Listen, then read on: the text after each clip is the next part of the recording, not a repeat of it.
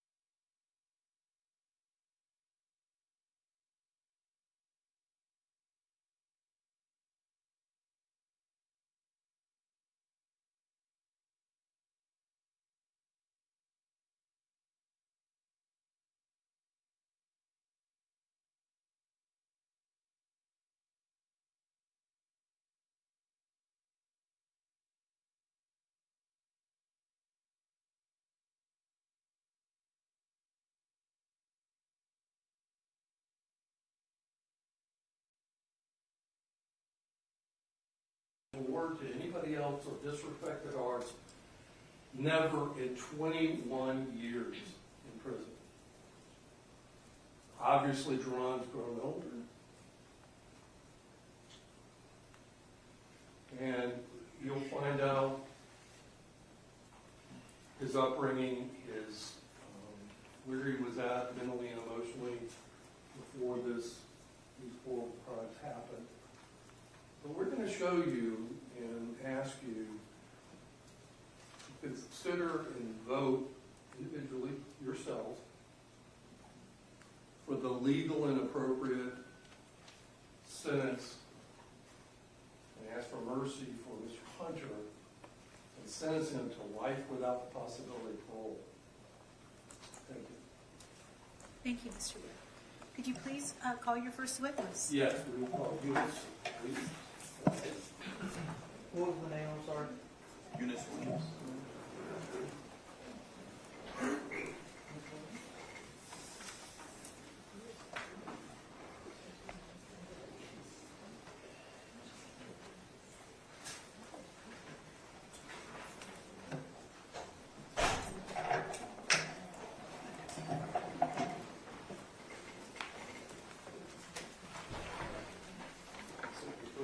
Stop, raise your right hand, raise your out loud for me. You solemnly swear or affirm to tell the truth, the whole truth, and nothing but the truth, so help you God. Affirm. Right, good. Right there. Here, just carry back from back. Witness Geron. Thank you. Good morning. May I proceed, John? You may. Ma'am, if you'd start us off and give us your full legal name, please. Eunice Tamika Miller. All right. Did you at some time, were you Eunice Williams? Yes. And were you Eunice Williams back in 2004? Yes, I was. All right. And where were you employed back then? At the Volusia County Corrections Department. Okay. And what was your role? What were your duties back then? I was a corrections officer working in the ID and receiving department. Okay. And by that time, had you worked there very long? I believe maybe 3 Okay. or 4 years. I'm not sure. Okay. Sorry. And back in, so back then, would you deal with the intake of inmates that were coming into the jail? Yes, I would. And how did, and how so? What did you do? I would process the inmates, fingerprint, take pictures, just take down their information, pat search. Okay. And was there at some point during, let me direct you to August the 8th of 2004, did you have contact with an inmate by the name of Michael Salas? Yes. And what was the nature of your contact with Mr. Salas? I processed him into the jail by, I believe I pat searched him, if I'm not mistaken. I fingerprinted him. I took an ID photo and just did the necessary paperwork. Okay. Do you remember at the time you were having contact with him on that day in August of 2004, how Mr. Salas was acting? Yes. Tell us about that. I remember him not acting as a usual person who would be booked into the jail. He was a little happy to be there and a little excited to see me at first when he came in. Did he express that, or were you seeing that in his facial features or actions? He expressed it. When he came in, he noticed me right away and spoke and said my name. He was acting in a playing manner with one of the other guys who was brought in at the time. And yeah, he was just, it appeared to be excited to be there. Okay. Did Mr. Salas make any statements or comments about the charge or the case that he was being booked in on? Yes, he made a few statements. Can you tell the jury what that was? I believe when I was fingerprinting him, he referred to his family not knowing that he was at the jail and what for the reason he was being booked on. I believe I asked him, well, before I asked him about the remorse, he said about him, I'm sorry. If you need to refresh your memory by reviewing your report, let me do you refresh. have that with you for just for a Yes, I do have it with me. Okay. You'll just take a moment if that refreshes your memory. Yes, thank you. Just want to make sure it's correct.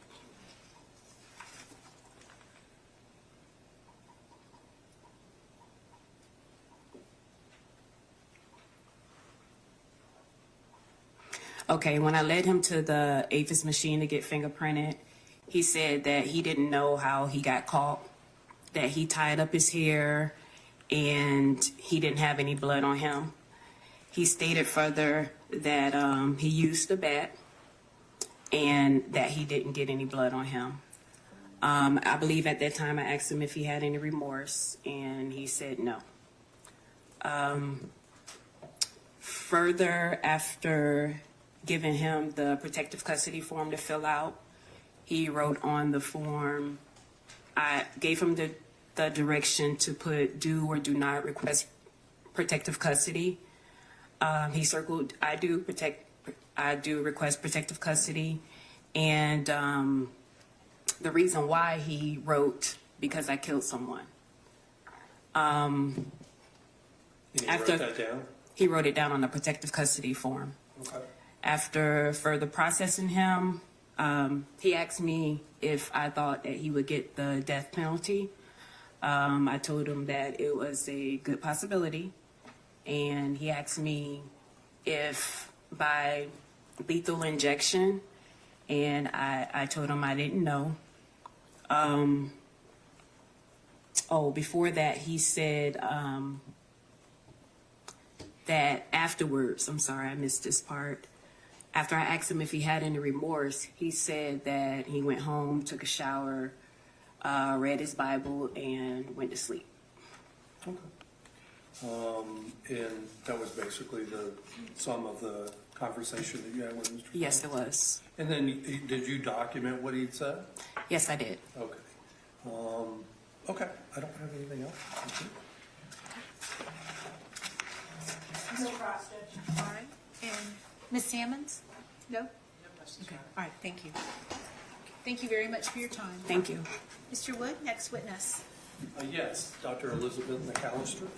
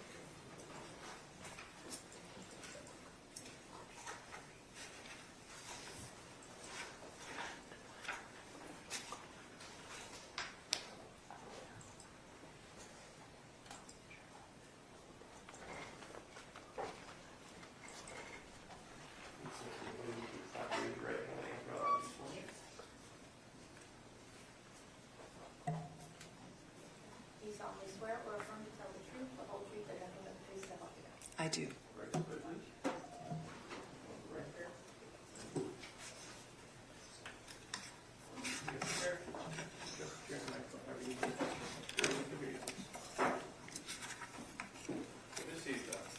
Good morning. Thank you. Good morning. Mr. Wood? Thank you, Your Honor. Good morning, ma'am. If you'd introduce yourself to the jury. Good morning. My name is Dr. Elizabeth McAllister. Could you spell for the benefit of the court reporter your last name, please? Of course, MC capital A Lister. Thank you. What do you do for a living? I teach college. I teach at Wesleyan University in Connecticut. And I teach religious studies and African American studies. How long have you been doing that? I've been there for 27 years. Okay. At Wesleyan? Yes, sir. Okay. And could you tell the jury about your educational background? Sure. I majored in anthropology in undergrad, and then I got interested in Afro-Caribbean religion, and in particular, the traditional religions in Haiti. So I went to graduate school. I went to Yale University, and I got a PhD specializing in Afro-Haitian religion and migration, and branching out to the other, what we call Africana religions, that is to say, black religions in the Americas. Okay. And any in your prior education before that? Well, I went to Vassar College as an undergrad and majored in anthropology. Very good. Have you ever testified as an expert in the field of religious studies or in religious cultures? Yes, sir. I think I've, testified in 3 or 4 cases and consulted in total of about 9 or 10. Okay. And when were you, roughly, when were you contacted to potentially become involved in this case? I was contacted in 2019 and asked if I might be able to shed any light on the situation. Okay. And as part of your involvement in this case, did you obtain or review any documents or items? Yes, I did. I obtained the report by Selvag, I guess a sort of historical sociologist on the family, an obituary of one of the church elders, an obituary. Sorry, may I consult my notes? If it helps refresh your memory, yes. Yes.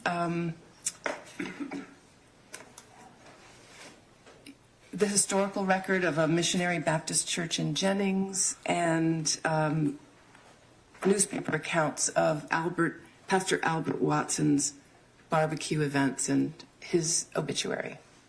Okay. Also, I'll ask you too, in your past involvement as an expert consultant in your field, have you done work in that fashion for the state, for the prosecutors? Yes, sir. A couple of times, including a court-martial for the prosecution. Okay.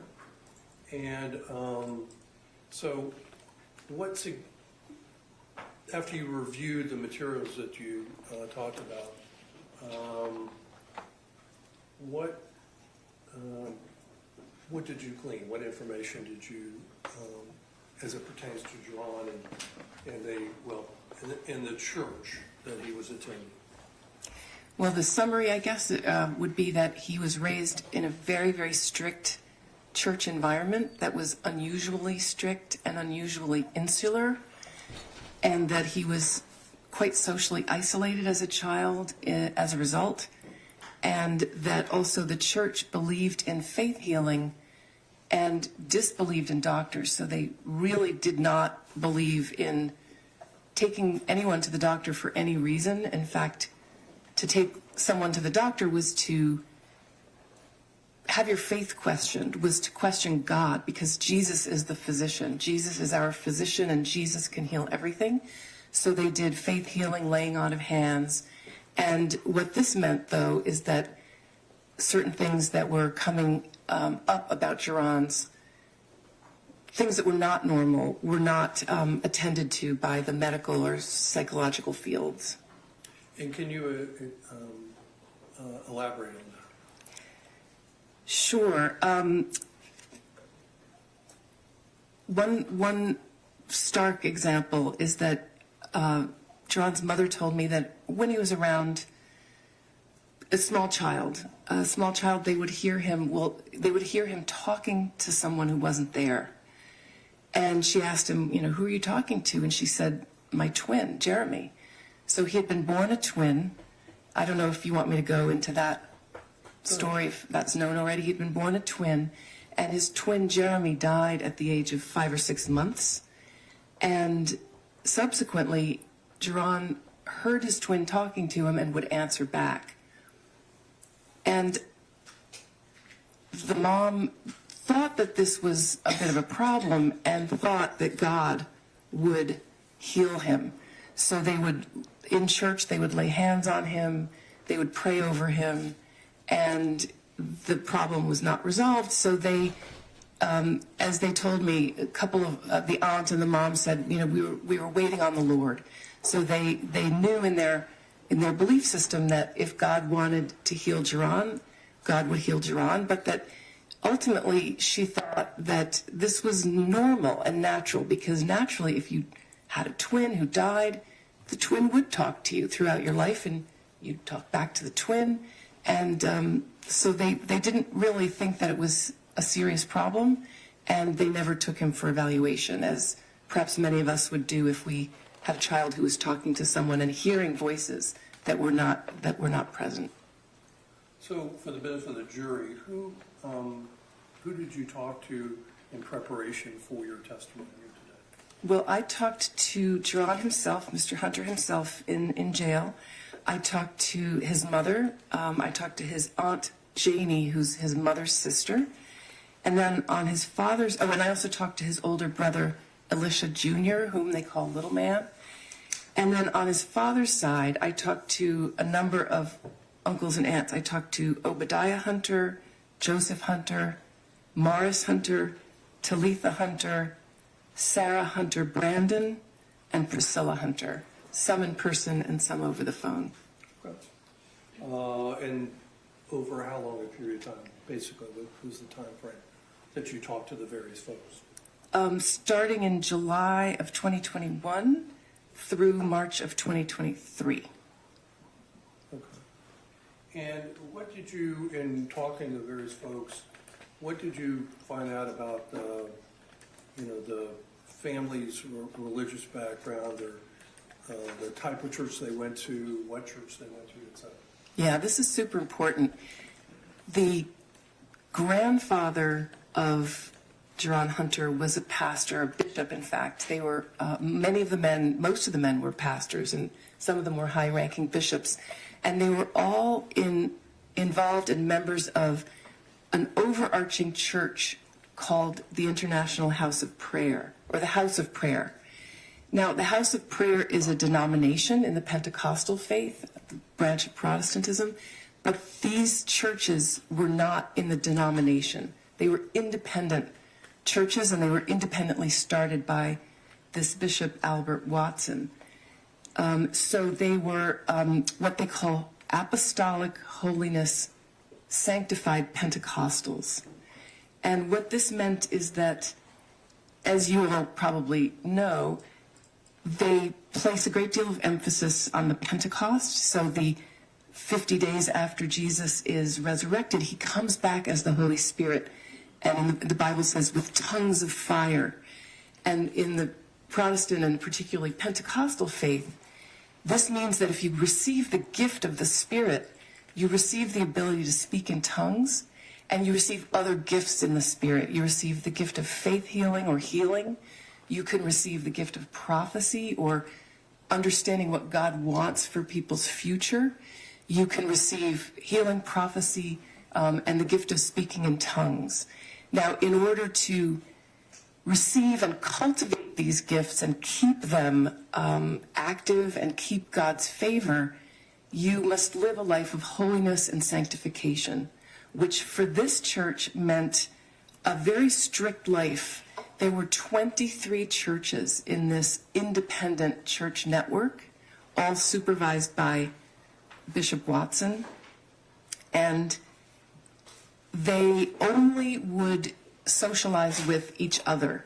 So both Geron's parents met in this church network. They were each members of different churches, and they met at church, and they proceeded to get together and raise their children, and they were only meant to really socialize not only with members of their family, but members of their church congregation. So they couldn't socialize with anyone not in the church and really not in the family. They lived a life of holiness, which means strict obedience to the Word of God. The parents would go to church 6 or 7 days a week. They would fast during the summer. Geron himself would go to church 3 or 4 days a week. So his upbringing was a little bit less strict, but it was still in this overarching kind of ethos. So they had a very strict sense of authority. So the pastors were the authorities. The pastors could only be men, and everyone must adhere to the pastor, who of course is the representative of Jesus. The women had to wear modest clothing, so sort of long dresses. They couldn't have elaborate hairdos, no makeup, no jewelry. You were meant to be modest, always with your mind on the Lord. They developed faith healing gifts. Some of them prophesied and could work miracles. And they couldn't smoke tobacco. They couldn't drink. They could not dance. They could not sing or listen to any music that wasn't of the church. And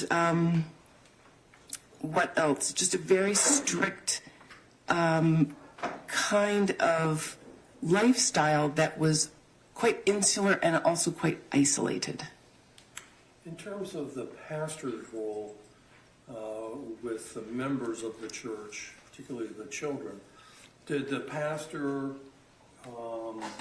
in the apostolic church, particularly the one Geron was going to, what authority did the pastor have with regard to the children, punishment, rules, that sort of thing?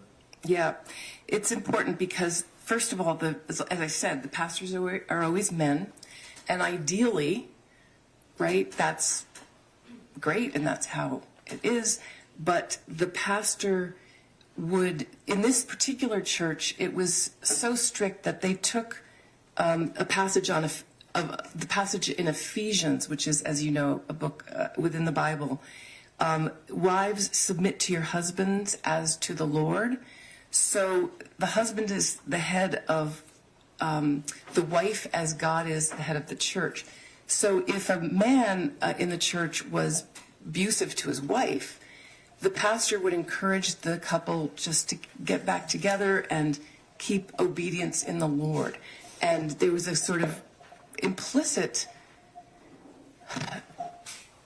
agreement that men had the right to be abusive to their wives. So the wives were, and in this case, Geron's mother was quite abused by apparently both of her husbands, in particular Geron's father.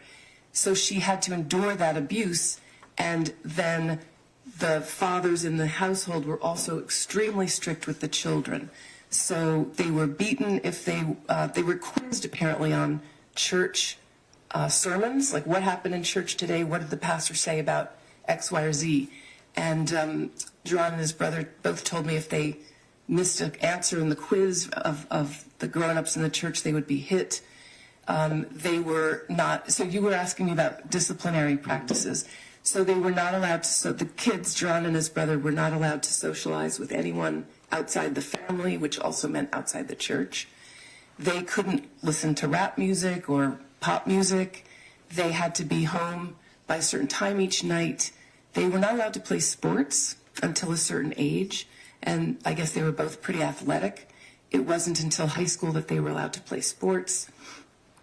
And generally, they had to, adhere to and respect their parents, and especially their stepfather.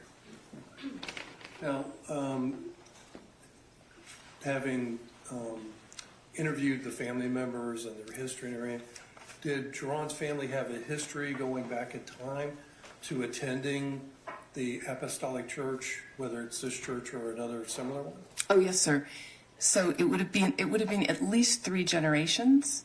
I didn't go back past 3 generations, but they all came from northern Florida and southern Georgia, and were in this, like I said, vast kind of network of extended families that were also part of these 23 churches. So they all knew each other for a couple of generations. And, in a family with 10 kids, getting to know other families with that many kids, it's a large network, and yet quite isolated from, let's say, the social system, social institutions in mainstream America. And the Pentecostal churches among the denominations and part of your prior studies and experience? Yes, sir. Okay. Over a period of time? Oh, yes, sir. I've been studying the Pentecostal Black Church for years, decades now. Thank you.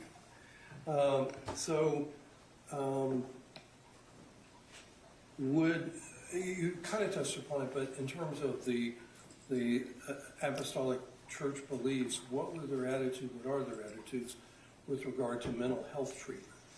Yeah, it's really interesting. I mean, interesting and sort of tragic because, as I said, they believed themselves to have the gift of the spirit of healing, which it's not my place to evaluate that, but they believed that Jesus is our physician. Jesus heals all.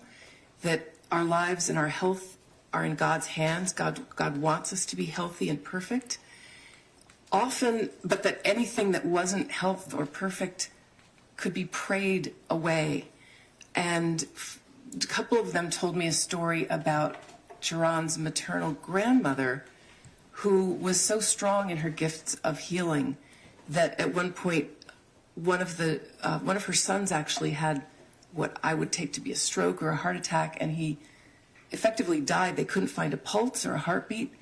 They brought him to church, and that's where she was, and they laid him out in front of her, and she raised him up. She got him back to life. So their faith in her healing powers and in faith healing was extremely strong. Now, sometimes they thought that if something was wrong with someone, it's possible that it was sent by another person. And this kind of harkens back to their southern roots in what is known as conjure or working roots, sometimes known as hoodoo. So they believed when Geron's father became quite violent as a late teenager, they believed that someone had thrown roots on him or worked roots against him. Effectively, they believed someone had hexed him, and they thought they were told by a woman prophet that someone had hexed him.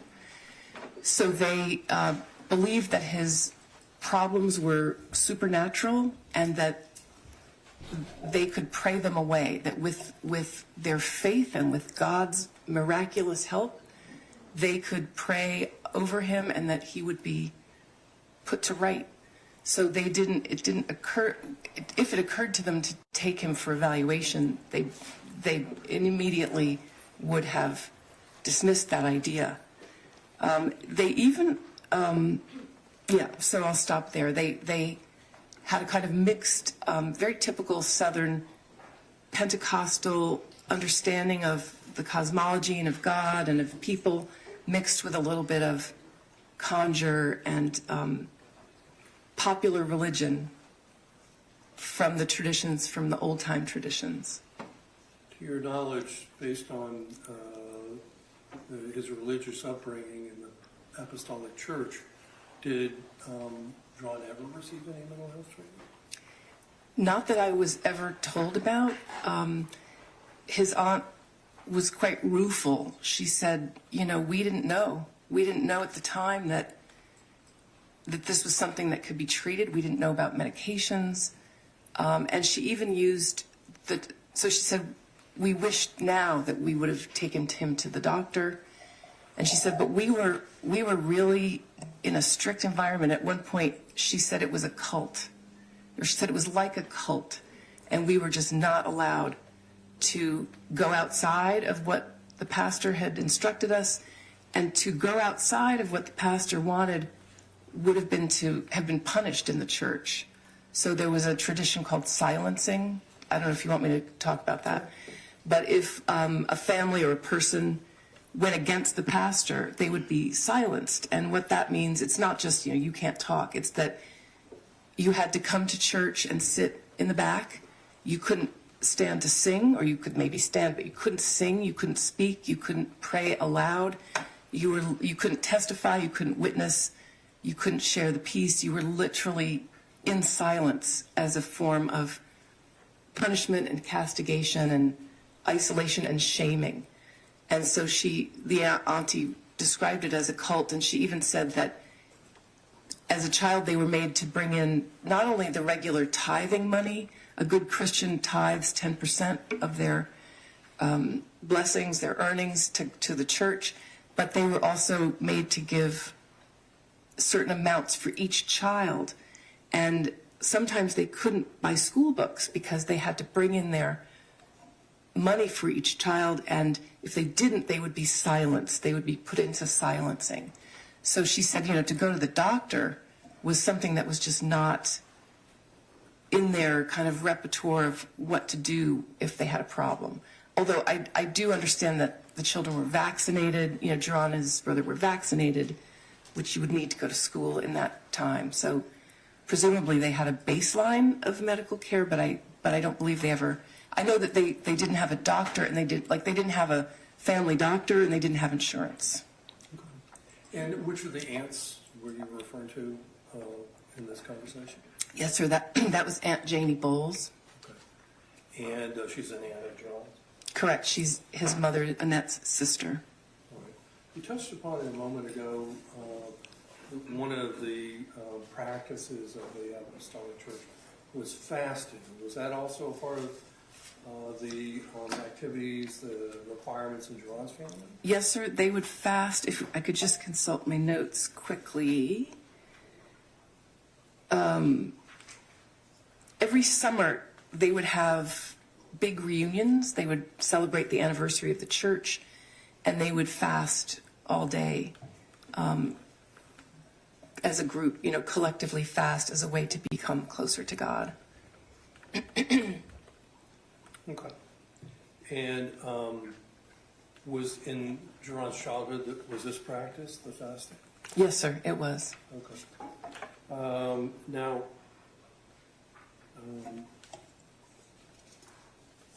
in terms of the, how did the religious upbringing, the apostolic upbringing,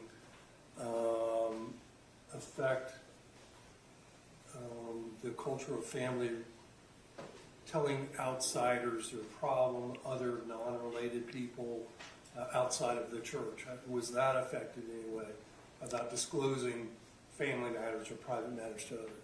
Yes, sir. A number of them told me that the church encouraged a code of secrecy, is the way they put it, that it wasn't anybody's business but our own, and that even within a family, you didn't necessarily bring problems to the church. So while the church was largely a big extended family, if you had a problem inside your household, you wouldn't necessarily bring it to the church. So they encouraged discretion would be a polite way to put it, and secrecy would be another way to put it. That you waited on the Lord, you prayed, but you didn't share your personal business. You didn't share your problems necessarily with other members of, certainly of the culture, society at large, not the school, not the teachers, but even sometimes the rest of the church. Okay. And were you advised, told, discovered history of domestic violence involving Annette? Yes, sir. Was it over a period of time? Well, yes, sir. It was starting when her husband and Jeron's father, Elisha Jr., started to, well, according to them, someone put roots on him. Someone, hexed him. Talking about the father, Elisha Sr.? Sorry, that's right. Thank you for the correction. Elisha Sr., at a certain point in his life, maybe around 18, 19, he became violent. Someone would bump into him and he'd hit them. He would yell and become violently angry for no apparent reason or for a small reason. And that's when they thought that the result was that he was hexed. And he would also hit his then young wife. and was quite abusive to her. I understand from the aunt that at one point he pushed her out of a moving car, that he beat her even when she was pregnant. They said, the aunt said it was the worst abuse I've ever seen in my life. So I gather it was quite extreme, and that the only reason that a woman could ask for a divorce in that particular extended church was for adultery. So to be hit like that, to be abused like that, wasn't grounds for divorce. Okay. And in the apostolic church culture, was domestic abuse, was it traditionally reported to members in the church or the pastor? My sense is that a church member might have a word with the pastor and ask for prayer about a certain situation, and she might, in that context, divulge what was going on. And the pastor would often deal with it by encouraging the wife to submit, as Ephesians say, wife, submit your husbands as to the Lord. So you must submit to your husband who is the head of your house. What about issues of things like drug addiction? Were those in the apostolic church, were those types of behaviors or activities reported traditionally within the church or to the pastor? You know, again, I'm not sure of the micro details of sort of everydayness of it, but my sense is that those things are stigmas. Being abused or being abusive, being addicted to something, they're not godly, they're not living in salvation, they're not living in holiness. And so the pastors would try to kind of pray in an effort that God would redirect the person, the sinner. In this tradition, as in Christianity in general, we're all sinners. And God helps us to be saved. God saves us. In fact, we're saved by grace in this tradition. So the pastor would go through the modality of healing, but also the people, I think that the family was very reticent to go to the pastor much because these are bad situations, these are stigmas, these might cast doubt on somebody's being saved, and it was not an open environment at all. It was a very closed environment with regard to these kinds of problems. That's the picture that I got in the composite of talking to all the family that I did talk to. In the apostolic church culture, how is the value of education considered or not? Well, of course, the Bible is the inerrant word of God, so the Bible cannot be wrong, and the Bible is the word. So the first education one needs is biblical Christian education, and to hear the word of the Lord and to hear the pastor. The school system is the school system. The school system was considered less important than the church education. So the parents' generation were often doing chores and studying their Bible and couldn't finish their homework. I think Geron himself, his mom gave a little bit more credence to doing homework, but the religious education was certainly much more important. His mother, in fact, left school at the age, in the 9th grade. She dropped out, and virtually all of those, that generation of the Hunters also did not finish high school. They all dropped out. School homework was last priority after studying the Bible, after chores, after going to church on those other days of the week and singing and participating. Schoolwork was sort of last priority, maybe after chores. Were you made aware that if Geron's father, Elisha Sr., experienced auditory hallucinations? I'm sorry, can you repeat that? Were you made aware of at any time of Geron's father experiencing himself, the father, auditory hallucinations? I was made aware of that, yes, through perhaps Aunt Janie and through the report Salvat gave. to your knowledge, did his father ever receive mental health treatment for his issues of hallucination?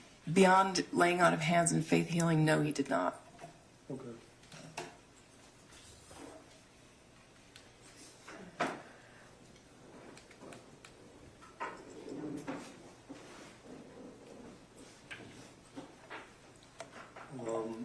Was there, in Geron's family, was there any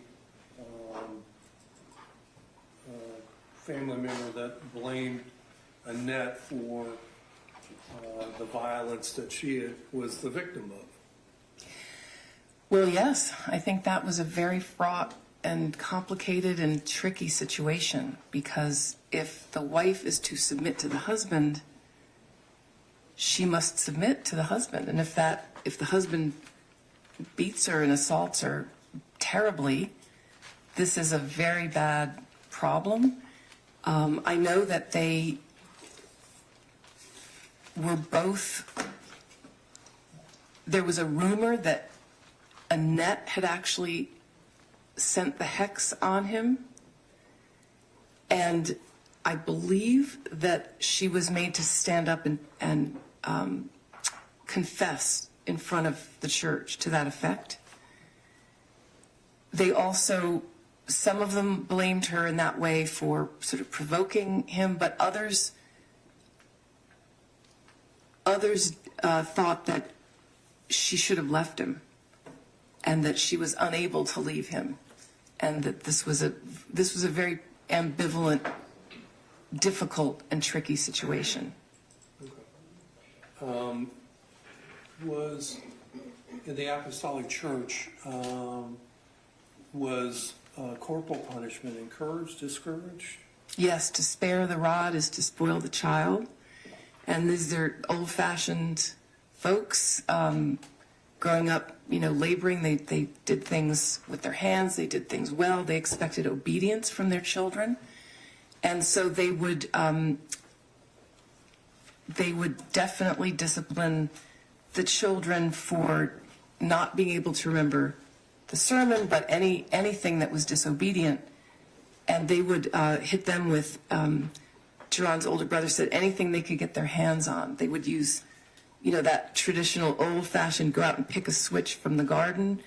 They used extension cords to hit them with. They used belts. They used, he said, his mom's shoes, if that was what was handy.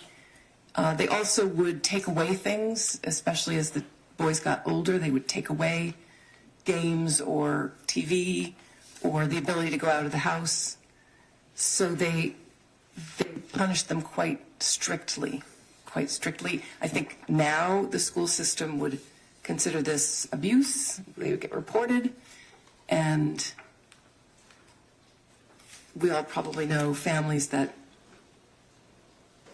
use some measure of a kind of physical punishment, but this seems extreme. And then let me ask you this too. So were you made aware of whether Annette and the boys moved to different cities, different parts of Florida? Yes, they moved around quite a bit. I guess he went to several schools as a child. He repeated a grade. Annette also sent the boys to live with one of her sisters for a period. One of Annette's sisters? Correct. Excuse me. And so they did have a bit of a tumultuous upbringing, especially at first, and lived in several places within Florida. I would follow up to that question. What it was leading to is when Annette moved with the boys, Alicia Jr. and Geron, did she also continue to go to the church? Yes, she did. New locations. Well, right. So the church, like I said, was a 23, the whole network. And I want to really stress, this is not a denomination of the House of Prayer, which would be a more formalized, more public, with more supervision. This was a an independent network of churches called House of Prayer. And she raised them in the, if I'm not mistaken, the St. James House of Prayer, which was one of the central ones in this network of independent Pentecostal churches. Okay. May I have just a moment, Your Honor? You may.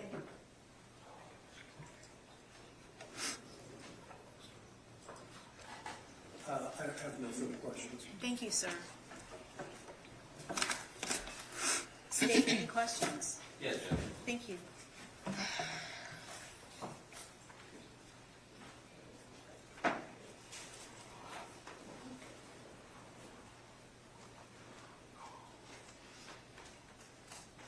Good morning, Doctor. Good morning.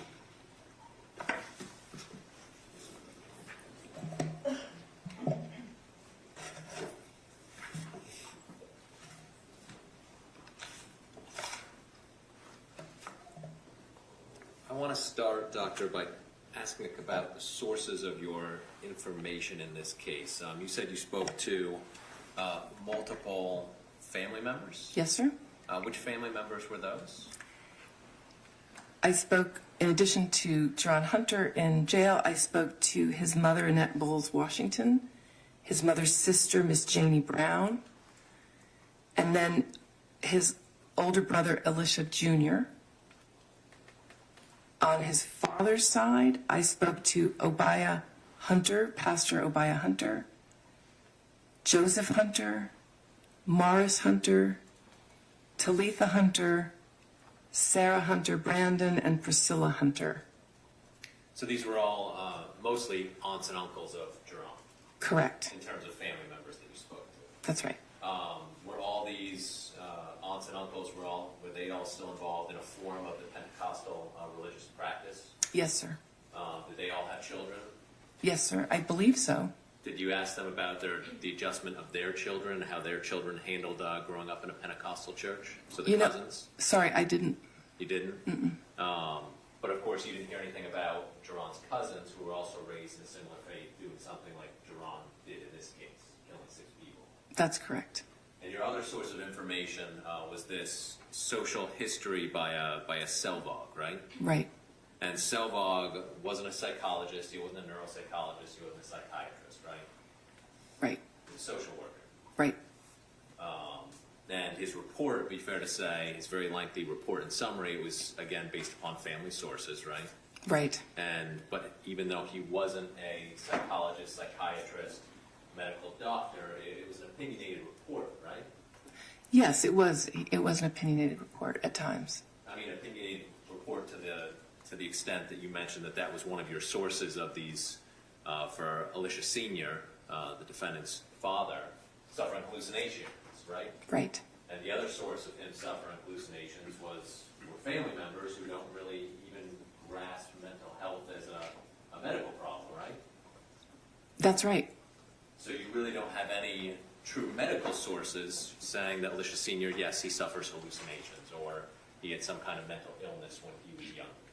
That's right, because they never went to the doctor for it. I mean, they knew that he heard voices, saw things, and they knew that he talked back, I think, but they didn't have a medical diagnosis. And you mentioned that not going to medical doctors. Are you aware that Jerone's mom took him to the doctor when he was 3 years old for a hernia? Yes, I think I did know that. Okay, so the mom mentioned that to you? Yes. Maybe somewhere else. I think the mom mentioned that to me. Okay, so it is true that she would, in some situations, she would take Jerone to the doctor. That's right. If it was an extreme situation, she would take him. She did take him to the doctor for the hernia, for example. And as you said before, the children were vaccinated. That's right. It sounds like you didn't know for certain, or I don't know if you were assuming that it happened in school. I don't know where he was vaccinated. Okay, so before you said it was probably in school, but you don't know if it was mom taking him or if it was school. Well, I think I meant that school mandated and does still schools mandate that children are vaccinated.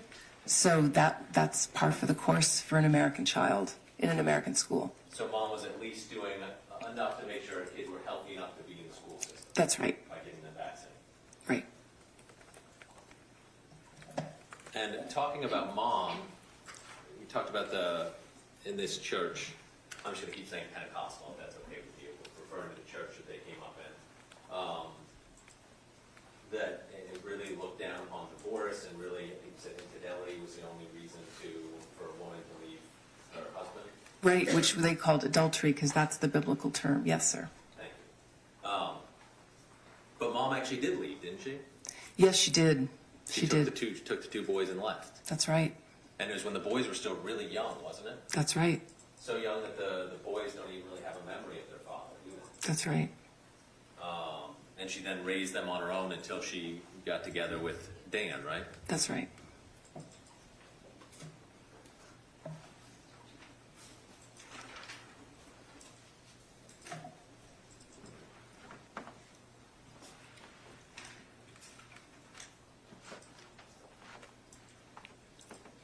And a big part of what you've testified here today is this level of corporal punishment reported by Alicia Jr., or Lish, and also by the defendant.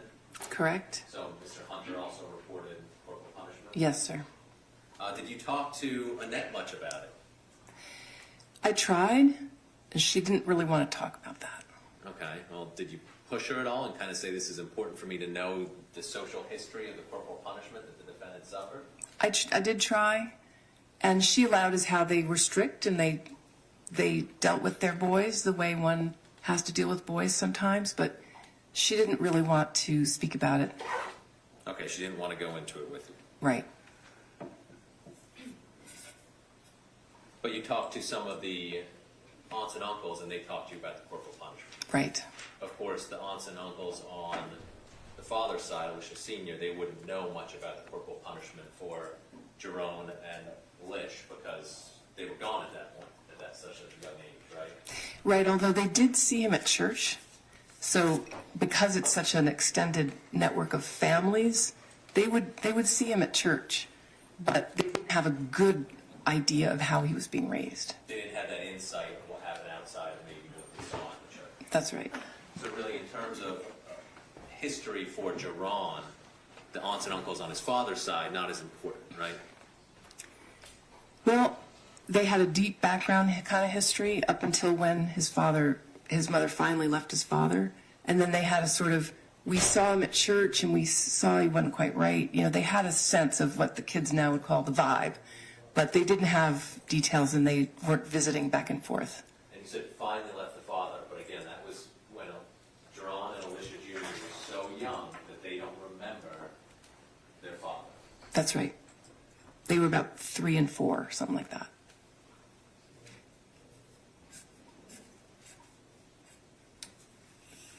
And I want to talk to you about Geron's twin. Do you remember how old Geron was when his twin Jeremy died? They were either 5 or 6 months old. Okay. And you said you talked to some of the family members who observed Geron as a young child doing this communication or talking to somebody like they were doing. Yes, that's right. Okay. And one of the people you talked to was, is her name now Janie Brown? It used to be, I think, Bowles. Yes, that's correct. And that's the sister of Annette. That's right. And when you talked, did you talk to her about these conversations or observing these things that Geron would do? Yes, and interestingly, she said Geron was the fussy baby and Jeremy was the sweet baby. So they said, we thought that Jeremy was the easier baby. You know, some babies are fussy and cry a lot and some are placid. So she said, you know, Jeremy was the easy baby and Geron was the fussy baby. And we used to joke and call, or I don't know if it was a joke, they used to call Geron the evil twin. So they knew the babies and they could see the differences in these two little twins. And did you talk to her about actually observing the conversations that Geron was having or appearing to have a conversation with somebody who wasn't there? Did you talk to Janie about that? Honestly, I can't remember. Can I consult my notes? Yes, please.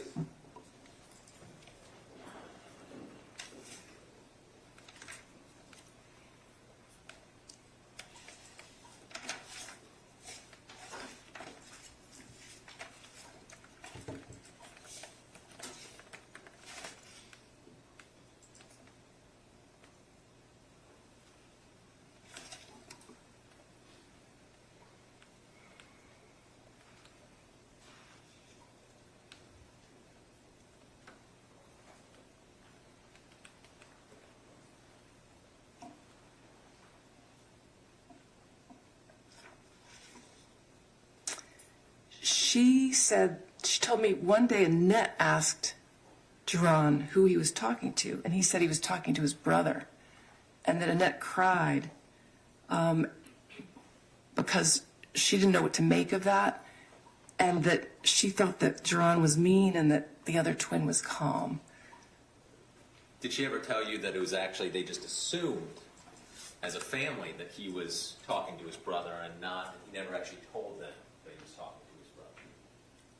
He said he was talking, they told me that he said he was talking to his brother, and that they thought that that was a puzzle, that God would heal it, and if God didn't want to heal it, that it wasn't normal. Did you talk to Janie at all about her thoughts on Geron's upbringing? A little bit. Did she tell you that he was always provided for by his mother? She didn't say that exactly. We didn't get into that. Okay, so you didn't get into the details about whether or not he had food on the table, he provided for, his mom took care of him. You didn't get into any of that. Correct. I assumed that, she put food on the table and sheltered him and clothed him and sent him to school. Yes, sir. And Geron, we talked about the restrictions, like not playing sports, not being able to dance, listen to music. Are you aware that Geron started playing or running track in middle school? No, actually, I did not know that. And are you aware, did you talk to Todd DeNoyer at all? No, sir. No. So you're not aware that in high school, one of his teachers and coaches actually described him as a very well-adjusted young man? No, sir. A good student? No? No, sir. Okay, I just have, for the court report, I have to get a verbal response. Oh, sorry. Didn't know that he was actually very gifted when it came to working in audio and video. No, sir. No. Didn't know he was popular. No, sir. Did you know he was a Although, sorry, I did know that his mother would monitor whom he could speak to on the phone. She would decide what girls he could talk to, and so she tried to keep a strict watch over his, I guess, budding popularity. But well, doctor, is that really abnormal for a mother for a teenage boy to keep an eye on who he's dating, who he's talking to on the phone, or having a curfew? no, it's not abnormal. But I guess there's a continuum of what's normal and what's strict and what's loose. And I think that was just one of the elements that put her on the very strict side of the continuum. And you mentioned to Mr. Wood that you actually talked to Geron in preparation for your work on this case, right? Yes, sir. Did you talk to him at all about his current religious views or beliefs? No, my impression is he doesn't. No, I did not. We spoke about his experiences in the church, and that's what we stuck to. Okay, you're obviously more or less an expert on religion, right? Right. Especially this particular religion. More or less. But didn't ask him about his current views and beliefs. That's right. Can I just have one moment, Judge?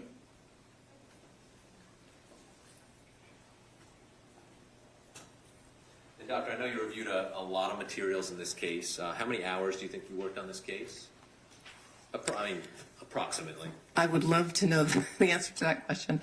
Oh, I have your deposition if you want to see how much you said then. I think, did I say 50 up until that point? Let me see if I can find it. I would say 70 total. 70 total hours? I think you did say 50. Maybe even, maybe 70-ish, reading things, talking to people. Okay, and your deposition was back on April 6th of 2023, so about 20 hours since then. Sure, yeah. 70-ish total. Yep. Mm-hmm. And I think your rate is $300 an hour. That's correct. All right, one more moment, Judge. Thank you, Doctor. I appreciate your time. Thank you. No questions. Thank you. I have some redirect, but. You ready? Where are we at on time? I was looking at a break around 10:15, but are you asking for one now? I think about 10 minutes, maybe. All right, I'll take our morning break, 15-minute break.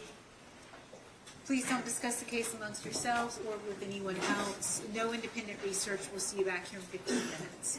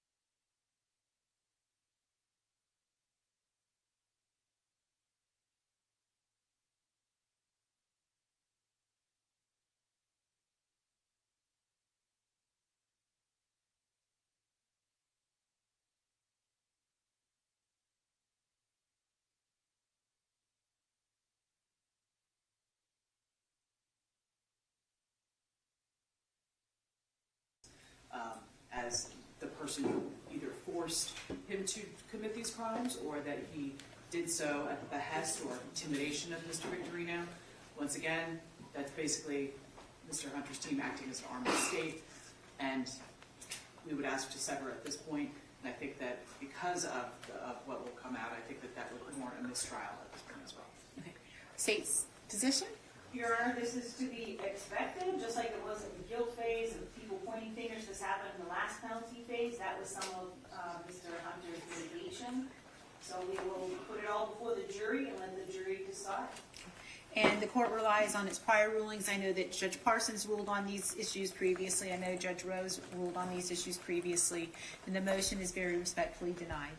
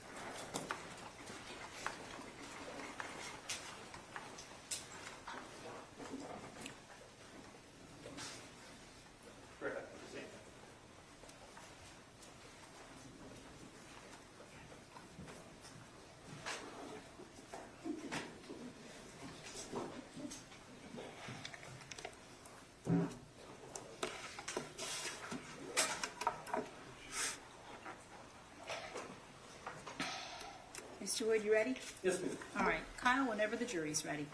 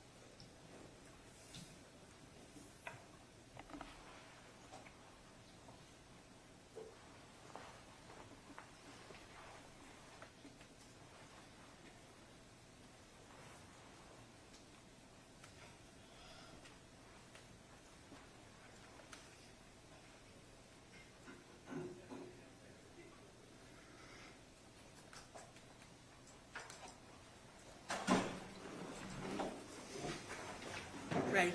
Thanks, Jazz.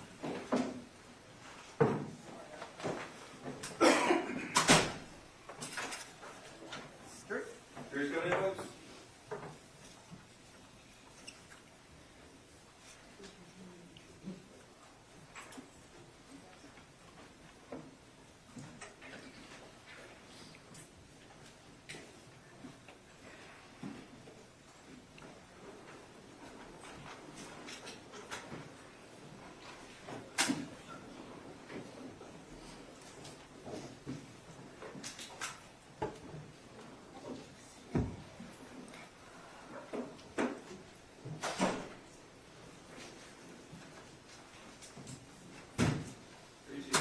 Everyone, please be seated. And I did not ask you this morning, have any of you been exposed to any media, done any independent research, heard anything, or seen anything? No? Okay, thank you very much. Thank Mr. you. Wood? Doctor, let me follow up with some questions that Mr. Adanic for the state had asked you. Was your role in this case in terms of providing expert testimony, were you asked to provide psychological analysis of Mr. Hunter himself? No, sir, I don't have any expertise in psychology or psychiatry. And so when you're when you reviewed the materials that were provided to you and included your studies and research on apostolic church beliefs and culture, were you making any opinions of the psychological aspects of the church or members thereof? No, just common sense sort of connections, but no professional psychological evaluation kinds of conclusions. All right. And Mr. Urbanik asked you about, you had discussions with Geron about his experiences growing up in the church. Is that correct? Yes, sir. And can you relay those to the jury? What was Geron's, what was it like being raised in the church, and what experiences did he express to you?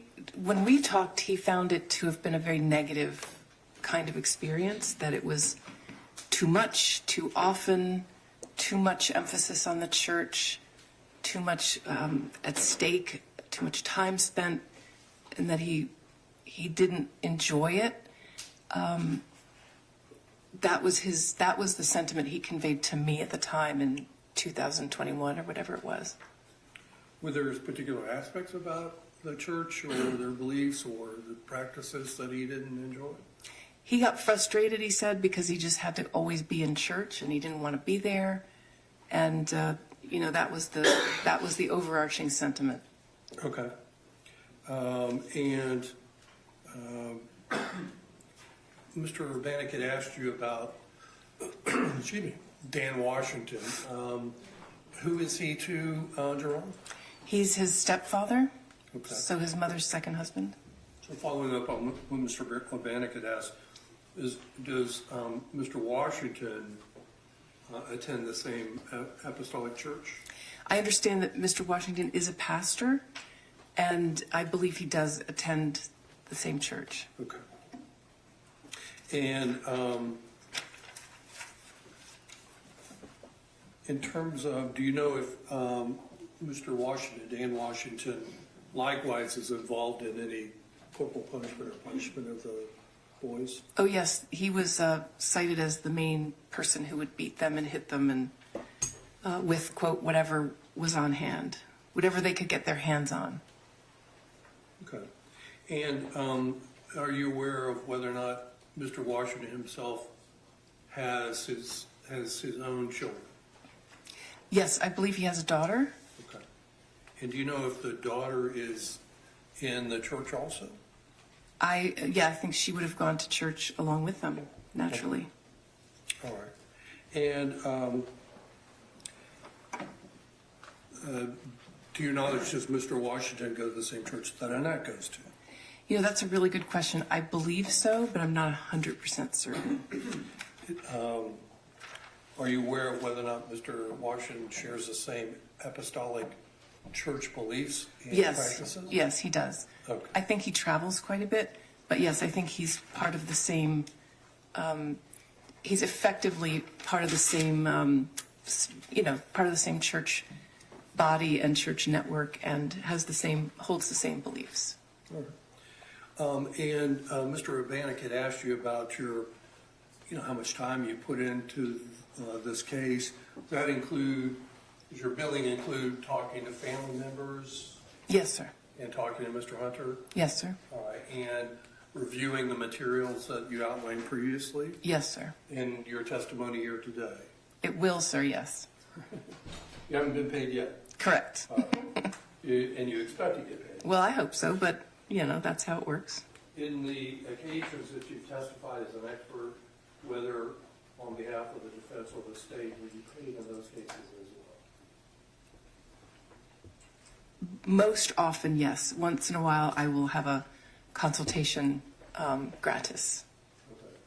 Do you know if that was, for instance, we talked about working for the state, were you paid for your time then? Yes, I've been paid by the state. Yep. You're welcome. That's all I have, Judge. Oh, you had some follow-up? Yes, Judge. Very narrowly, just avoided ask. Consultation gratis, that's Yes, I will often spend a couple hours on the phone helping a lawyer determine if there is a religious angle to the case they're working on or a cultural angle that I can help them with. The prosecution, New York State Attorney General, for example, and if they don't engage me after that, that's fine because I like to help, where I can. Okay. And then obviously, Mr. Wood again asked about your billing. That obviously you travel down here from Connecticut, right? Yes, sir. So that's part of your billing too, is you go for travel and. Yes, it's less for travel, but yes. Okay. I just want to ask a couple quick questions, other questions. You didn't, any of the interviews you did with family or with Mr. Hunter himself, were those recorded? No, sir. And you used the word, when you talk about Dan Washington, you used the word, for the corporal punishment, you were saying beating, but in their view, it's punishment, right? I think they would say hitting. Hitting. But it's being done for a purpose, right? It's being done for a purpose, yeah. Sometimes it's done in anger, but then recast as for a purpose, for disrespect or for not being obedient. Not following the rules, right? Correct. And then you talked about kind of common sense. So essentially, you're here as a conduit for these family members' history, and of course the important information you had from a social worker, right? Right. And all of this family history is from 20, 30, 40 years ago. Even farther. Well, it starts in history, yep, and then it goes up until, shortly before the crime. 2004. Right. Right. And the social report is even 15 years old at this point, right? Right. Thank you. Thanks, Judge. Nothing All else. right, and may she be released. Yes, All right, ma'am, thank you for your Thank you. time. just one minute.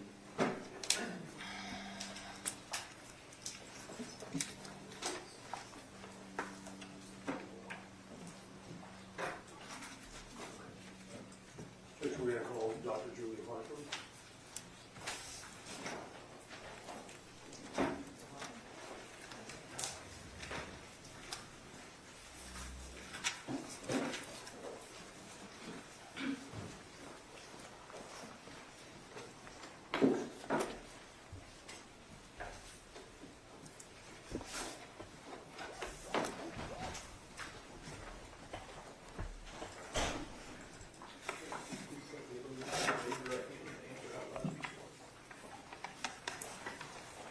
Do you solemnly swear or affirm to tell the truth, the whole truth, and nothing but the truth, so help you God?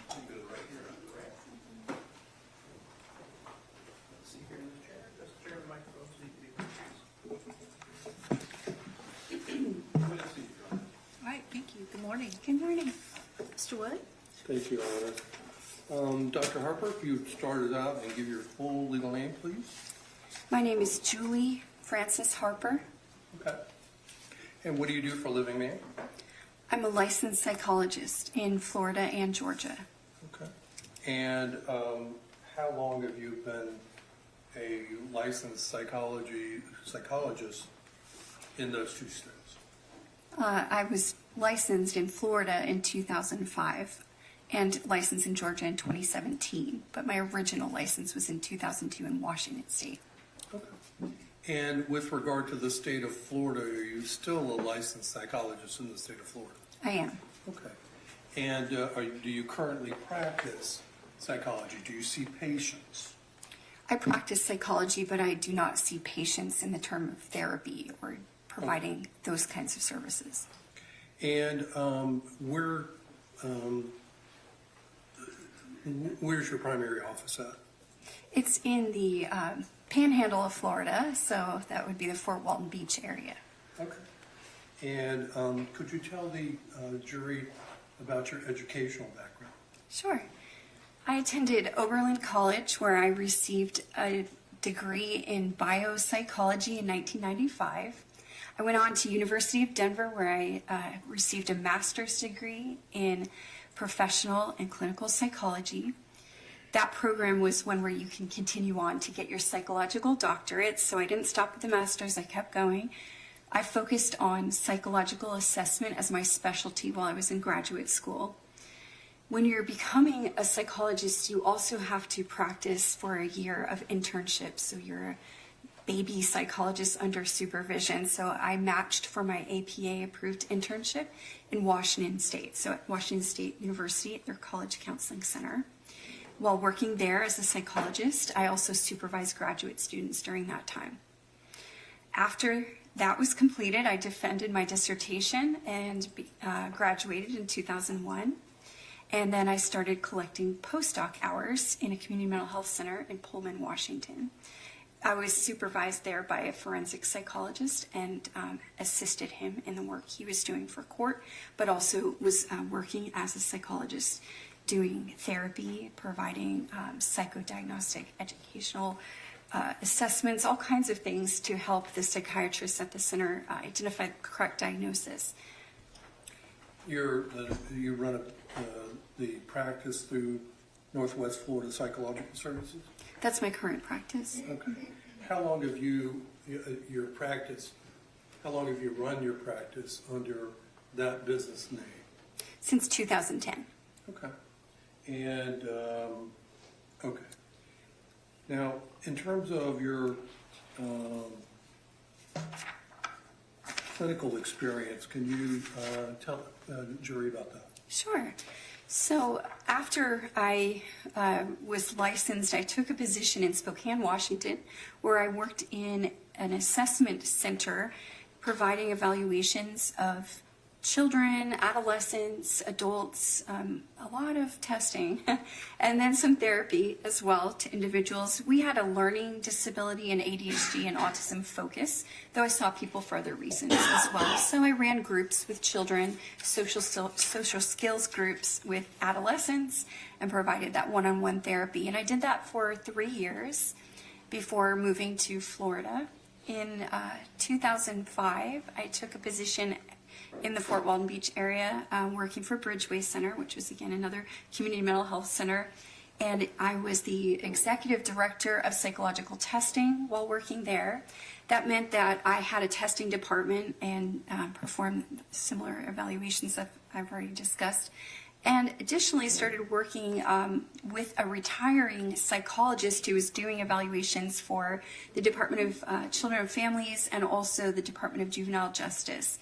So I worked alongside him as he was retiring, and then I ultimately got the contract to do DJJ, Department of Juvenile Justice, program evaluations, meaning that youth that are committing some kind of offense in the community, I would assess them and then make a recommendation back to their probation officers as to what the outcome I thought would be appropriate for them in terms of placing them in a program or recommending services for them. So after doing that for a while in 2010, I left to open my own practice where I conducted work early on that was both clinical and forensic. My clinical work included doing thousands of Social Security disability evaluations. That actually had started at the Community Mental Health Center, but I continued that work. So I've rated or assessed people who are in the process of trying to seek out disability for their psychiatric problems. And there I was doing things like IQ testing, achievement testing, again, doing a lot of assessments related to diagnosis. And while providing those services, I also started to conduct fitness for duty evaluations for law enforcement and seeing if people were qualified to hold a gun and serve that way or be a firefighter. So conducting those kinds of screenings. I also, in my private practice, began performing social investigations. That's just a fancy way to say custody evaluations. That's how you call it in Florida. Provided evaluations of people going through dependency court, trying to get their children back. And then starting to get work from the court system, doing competency to stand trial evaluations, sanity at the time of the offense evaluations. A court order would come to me and I would evaluate individuals for those issues, and then a variety of things in preparation for people that might be sentenced. So conducting evaluations to answer a legal question. Have you previously, in any court, provided expert opinion in the field of forensic psychology? Yes, many times. More than 50, 100, 200, any idea? A ballpark is around 400 times. Okay. And in one particular jurisdiction or others? No. So I've practiced and worked in many jurisdictions around Florida. As far south as Miami, I'm qualified there as an expert witness in juvenile brain development, but other circuits as well. So not just my area. Okay.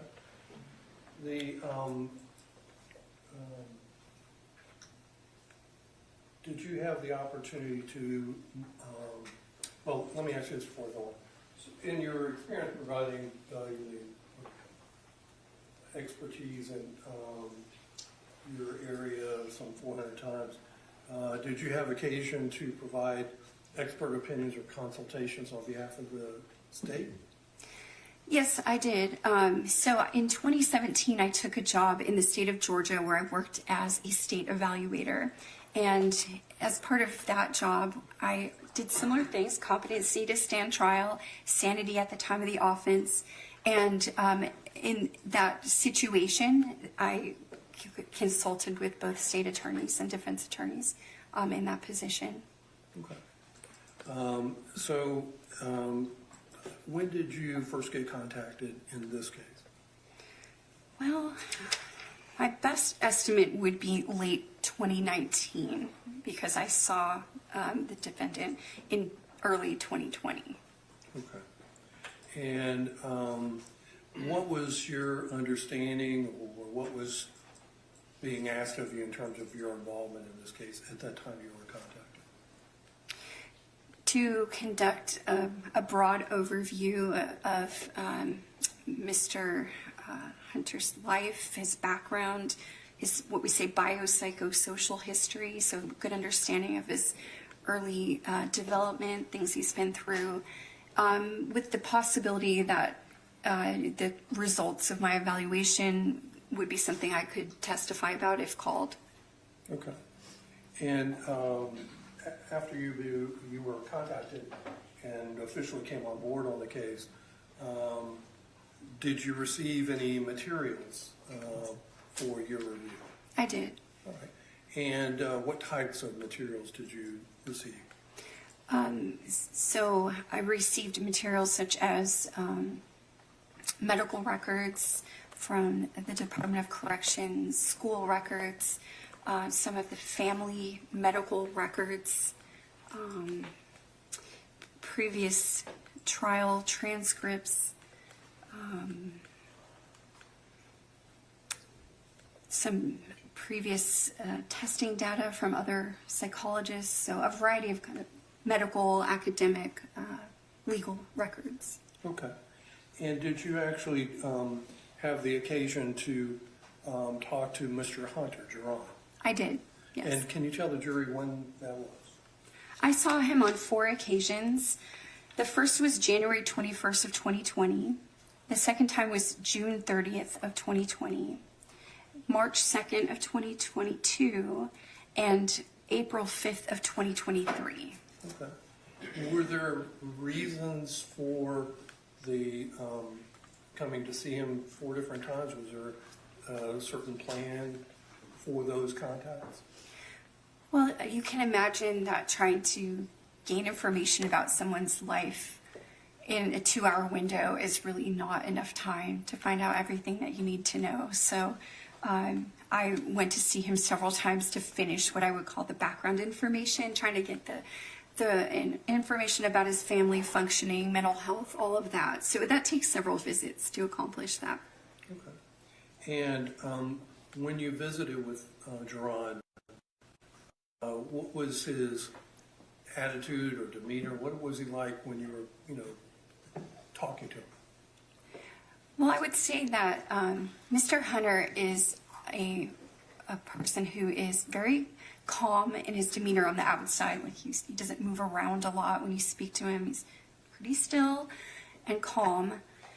What's really notable about him when you start talking to him is that there is like a delay in his speech. So that stood out across interviews, that he's asked a question and then usually there's a pretty long pause until he can answer. And so when you're evaluating someone, you talk about like the fluency of speech, for instance, and if they can pay attention and things like that. And so I did note that about that is speech. He was open with me. He tried to answer my questions. He was also pretty concerned about not misremembering things. He wanted to make sure he wasn't giving me something that wasn't the right answer for what he could remember. So I would say he was kind of cautious about responding to make sure he wasn't mixing anything up. Okay. And would those responses to the question be true through the various 4 meetings you had with him? Yeah, I would say that it's easier to talk to someone once you know them, and so he might at times have spoken a little bit faster, but there were always pauses, so maybe just a little faster as we went along, but not much. And when you went to go see him and conduct your questioning and discussions with him, was it just the 2 of you? Yes. Okay. And did you talk to any, beyond Geron, did you talk to any family members, any other friends or family or anything like that? I did talk to several family members. So I had already met with him twice before I met his family. You talked about you met with Geron twice before? Yes, I did, Mr. Hunter, Okay. 2 times. Then in 2023, I met with his mother, Annette Washington, a cousin I had an interview with while in the family home, so that was by telephone. I met his Aunt Johnny, his cousin Kenoa, I hope I said that right, and his Aunt Janie. I also I went to Georgia where his father was incarcerated in a mental health prison, and I interviewed him in person in the prison, and also went to the Florida Department of Corrections Reception Center where his brother was being incarcerated, and I interviewed him in person there too. So the father, just for the record, would that be Alicia Sr.? Alicia Hunter Sr. is the father. And then the brother, that would be Alicia Hunter Jr.? That's right. Okay. So, did you, do you have recollection, or do you have documentation about roughly when you saw the father in Georgia? Those interviews took place in 2023, so I think it was May of 2023, but I might not have the month right. Was it more than one interview with the father? No, Okay, no one.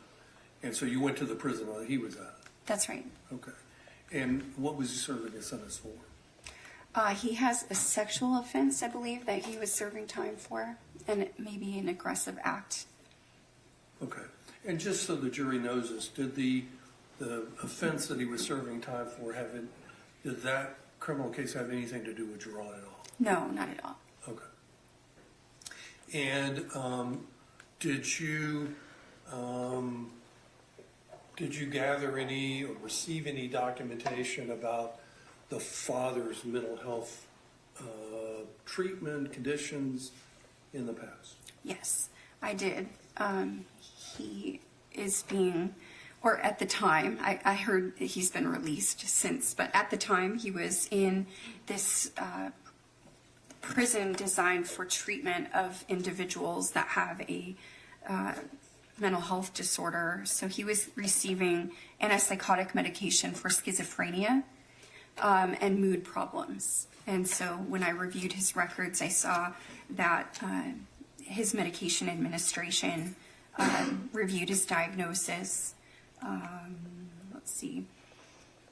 looked at his response to treatment, which was very good while treated. I also had an opportunity to see his family history of mental health disorders, that Mr. Hunter Sr.'s mother also had a mental health condition that was included in this record.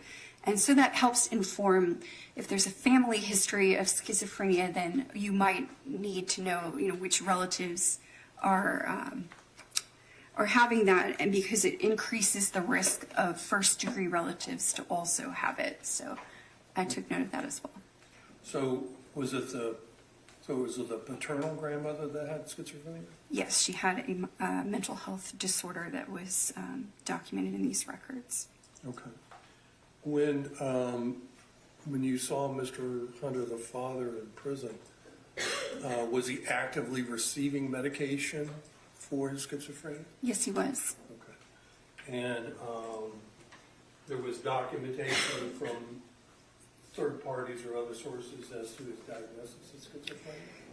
Right, the treating doctor, well, a psychologist in this case also noted it. So there are two diagnoses noted, but I mean, two providers, essentially the person prescribing the medication, but the psychologist record includes the diagnosis of schizophrenia paranoid type.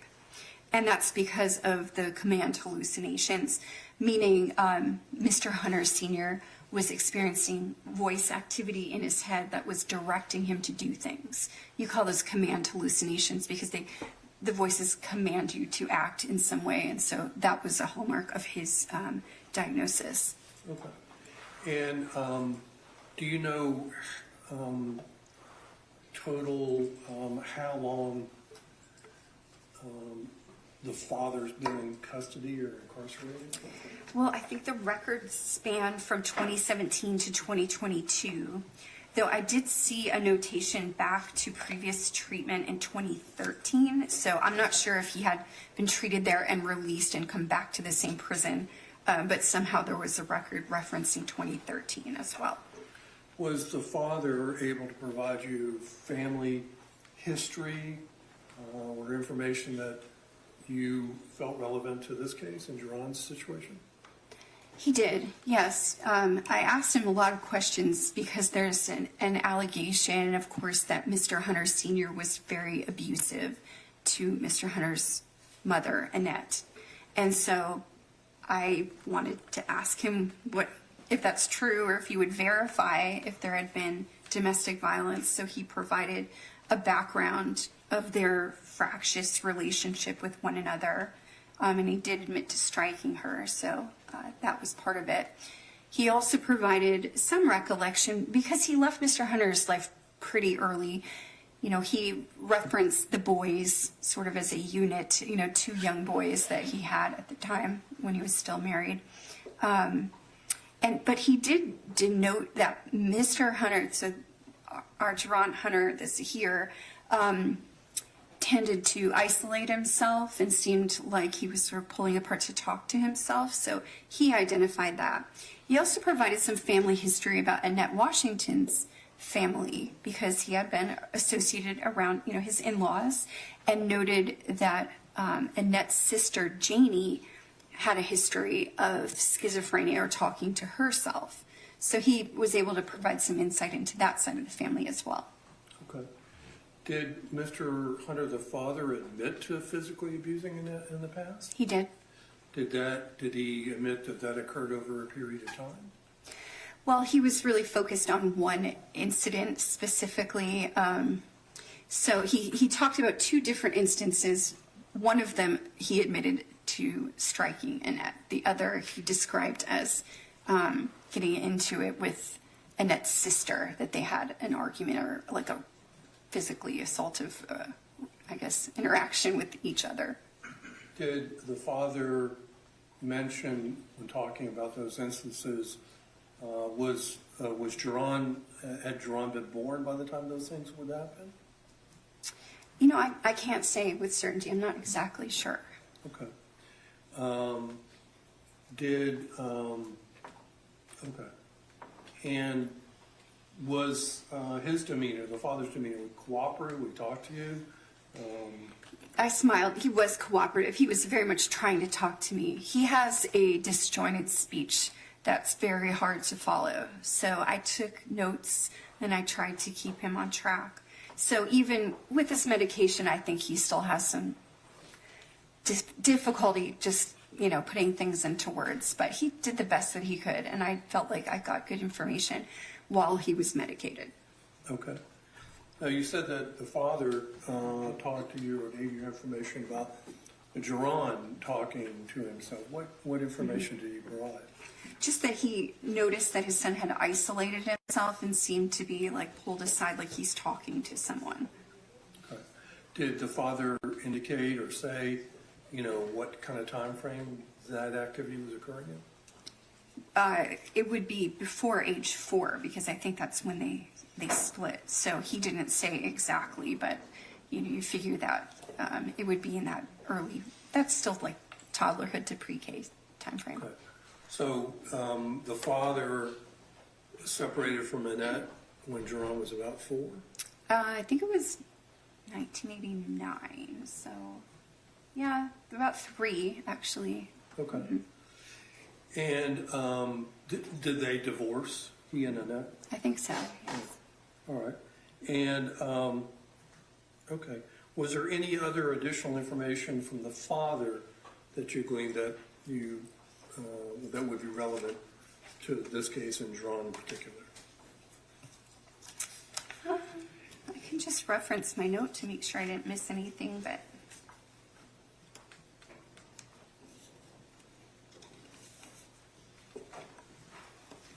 he gave a little more context to his relationship with Annette, that's Mr. Hunter's mother, just describing her in her younger years as wanting to go out, that they had a lot of difficulty with one another, and sometimes if she didn't feel she had gotten sufficient amounts of attention from him, she would threaten to kill herself. And so he gave me a little insight into Annette's mental health functioning, that he said she used to get suicidal sometimes, especially if they were fussing with one another. Did the father express any desire to have contact in the future with Geron in any way? Or? Well, I mean, he was really restricted where he was at. I'm not sure if he, has that opportunity.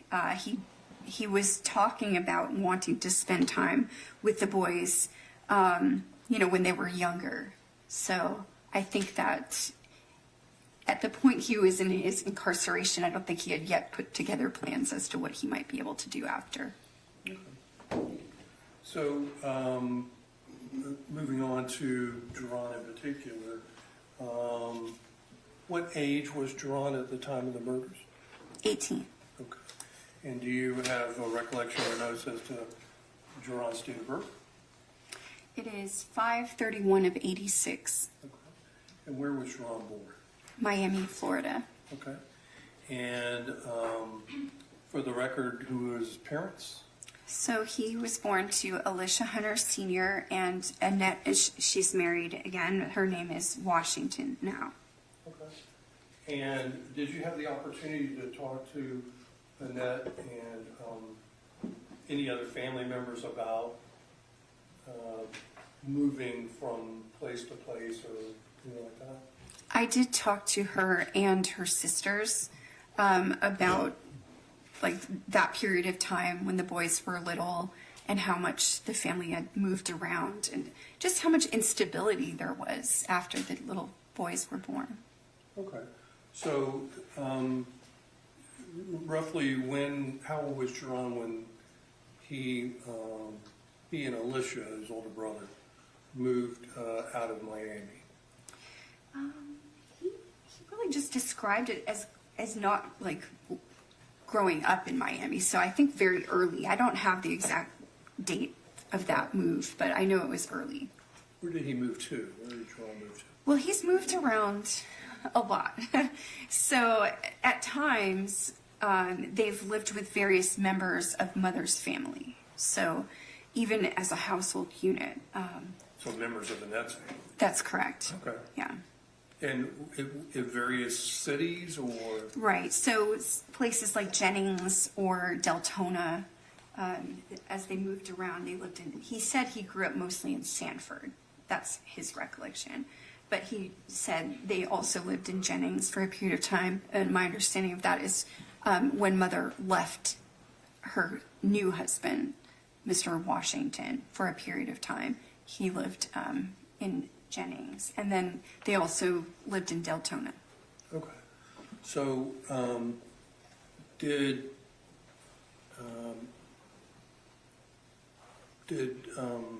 Annette express or give you information about any abusive situations that she experienced with the father? Yes, she did. She described pretty extensive domestic violence occurring with Alicia Hunter Sr. Just describing the marriage as extremely unstable. There were times that she left him basically for protection or wanting to have safety. She would go to family members to escape him. He would find her there. Sometimes there were, family meetings. Like, for instance, she told me an example of a time that the brothers grouped up, her own brothers grouped up to try to, like, beat up Mr. Hunter so that he would not engage in any further domestic violence towards her. Do you know, or did she tell you, or do you have any documentation as to whether any of these beatings were ever reported to the police at all? I didn't receive any documentation, as far as I know, about that. They seem to handle it by confrontation, like family member to family member. But if you'll allow me a moment to...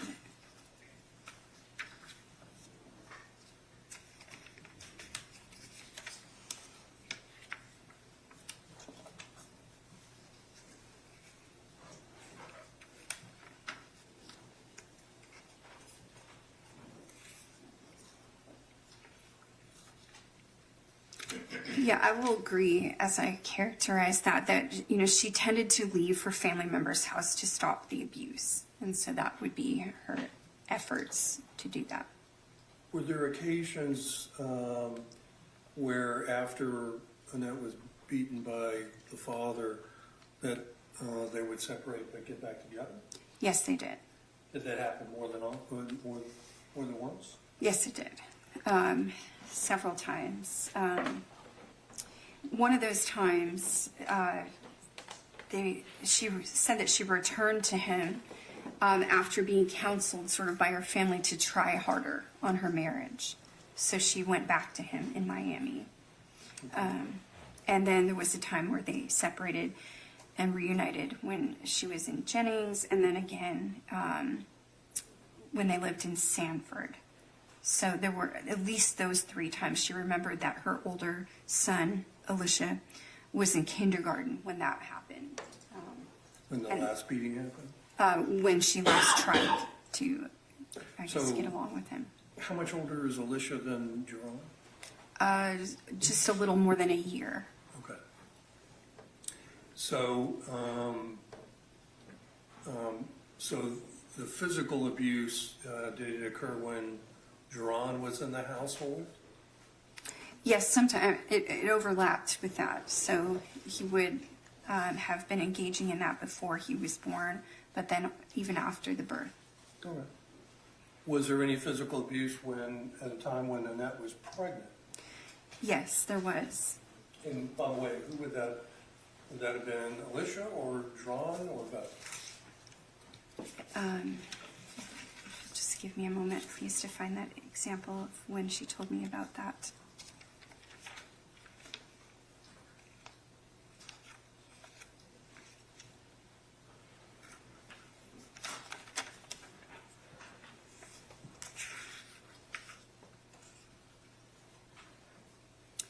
Well, okay, so 1988. So she was describing in 1988. She had a later pregnancy, I guess. It was ectopic in her tubes. I'm sorry, could you? It was ectopic pregnancy in her fallopian tubes. So there was that later pregnancy. And she was describing that during that period of time, he drove her around and he just dropped her off, even though she was experiencing pain and suffering. And he wouldn't take her to the hospital. So they had an incident in that pregnancy, which was later. And then her sister, Janie, described what you're speaking of, which is she observed Alicia being abusive while Annette was pregnant. And so... Physically abusive?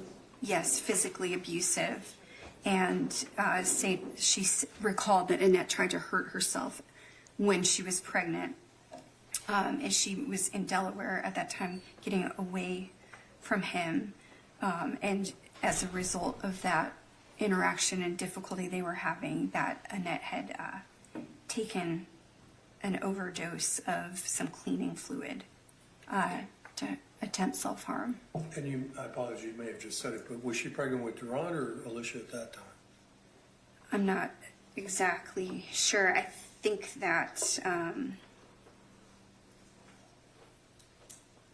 I'm not sure. Okay. So, but did Aunt Janie say that she witnessed that? Yes. Okay. All right. So, and then, did Annette have any family in Jennings when she moved? She moved in with her sister. It's, I think that Aunt Johnny is how Mr. Hunter describes that aunt. Okay. And then, did she live there, Annette lived there for some time with the boys? She did. Okay. And then where did she move to after that? I think she moved out back to try to make things work with her husband. Okay. And then, did she, you mentioned she moved to Sanford with the boys? Mr. Hunter describes growing up in Sanford, so I think that that's been a lengthier place that he's lived. At some point, Annette marries Dan Washington? That's right. She met him, I think she said it in, was it 1999 or 2000, right around the time that she last was trying to work things out with Alicia Sr. Okay. Was, do you know about how old Geron would have been at that time? So that would be around, is that 3 years old? Around 4 years old, depending on timing. Okay. And then, Well, actually, I'm sorry. I think that math might not be right. Hold on just a moment. So would have I either provided the wrong date or the wrong math. But he was young. I think that he was still, a pretty young child. So if I didn't get the math right on that, I apologize. in terms of, their, financial situation, by the time they're in Jennings or living in Sanford, what was that like going on? They had a really rough time. They didn't have a lot of money.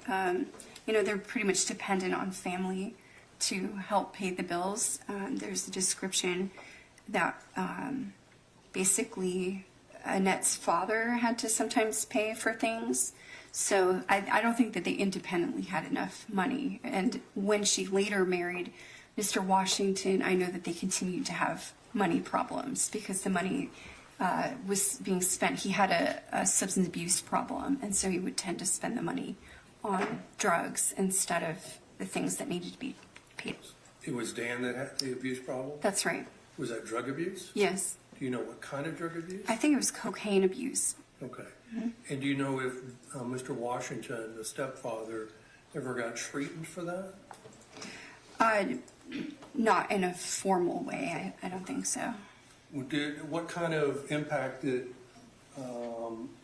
Mr. Washington's addiction have on Annette's and his relationship and the boys as well? It caused a lot of tension because, she obviously described not wanting him to use drugs, and his addiction would cause instability in their household. So much so that, he had unstable reactions in punishing, for instance, and things like that. So it just created a lot of instability in their household. And efforts for him, to stop. I think she was describing trying to set limits for him to stop, and he wasn't stopping. So it went on for a while. Okay. Do you have any rough guesstimate about how long that problem went on? Let me see.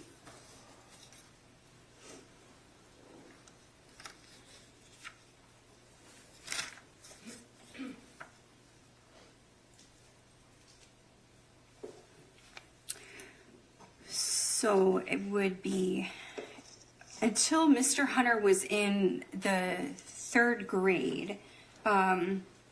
So let's estimate that most people that are in 3rd grade are around 8 years old or so. So I would say that it was more than 2 years like that. Okay. And do you know, at least of course, according to the people that you talked to, did there come a time when reportedly Dan stopped using drugs? Yes, he did, because he came to reunite with Annette Washington and basically told her that, you know, he's done, he's not going to use drugs anymore, and wanted her to return with him. So she did. She returned to try it out, and then left the boys with her sister during that trial period. Did Dan and Annette continue to stay together? They are still together. Mm-hmm. So you mentioned, you touched upon, I want to follow up, that Annette had some, did she have some mental health problems of her own? She did. Tell us about that. Well, depression and suicidal ideation are part of her history. At one point, she was hospitalized. I think that attempting suicide was the reason that she did that. Though I think Mr. Hunter at the time did not know why his mom was gone. She just was hospitalized. So that information was more provided to me by her sisters because they were more knowledgeable about that time period. The form of the hospitalization, or the catalyst, I should say, the legal, was she involuntarily committed to the hospital, or do you know if she volunteered?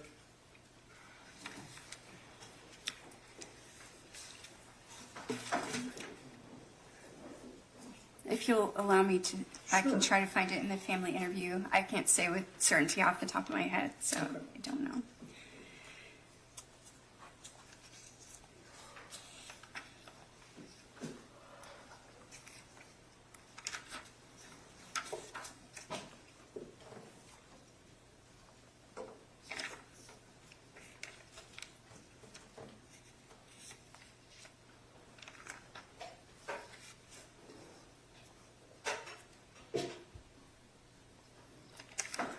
I'm not able to answer that. I'm not sure. I just know that she was, she stayed in the hospital for that treatment for her suicide attempt. Let me ask it this way. When you talked to Annette about Geron's background, her background, did she talk about the hospitalization and the depression? Is she open about that? She did to a degree, though I feel that it was embarrassing for her to talk about it. Okay. So did she give you much detail about it? Not that much. I would say that her sisters were more able to describe that. The suicidal ideations and the depression, was that reoccurring or recurring, or was it kind of an isolated one-off? Well, I believe it's reoccurring because of the stress. You can find a history of that as described by her sisters and her sadness and, making suicidal threats when she's with her first husband. And then it reoccurs, later on that she's got depression during her second marriage. So I think that that's a recurrent depression. It's Okay. more than one episode. And when you were talking to her, did she express she was having suicidal ideations or depression then? At the time that I interviewed her, no, she did not. Okay. So let's talk about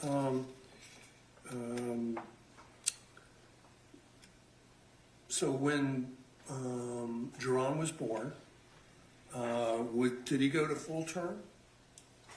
Well, he was part of a twin pregnancy, and so there were some, I think, some difficulties with that. And so I think that was the reason for some prematurity.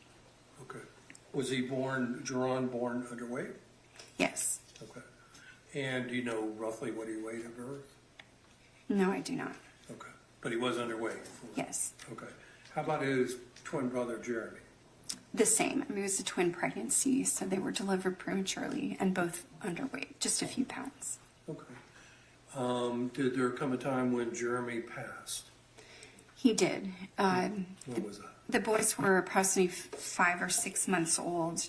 They had respiratory issues, so the way that she was describing it sounds like fluid in the lungs built up into the point that they were both ill, but Jeremy's turned into a pretty serious pneumonia or some kind of deep cough, and so he actually passed from that.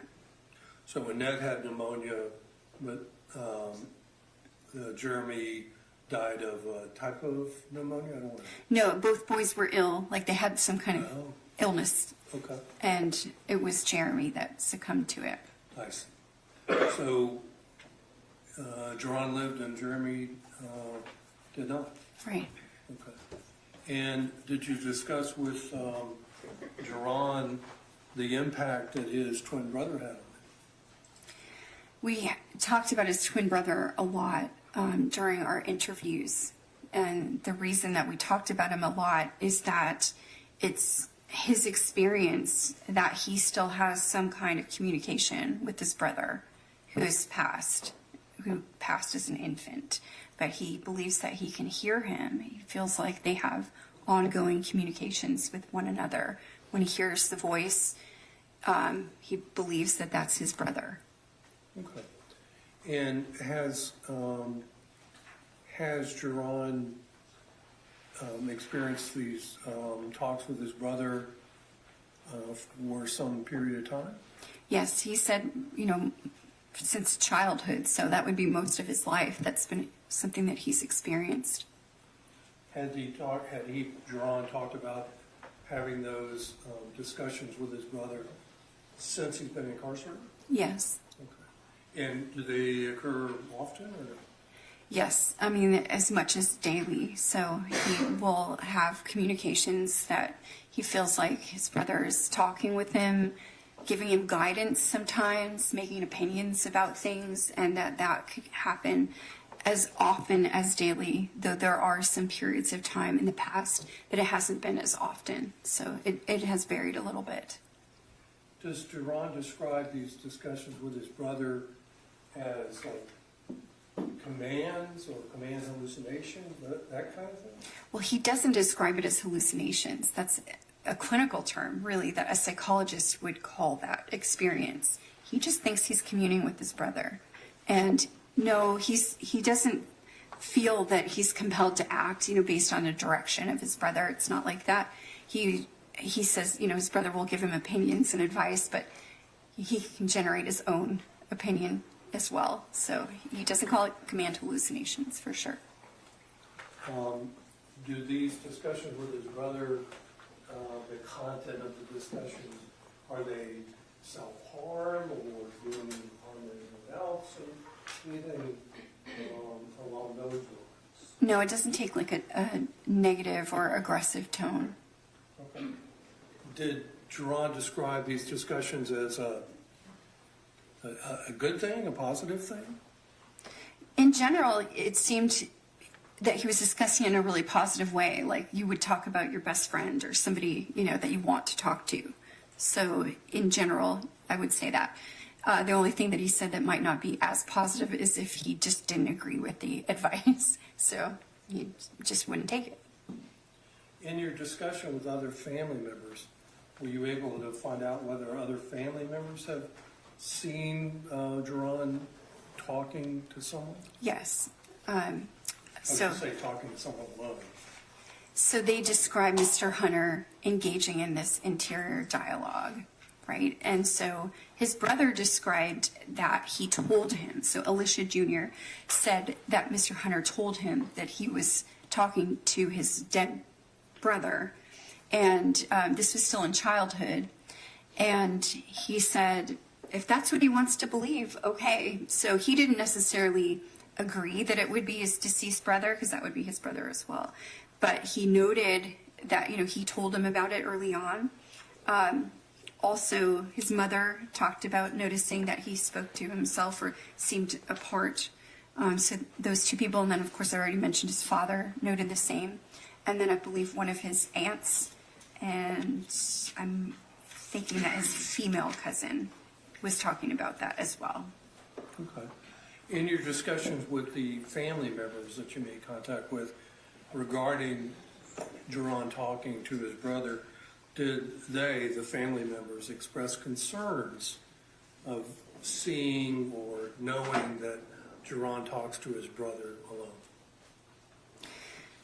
Well, I would say the most concerns seemed to come from his brother, Alicia, who seemed to think that that was unusual. Whereas when his mom and his aunts were talking about it, they didn't seem to be as concerned like as a psychiatric symptom as most families would be. You know, if I evaluate someone for a Baker Act, for instance, and their family members are interviewed, they will tell me like a symptom, the intensity of the symptom, and then most of the time they would express that with like concern. But this was more like, this is what he does. You know, he talks to himself and his brother. So it just seemed more matter of fact. It didn't have like the hallmark of concern. I would say his brother was the one that had more concern about it being irregular. Okay.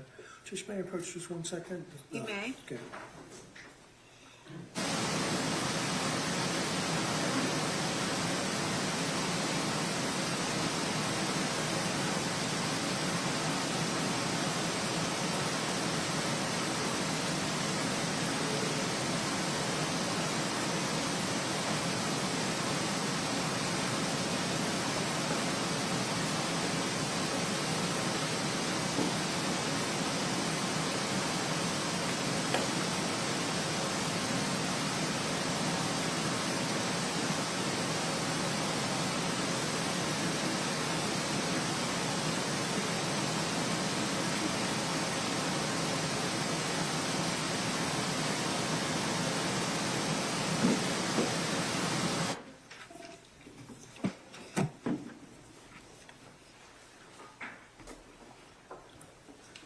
All right, so kind of continuing on a line of questioning about the surviving brother, Alicia, okay? Mm-hmm. You were able to talk to him, I think? Yes. And do you know roughly when that would have been, or do you have some notes for that? Also 2023. Mm-hmm. Okay. And were you made aware either through him or through other sources of any prior mental health problems that the brother Alicia has had? Yes, so he was, the brother, Alicia, was hospitalized in Chattahoochee for mental health concerns age 22 to 25. Okay. And for what diagnosis was he treated? I believe that he is receiving treatment for something on the schizophrenia spectrum disorder, but I don't have that in the note that information, a diagnosis came from him. So, did Mr. Hunter Alicia express or tell you whether or not he was taking any medications for mental health problems when you talked to him? well, at the time I saw him in reception, and so when you enter the Department of Corrections, the reception center does a diagnostic evaluation of you and then would start medications. So I don't think that he was taking medication at the time that I saw him. I think it was still at reception. When you talked to him, how was he able to communicate with you? I know you talked about some kind of issues talking or having a conversation with the father. Right. How was the brother? He was conversive. I didn't seem to have any difficulty talking with him. Okay. Was Alicia, able to provide you any additional insights about his upbringing? Yes, he was. And talk about the, so was Alicia and Geron raised in at a church or through a church? Yes, he described their family life really revolving around their church after the stepfather got off of drugs. It became a very religious household. Mom was already religious, but the stepdad really set a tone once he got off drugs. Okay. Did Alicia, focusing on the biological father, did Alicia or Geron have any relationship with your biological father growing up? Not really after the separation. I think that Mr. Hunter said he saw him again one more time at a church function years later, but it's not of much consequence. It's just sort of like seeing him at that function. So I can probably find the year, but it was, 2003. So he was much older by then. Did the brother Alicia talk about how he felt about being raised in that particular church that he was going to? Yes, he felt that church was too strict. Attending church was, or not attending church, sorry, was not an option. He said that they, And counsel, if you could just approach briefly.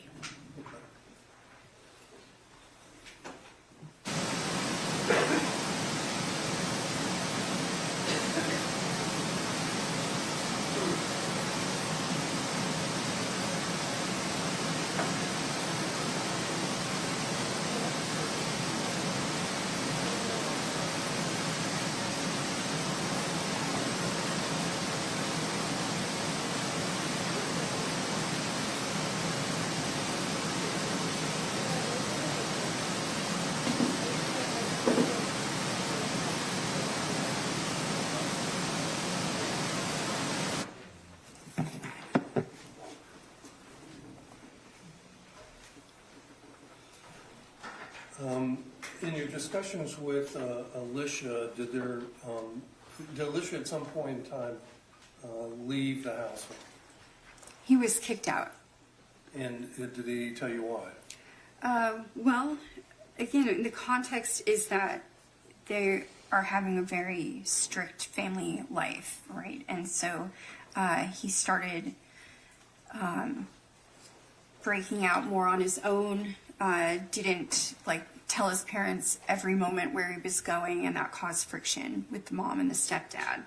And so at some point, mom accused Alicia of influencing Mr. Hunter, Geron Hunter, about doing bad things, which Alicia disagreed. He said he was not doing that. And this conflict caused, it got to the point that the stepdad said he didn't want Alicia coming home. So he had to find somewhere else to live. Okay. At that time when Alicia left the house or was kicked out, Yes. was Geron still in the house? Yes, he was. He's asking Alicia to please come back, come pick me up, please call me. So he was still at the parents' house. Geron was contacting Alicia to Yes. come back and get him? Yes. So did you discuss the impact of his brother leaving with Geron and how you felt about that? I did. He was describing that during that period of time, he had been experiencing depression already in childhood. Who? Mr. Hunter, Geron Hunter. Okay. And that separation, he used to be close to his brother. And so not being able to have him around as sort of like a guide in a sense, somebody that can kind of point things out. He was he's kind of lost at that period. Okay. And was Geron allowed to, once Alicia had left, was Geron allowed to have contact with his brother? Only, not officially. I mean, it sounds like the phone calls that he made were, just begging for contact, and his parents strictly forbidding them to have contact. Okay. Did there come a time when Geron left the house? He did. And it's kind of a similar pattern where Mr. Hunter, it's more social, high school, and he's not being, I guess, is strictly sticking to the church friends and that kind of thing. He's socializing with other people. He's not coming home at the exact hour. That causes conflict again. And the doors Within the house? within his relationship with his parents, right? And so his stepdad basically is saying, the door is locked at this time, and so you can't be here. If you're not going to come home, you can't be here. Okay. Did up until the time Geron left, did he have restrictions of who he could have contact with, what his activities were? that sort of thing? Yes, so both boys described that they must only listen to church music. They couldn't listen to like today's hits or whatever, like that kind of music was prohibited. They must socialize with people related to the church or family members, and that would be fine too. They must do their chores. That's, part of a okay childhood to do chores. And that they must attend the church multiple times a week. Sometimes it was Tuesday, Thursday, and Sunday. Sometimes it was every night of the week, depending on like what, I guess, season it was of the church. If they were celebrating something or supposed to be praying a lot, they might go every day. Okay. So eventually, Geron leaves the house. How old was he when he left the house? It was within a few months of this incident, so I think that he was already 18. Okay. And I'm assuming you talked to Geron about once he left the house. Well, first of all, did Geron say why he left the house? Well, I think I already talked about that. You did, I'm sorry. So, did Geron say where he went to? Yes. So I think that he tried to stay with friends first, and then it became clear that like his living situation wasn't working out. I think he eventually met up with a friend who connected him to Mr. Victorino, and that's how they ended up residing together. Okay. Before I forget, how was Geron's relationship with his father Dan? Did you guys discuss that? His stepfather Dan? Prior to leaving the home? Yes. Well, I mean, he described that his stepfather was really strict in punishing him when he was little, to the point that he would use objects to strike him. So his punishments included physical punishments that were significant enough to leave marks on him. He said that his stepdad would often do that when the mother was not present, meaning when she's out shopping or something or whatever she was doing, working. That's when that would occur.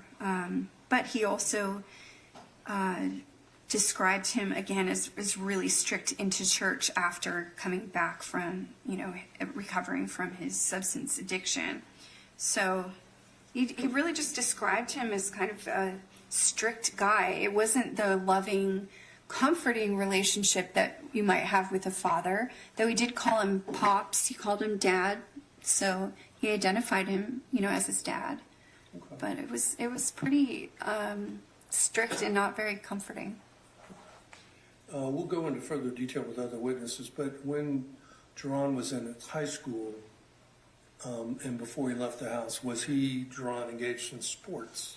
He was, yeah. He played football. He also was a wrestler, and he was running track as well. So in his high school years, he had those different sports.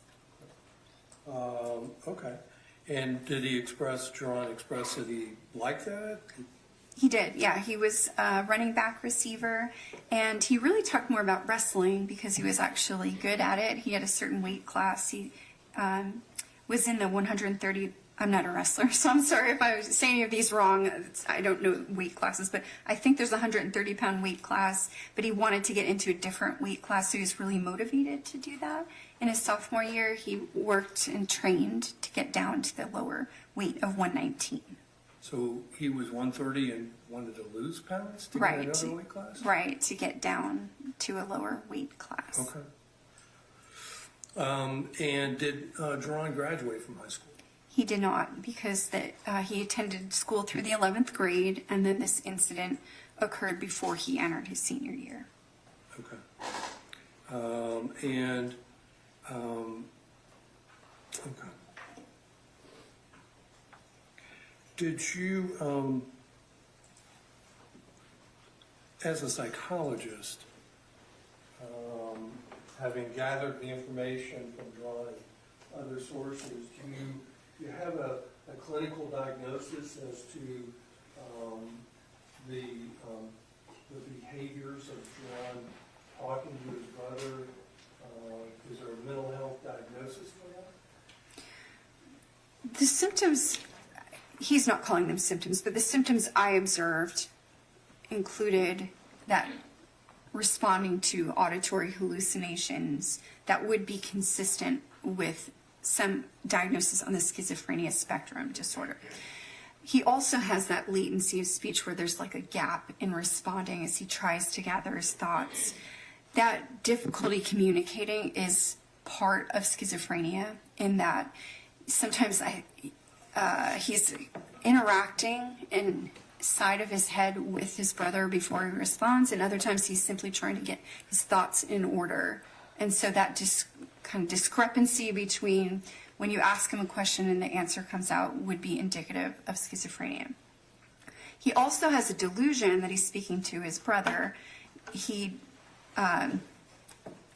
didn't meet his brother as an adult. He wouldn't know a voice as an adult that would sound like his brother. So that's a delusion. So he has the hallmarks of schizophrenia. Okay. And just for the benefit of the jury, is there, when you say schizophrenia spectrum, is that kind of a subset of a diagnosis, or that, I'm no expert, you are. So what are you talking about when you're talking about schizophrenia spectrum?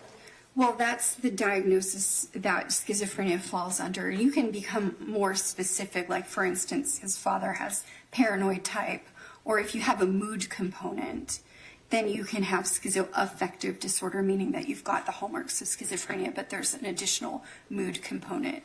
So that's why he's diagnosed that way, that he's on the schizophrenia spectrum. Are you aware of any mental health treatment that Geron has received in his lifetime for the various, the thought disorders, the schizophrenia spectrum, any of that? He hasn't. I asked him about treatment within the Department of Corrections. He just has basically been checked on. There's no treatment. He's not engaged in treatment. He doesn't receive medication. He's not participating in therapy, for instance. So I don't have any history of treatment for that disorder. Are you aware of Geron's asked for any mental health treatment while in the system? No. It just is part of his incarceration. He's checked on by mental health, and he has not provided consent. He does not want to interact with that psychiatric staff or mental health staff. He doesn't think that he's having a psychiatric problem. He feels that is his brother. Okay. Okay. After Geron moved out of the house, do you know if he continued to have a relationship or contact with Annette or with Dan?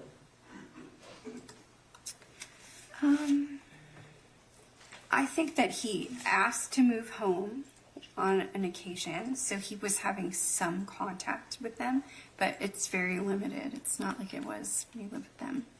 Okay.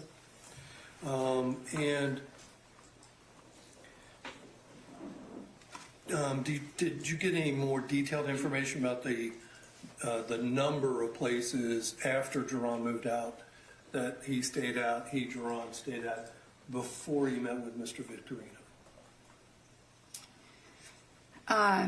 Let me see if he was more specific about it. Let's see.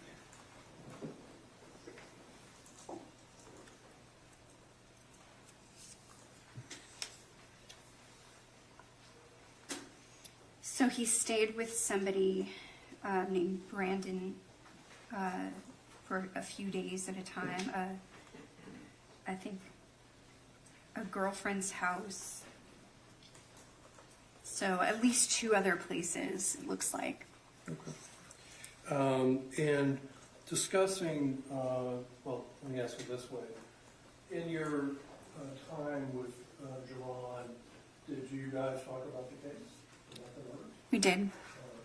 And in talking with Geron,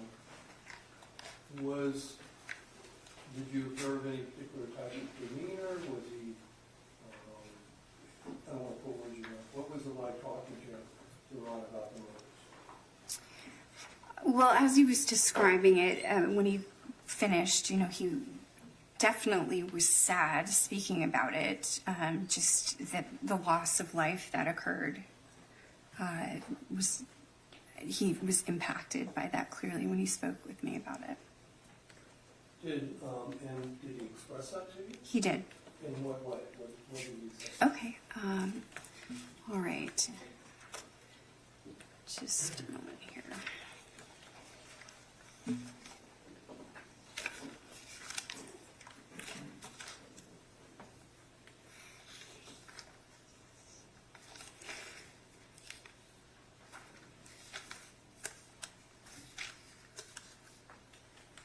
So one of the ways that he described it impacting him is that, so we're just talking about the psychological aspects, okay, as that's your question, right? So what did he seem like or describe his psychological aspects of the incident? Is that what you're asking?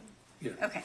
So one of the things to note is that he described during being in the home while the incident is ongoing, that at some point he became like mentally overwhelmed and checked out, which is like a stress response.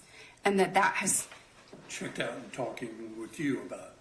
No, as it was occurring. So he felt that he was sort of like out of his body. So that's commonly described when someone's experiencing trauma, for instance, that they leave their body. So that also was a reason that he explained he doesn't always remember things in exact detail because there is a part of him that had checked out. And then similarly, when he was in the trial, he had the same experience where it was hard to stay focused because of the emotionality of it made him feel like he was sort of leaving his body. So this is like a stress response. And it's a signal of being like flooded with emotions. And then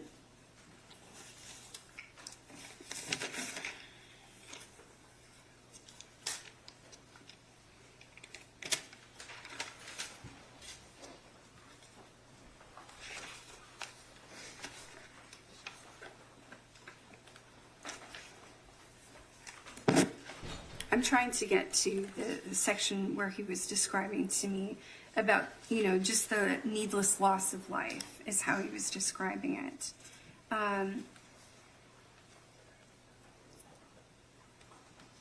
So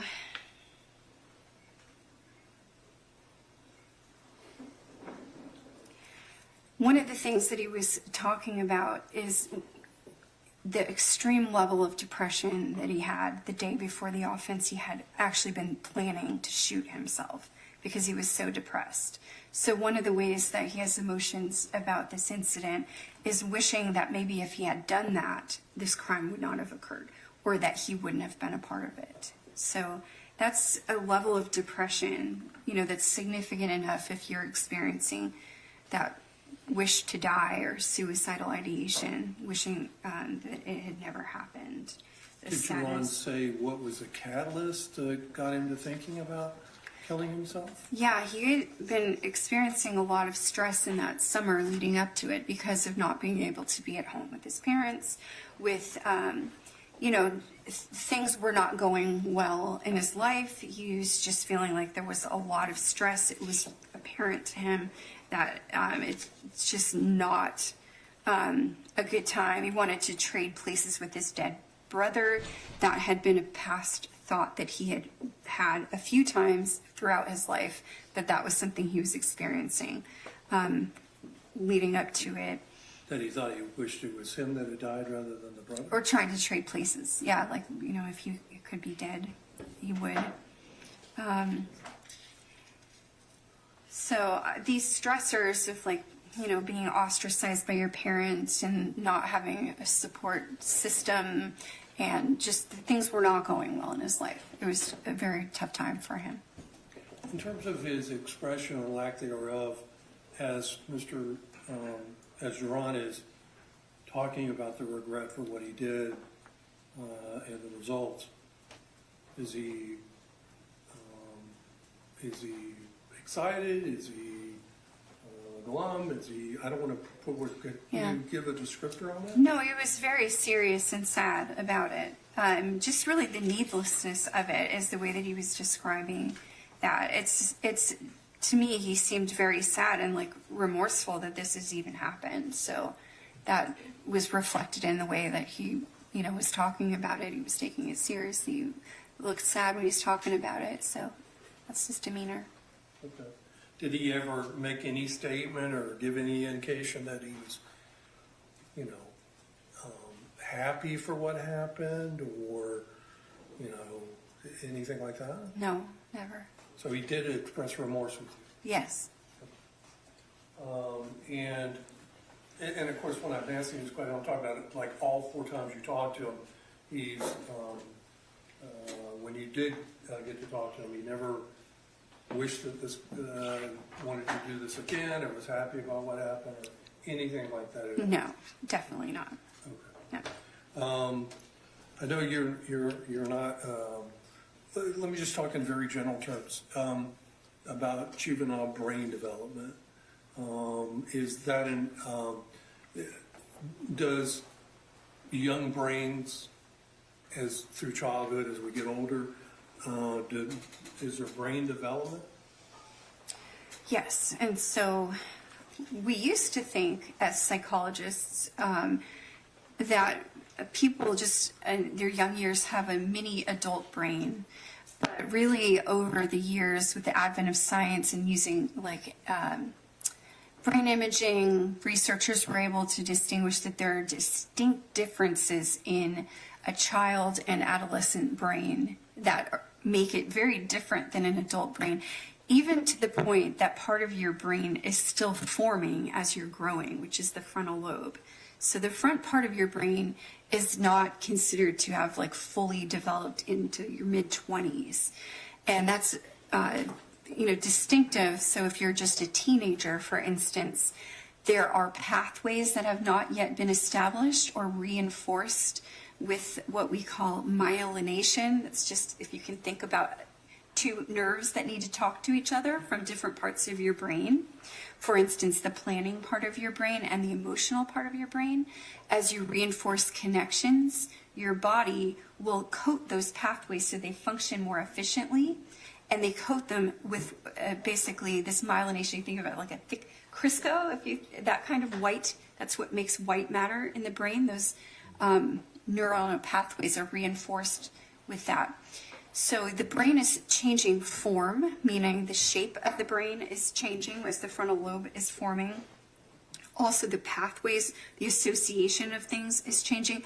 And your brain is also pruning off associations it doesn't need anymore. So those things are occurring. But what is also different about a younger brain is that the part of the brain that's related to emotionality, it's called the limbic system. It's how you react or you're stimulated by outside stimulus, which would cause an emotional reaction, which you might also store in your brain as an emotional memory. So those areas related to that are very active when you're younger. And it helps to explain why you might make decisions in an emotional way when you're, still young and not an adult, because that part of the brain is very easily activated by stimulus that might be risky or exciting. So you get a flood of dopamine and a rush, and so you're more drawn to what we call highly reinforcing or exciting activities that might be an immediate, you can. Maybe a juvenile delinquent robs a store of something that they want right then. It makes sense. They get a dopamine rush. They're thinking in immediate terms, and they have that reward system really active. In an adult, it's different because the way that adults make decisions incorporates that rational part of your brain, that frontal lobe that allows you to draw on past experience. you're better at delaying gratification. So as an adult, you don't need to act on that sudden impulse. You can do things like save for a vacation, right? You've got a long-term goal that you can set aside your resources for a long-term future event. You can also inhibit your emotions much better. You know, when kids cut up in church, that might make sense, but adults can monitor their behavior better. They know that's not an appropriate reaction. They might have other mechanisms to cope with things. So there are major differences that come along. So as a person ages, they have better use of their frontal lobe and more rational decision making than when they're young. Okay. Let me touch upon another topic. So was Geron, obviously before his arrest in this case, did he have any kind of work history at all? A little bit, yeah. Closer in time to the offense, he had been working at KFC as a cook to earn money and support himself. And that would be an employment history that was in the record. Okay. How about the history with Geron of alcohol and or drugs prior to this incident? Yeah, we talked about his substance use history, and so, you know, he admitted that he started doing some drinking when he was young, like I'd say middle school level by the time that he was seeking it out. He had been exposed to it when he was a child, just from around his mom, but that was not ongoing. By middle school years, he was hanging out with friends and got into some drinking by 8th or 9th grade, but not heavily. It was mostly like around peers or at a party or something, drinking some beer, liquor, a couple of beers. But this summer leading up to this offense, he started drinking more frequently. So he wasn't around his parents anymore. A couple of beers still. He's not, you know, he's not the heaviest of drinkers. But 40-ounce beer, but he still wouldn't feel drunk drinking that.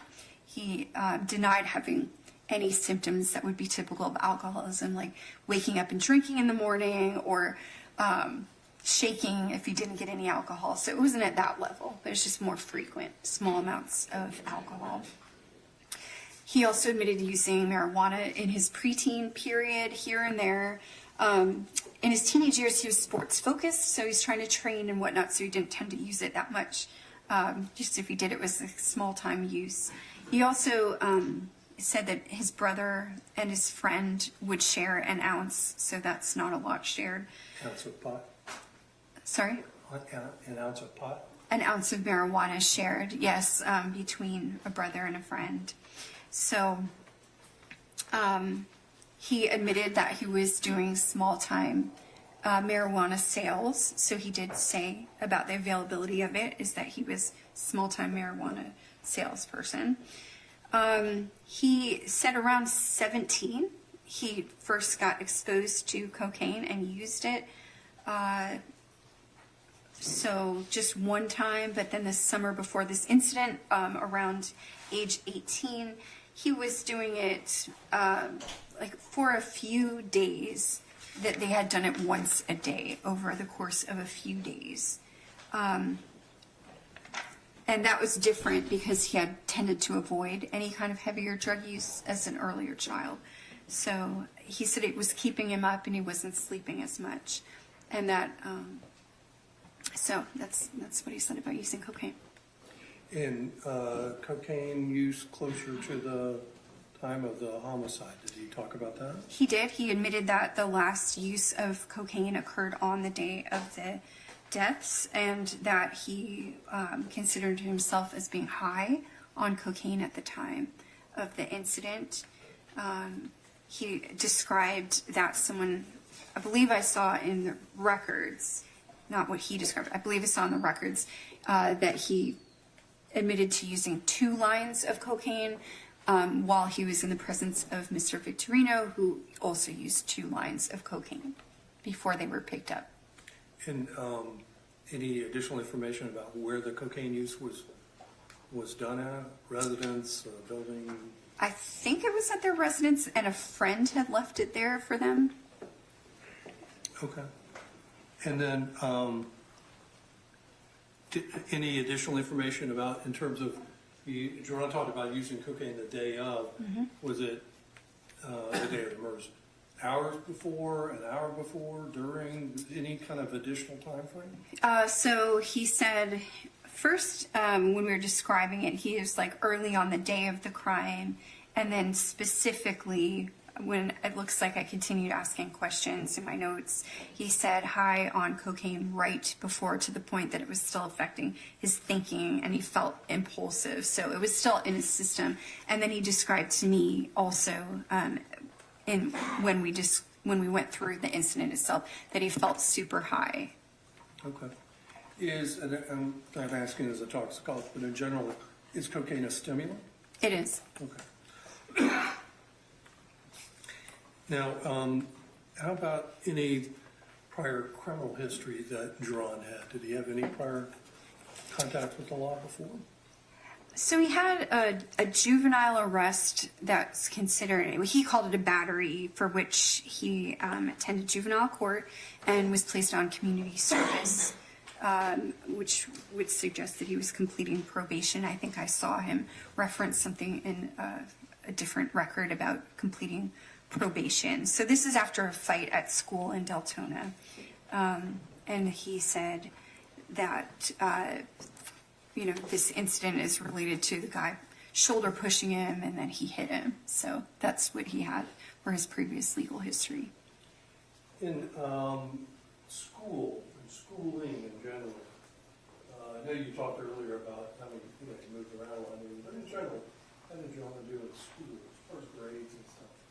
Yeah, his academic records show that he had a range of grades, anywhere from, it depended on the school year and what was going on, but I would say that the majority of his grades look to me like they're about C's. He has some instances where they go lower, like for instance, during the difficult period of time where his mother's separated and he's living with his aunt. He's having to repeat the 3rd grade. That was not a good school year for him. He's having a lot of stress. Additionally, I saw that in later grades, he was placed in intensive reading, which suggests that he was identified as a person that needed extra help. By the time that he was, I think, in the 10th grade, he needed a little extra assistance in reading by 10th and 11th grade. So he's generally a C student with some D's and a repetition of 3rd grade. Okay. Judge, at this time, I attended the witness. Great. I think actually it'd be a good time to break for lunch. Yeah. So we're going to go ahead and do that. Please don't discuss the case amongst yourselves or with anyone else. No independent research. We'll see you back here at 1:15.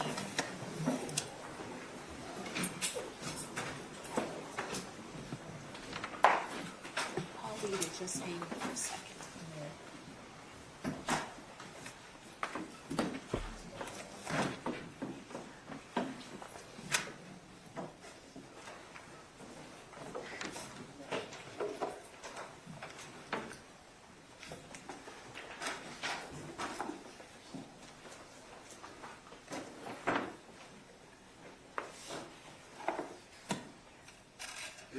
All right, everyone, be seated.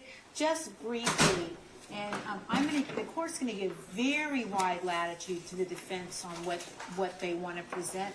But I do want to point to 90.612, mode and order of interrogation and presentation. The judge shall exercise reasonable control over the mode of interrogation of witnesses to avoid needless consumption of time.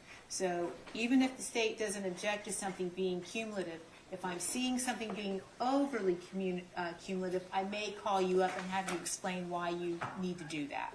So just wanted to let you know that, and we're going to recess for lunch. Thank you.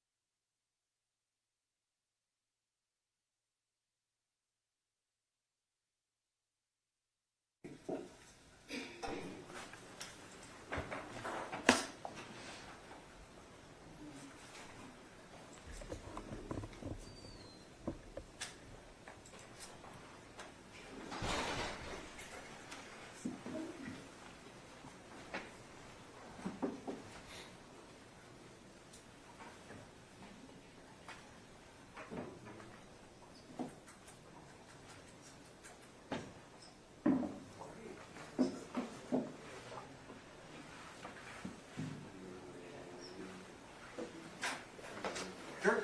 You're coming in, folks?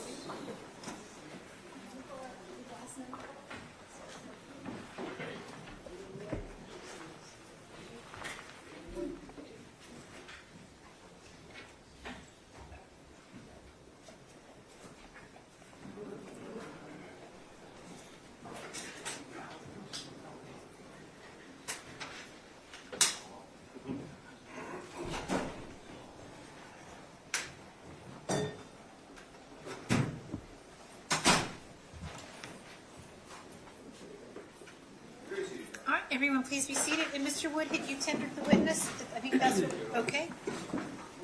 Mr. Donis? Thank you, Judge. Good afternoon. Good afternoon. It's true that you're often hired by defendants, correct? Not by defendants, no. Or their lawyers They're lawyers. on behalf of defendants. Yes, defense lawyers.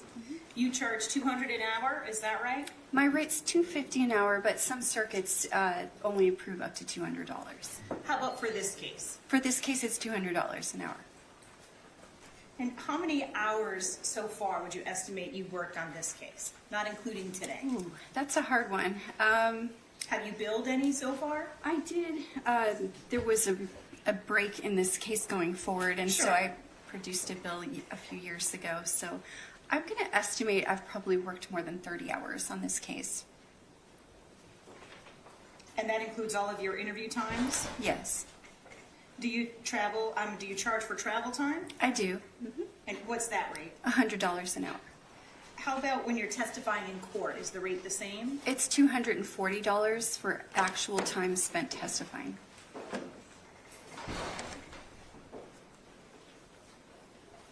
Now, you discussed brain development on the direct examination. Are you a neuropsychologist? I'm not. Are you board certified in psychology? No, I'm not. What is board certification? So, in addition to being licensed, you could choose to participate in a specialty board, which means that you go through a period of undertaking education and then examination by other qualified professionals. Have you attempted to do that? Well, I did do the educational part of it, but I'm just very busy. I don't have time to continue that at this moment. I might pick that up later. Now, if the defendant Hunter, of course, when I'm saying defendant, I know you're not involved at all in Troy Victorino's case, but so if his brain wasn't fully developed at 18, then you're saying that applies to all 18-year-olds, correct? Well, I would say that what we know of the maturational process, the length of time it takes to fully form those areas of the brain, that would be for all 18-year-olds, yeah, the Right. biological maturation. Now, they don't all go out and brutally murder 6 people, right? No, that's correct. And Hunter, Geron Hunter, was able to use his brain and plan the murders, correct? Well, I would say that planning part of things, I would not agree that he is the one that planned it. Well, he certainly participated Yes. in the planning. He was asked if he was in to rough up the individuals that were in the home. Sure. That's not the same, in my opinion, as murdering them, but he How- agreed to rough them up. How about suggesting to wear masks? Would that be assisting in the preparation? That would be assisting in they were going to get their items back, and he did suggest and participate in masking for that. Right, and that would be preparing. Yes. And of course, he was able to plan how he was going to sell drugs. You testified he sold marijuana, correct? He did. I mean, I can't comment on his plans regarding that, so I know that he did do that. He said Right. so. Well, you'd have to have some plan, right? Some way to get customers, some way to meet customers, some way to get the product, deliver the product, collect the money. There's some sort of planning involved in that, right? Unless someone's doing it for you. I don't know what level. He said he was just like he's not a kingpin, he's moving large quantities or anything of that nature, so. No, Yeah. but he was using drugs, right? That's right. And he was selling drugs. That's right. Now, you testified you met with Geron at least 4 times, correct? 4 times is correct. And it was twice in 2020 and twice in 2023, right? That's right. And so approximately how many hours did you spend with Geron? So that would be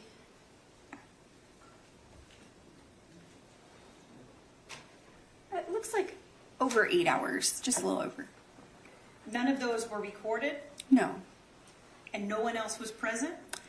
No, I interviewed him about his history by myself.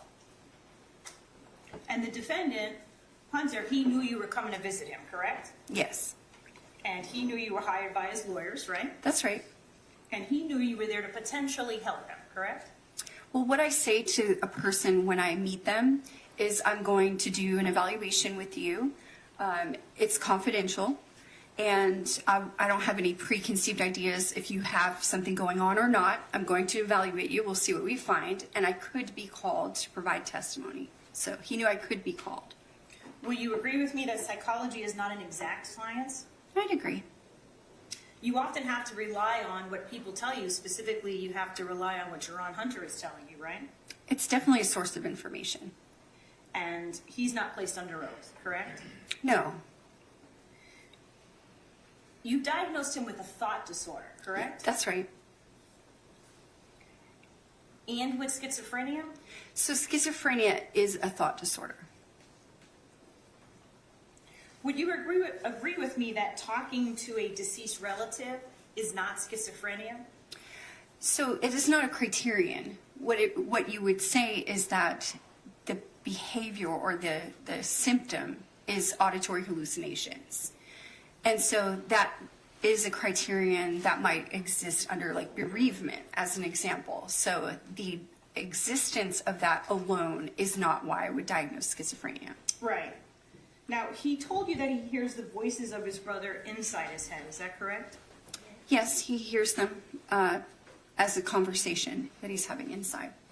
Isn't it true that with schizophrenia, typically one hears voices outside their head?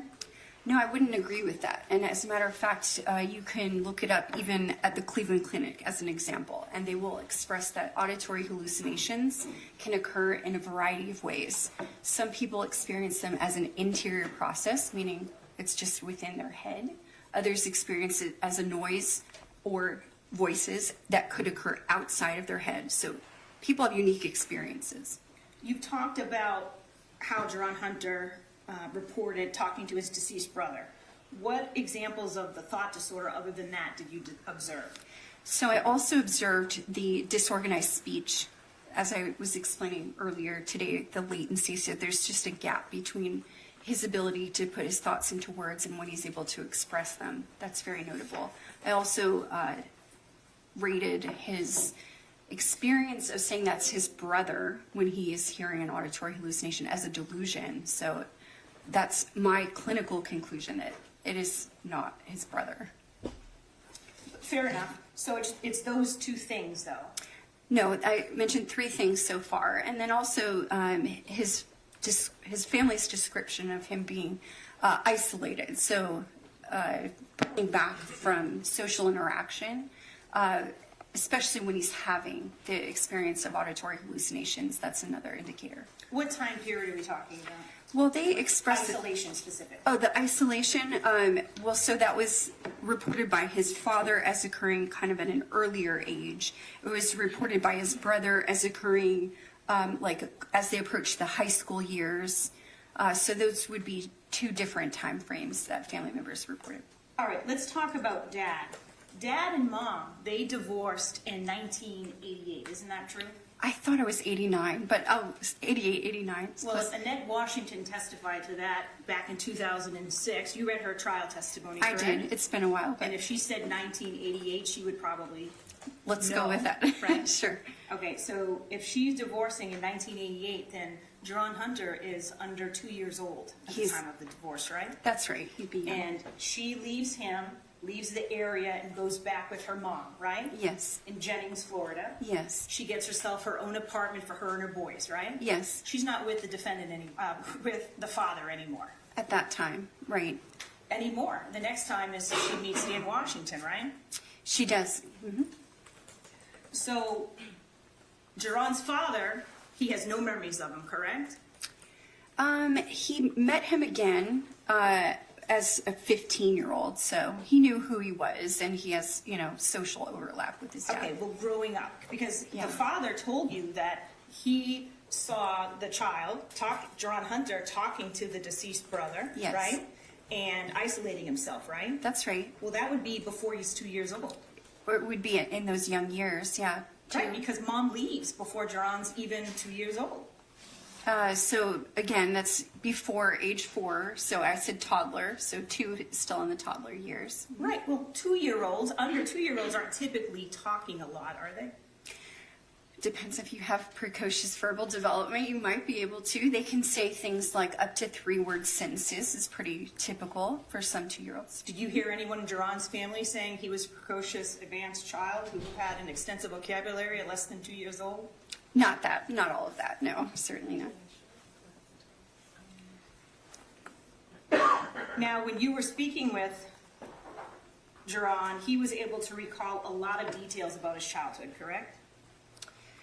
Yeah, I would say because I saw him 4 times, so over the course of that period, I asked him a lot of questions, and so he was able to answer. Right, he was able to give you a lot of details about elementary school, right? No, he gave me some, but I would say that it would be not as replete as like maybe someone else might describe their school experience. He remembered staying back and why he stayed back, Yes. right? Yeah, that's right. And he talked to you about church. He told you a lot about church, a lot of memories, right? He did. He told you a lot about his family. He did. He told you about girlfriends he had He did. in middle school and in high school. Yes. Right? He told you about track in middle school Yes. and wrestling in high school. That's right. He did track in high school. He did. He did boxing. We didn't talk about boxing, All right. wrestling, but not Football. boxing. Yes. JV. He made the JV wrestling team, right, in his freshman year. Let me see if he told me that. He talked about his freshman wrestling, yes. Yeah. Right? He was able to give you a lot of details about his jobs. Not really, no. Well, he told you that he helped his brother. You mentioned KFC, but didn't he also tell you about helping his brother do insulation for a few years? He did, yeah. He mentioned 2 things. He had a lot of details for you about how he met Abby G, right? He did. He recalled all those details. He told you about his friendships with a kid named Brandon He did. and a kid named Josh Spencer. That's right. Right? He told you how he moved out of his house for a few months and then moved back in and then moved back out before the murders, right? That's right. He was able to recall all those details. That's true. He was able to talk to you and remember all the things about different drugs he's taken and who he was with and what drugs he was doing specifically with those people, right? No, he didn't get very specific about those people or any of that. He just gave me a general overview of his drug use and that it tended to happen with peers. Well, he told you he did lines with Troy Victorino. That's as specific, yes. He was able to tell you the names of different streets, of different homes he lived in, right? Back in 2004. Yeah, that's right. And he was able to recall a lot of details about the days before the murder, right? He had sufficient recall, meaning it's not like he didn't know anything about the days before. It wasn't really extremely specific. I mean, I sometimes talk to people that have great memory for what they had, you know, who they met up with, where they went, and I don't think he explained it in that level of detail. But And you talked on direct exam about how you guys did discuss the murders, yes, and he gave you a lot of details, didn't he he? did. Well, tell us, what did he tell you about the murders? All right, well, if you allow me to read it, it would be Certainly. more complete. Okay.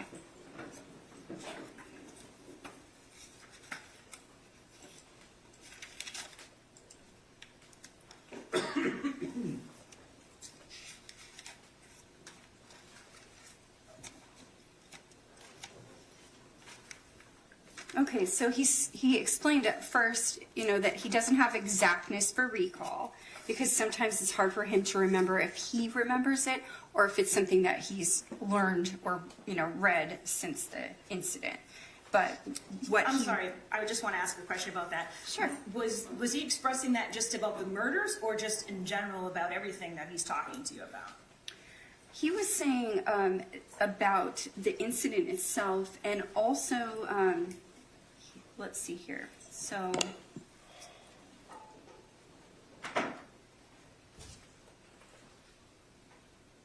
when he was describing that to me, he was describing that as occurring during the incident and then also during trial, that he could not identify if someone said something wrong. He couldn't recall with specificity. Was that right? Did I hear that? Did I remember that? So he questioned himself during trial too. Okay, so I apologize, I interrupted you. You were gonna tell us what he told you about the murders. Okay. And so he explained that, and I back up a little bit. I don't just go into the incident. I try to have people maybe start earlier. So that morning he said that he woke up and there was cocaine in the house from a friend named Henry, and he was already using. And Henry said that he left a few lines, meaning 4 lines of cocaine for them, meaning Mr. Hunter and Mr. Victorino. And so he said that they did some lines of cocaine and did some later on. And he said that 2 other individuals, I think his co-defendants Anthony and Mike, were there present in the home, and that they drank beer. Then I guess there's a gap in time. Later they're getting picked up. He doesn't recall specifics of that pickup. He just knows they were supposed to get their stuff that was taken from the Providence house and rough them up. He said the plan was to get our stuff. I asked whose plan, and at that time he paused, he got quiet. He was looking up like he was interacting with his brother. That's consistent with how he looked other times when he was doing that. Can I ask a question about that then? Yes. Did you stop and ask him about that? If he was interacting with his brother. Right. So that's, yes, so he gets quiet, he looks up, and that's why I wrote hearing his brother here. So I did ask him. And that's So you why did ask him and he said yes. Yes, that's Okay. why I noted it. All right, and so then he said, well, there were a few conversations originally. The conversation the night before or maybe earlier that day, because they were going to change cars. So he had a key from a female acquaintance who allowed him to just use the car as he wished. But it's her mother's car, as long as he put gas in it. But they went there to get the car, and he accidentally honked the horn in the driveway. So the mother came out and asked what he was doing there, and he asked if her daughter was home. All 4 of the co-defendants were present.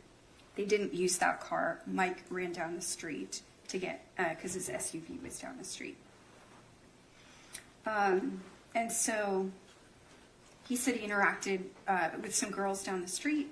Continuing on, he said he didn't recall where they went directly after that, because that location where they interacted with the girls is not the site of the incident. So he doesn't know where they went directly after that. But at some point, they went there, meaning the site of the incident. He said he had bandanas and specified that Mr. Victorino didn't use the bandana because he liked to smoke cigarettes. But Anthony and Mike talked about covering their faces to enter and get their stuff back.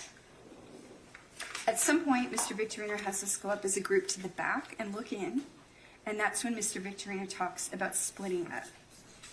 He said he's not sure, but the plan to go in the back, the door was locked, so at some point they go through the front door. There's a small porch and a screen door and a main door, and that's when Mr. Victorino kicked the door in.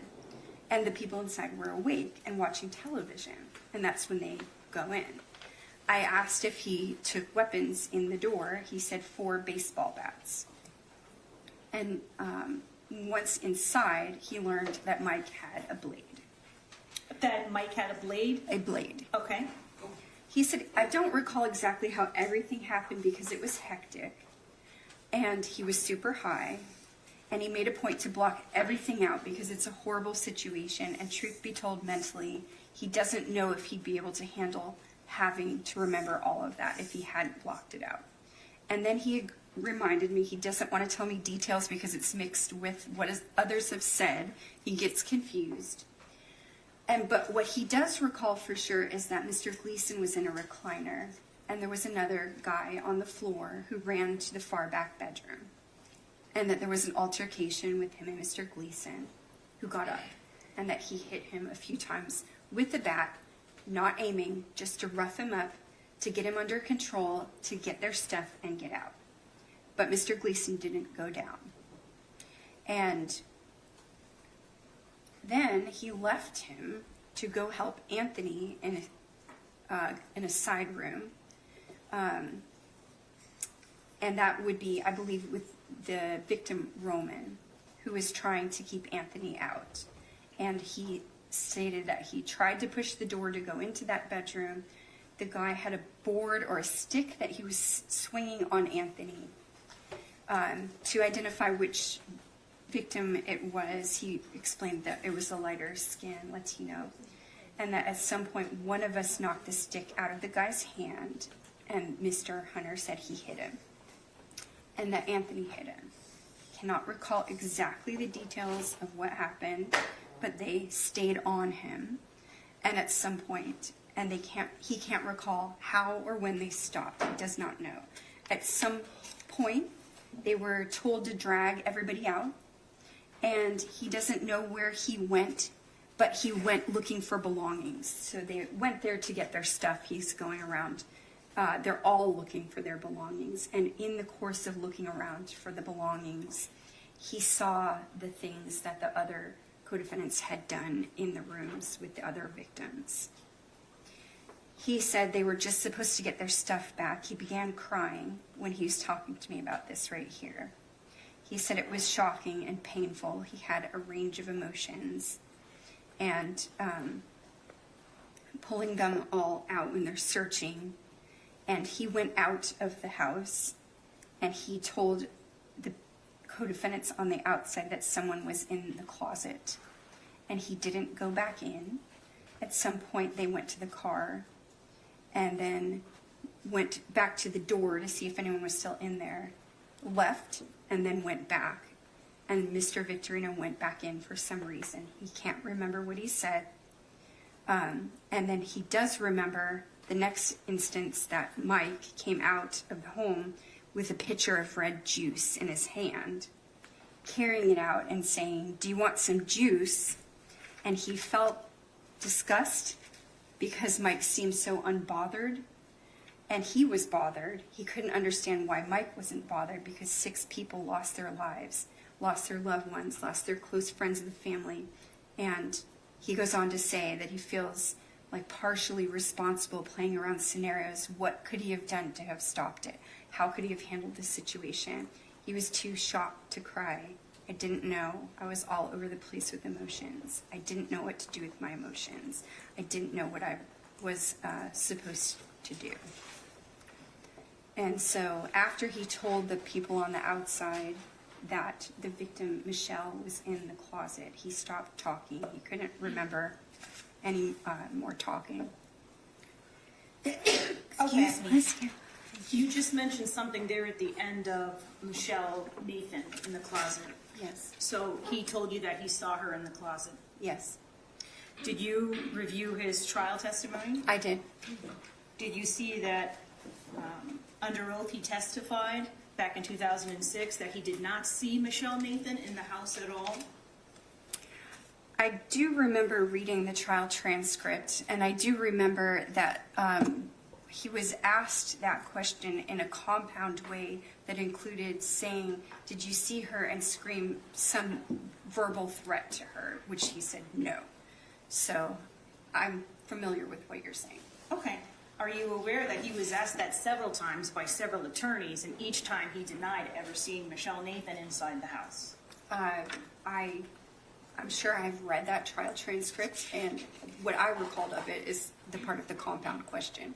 You think he was just confused? Well, I think that question was confusing because he wouldn't have agreed to both parts of that question. He also told you that when he was interacting with Gleason, he was asking him where the items were, right? Jerone Hunter was asking That's- Gleason for the items. That's right.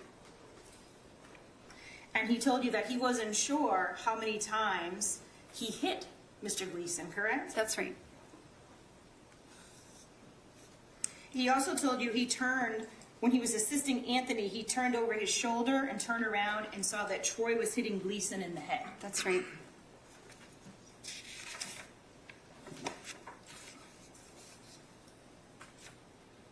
Now, he also told you that he did stab Mr. Gleason. Isn't that correct? Well, he said that he had a butter knife which could not properly stab, so he did not ever break the skin. You said a butter knife, but don't you mean a kitchen knife? Well, that's the kind that's not sharp enough to injure. Well, did he say kitchen knife or did he tell you butter knife? In deposition, you told me he said kitchen knife. Okay, well, I should have said butter because that's the kind of kitchen knife that's not sharp enough. So that in my mind, as I was answering, that's what I intended. Well, check your notes. What did he tell you? I can't recall. Do you have a note there? I mean, that would be pretty important, Yeah. right, if he's admitting to stabbing Mr. Gleason? It's not part of the narrative that I just read, so I'm not sure. He told you that others had discussed slitting the throats of the victims, and he didn't have any knives. He came with a bat, correct? That's right. So he attempted to use a kitchen knife, Right. and he said that he did puncture Mr. Gleason, but then the kitchen knife is not a sufficient object, and he's not so skilled with the knife, and it broke in some manner, correct? That it didn't puncture. It wasn't working. Didn't you say in your deposition that he told you it did puncture, but then it broke? My communication in my depo may have said that, but what I'm communicating is that he was not effective with that kitchen knife. So that he was not effective in stabbing. Therefore, he didn't continue. He only brought a bat, not like a knife in the sense of the other stabbing that's been described in the medical. Have you read the police reports in this case? No, I have not. Are you aware that there was a knife found in the living room? Yes. Broken? Yes. Not a butter knife? I know that there's a knife found on the property, and I know that there's a description of another knife, which was not on the property, that was in the possession of Mr. Victorino. So I No, know but about two knives. I'm asking you if you're aware that there was a broken knife found near Mr. Gleason's body. I think from the trial transcript, that's how I'm aware of it, not the police report. Okay.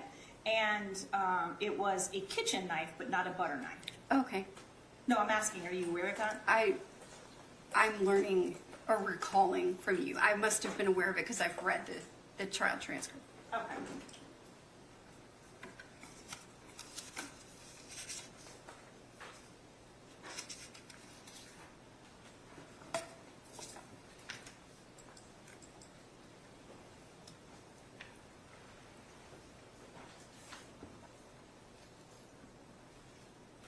You reviewed Mr. Hunter's school records, correct? I did. Did you see anything in there about any mental health treatment? No, these are like transcripts and FCAT reports, things of that nature. It may not be called FCAT at that time, that was several years ago, but that would be the equivalent of like a Florida standardized test. The school entry records, like his address, it's not like a record that would include a psychosocial history or something like that. But these records were provided by his attorneys, right? That's right. So they're trying to order all school records that they can possibly get their hands on to assist their client, right? And they're providing it to you to look for mitigation, correct? They're providing them to me for my review, if it is my opinion. Sure. I didn't mean to imply you were just saying anything that they wanted you to say. I just mean they're giving you these records to help you form your opinions. That's right. And they are hoping that they find mitigation in those records, right? I'd agree. So they provided you, presumably, everything they had. They wouldn't have held back records, right? Agreed. So in the records you do have from the school, you don't see anything in there about abuse, physical abuse, marks left on Geron Hunter, correct? No, it's the transcript or the standardized test. Sure. And then nothing about any sort of mental health or counseling. No, not part of the school record. Now, you did see something in there for Alicia Hunter, right? Right. So Alicia Hunter, that's his brother, had an IEP. So in developing an IEP for a learning disability, usually what that will entail is it'll activate like a team together. So there'll be people like a social worker, a school meeting, parents involved, called in, all of those sources of information. And that would generate a lot of documentation. And so sometimes you will see things like a psychosocial history, those kinds of things. In a Sure, record. so you saw some of that for Alicia, but none of that for Geron. That's right. He did not have an IEP workup. And his brother has had some mental health treatment. Well, at that time, it was his IEP workup was not for the mental health issue. It was a learning disability. And yes, he has had treatment for schizophrenia, so psychiatric care. In the records for either brother there, you didn't see anything about how Geron Hunter was talking to his deceased brother, correct? No, I did not. And Geron has not had any mental health treatment ever, including up through today, for talking to his deceased brother, correct? I would agree. Do you know who Iris Nadeau is? I'm not familiar with that The name. woman that he lived with for a couple months after he moved out of his home? Does that sound familiar? It might. He said he lived with a girlfriend, so he gave me a few girlfriends' names, so I might be confusing which girlfriend it is. He had a few girlfriends. He did. He also had a lot of friends, didn't he? By the time that he reached like his sports association, I think that those teammates became friends of his. Sure. And he was on a lot of different teams, right? He was. In fact, his coach in high school, Todd DeNoyer, he coached him for a couple of sports, freshman and sophomore year, right? Yes. And he saw him all 4 years of high school, right? Well, he didn't go to 4 years of high school because the incident happened before his last year. Fair enough. He saw him all 3 years of high school. Yeah, his high all school the time years. that Geron was there in high school, right? Right. And he reported in his deposition, you reviewed it, right? I'm not sure if I've reviewed that deposition. He reported that he didn't see Geron ever talking to him. She's asking the question, but she's already said she hadn't reviewed. So I would ask you to rephrase, Mr. Gonis. Thank you. You said you weren't sure if you reviewed it, is that correct? I do not recall reviewing that. Okay. Do you recall hearing about his coach in high school? Do you recall Todd DeNoyer's name? Yes, I do. And did you review any materials that discuss what he reported? I don't recall. Let's assume Todd DeNoyer reported that all through high school, he did not see Geron Hunter talking to what appeared to be himself or to his deceased brother. Would that change your opinion in any way? No, because at some point when Mr. Hunter became a little bit older, he became aware after having a girlfriend that that act of talking to himself made him very weird. And so the feedback from his girlfriend that, like, people don't do this, he's not apt to show that easily around other people. So it's not surprising in a high school situation, particularly around peers, that you would be doing that. He's gotten feedback that's weird from a peer. So you're saying he told you he was purposely not wanting other people to know about it, so he was able to hide it? Yes, at some point in that age range, he was doing that. And how about his cousin, Travaris Bowles, who spent a lot of time with Geron Hunter? They were a month apart. Have you heard about that cousin? I spoke to him on the phone. Okay. And he told you then that he never saw Geron Hunter talking to himself or his deceased brother growing up, correct? I think that's correct. And he spent a lot of time with him at the church, right? Let me see.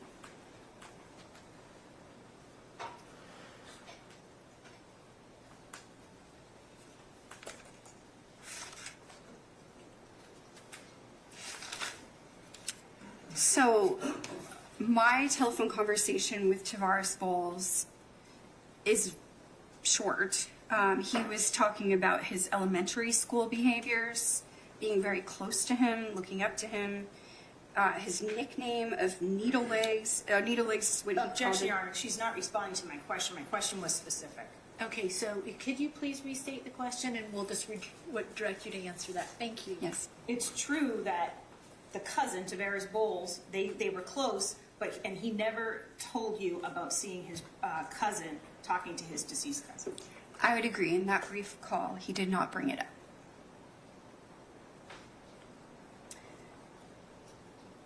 And Annette Washington, Jeron's mother, she thought it might actually be an imaginary friend. Did you read that in her deposition?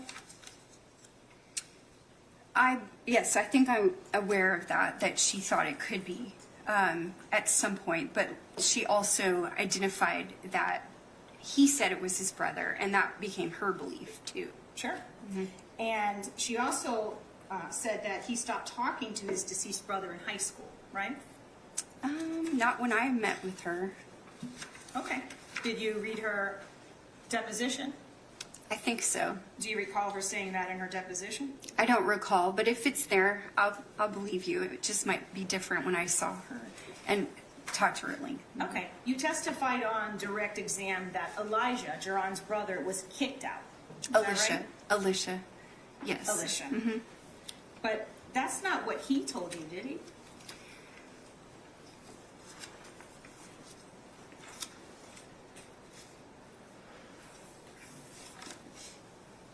Just a moment. I have a lot of notes here. I would be glad to find it and clarify. Take your time, ma'am. Okay, thank you.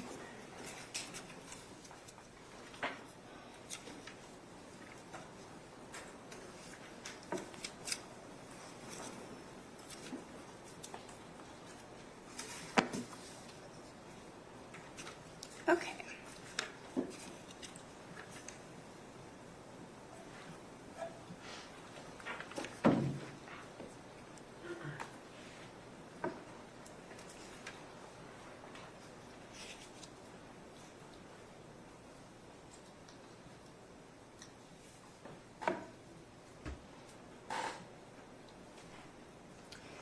Yeah, so he said the stepdad didn't want him to come back.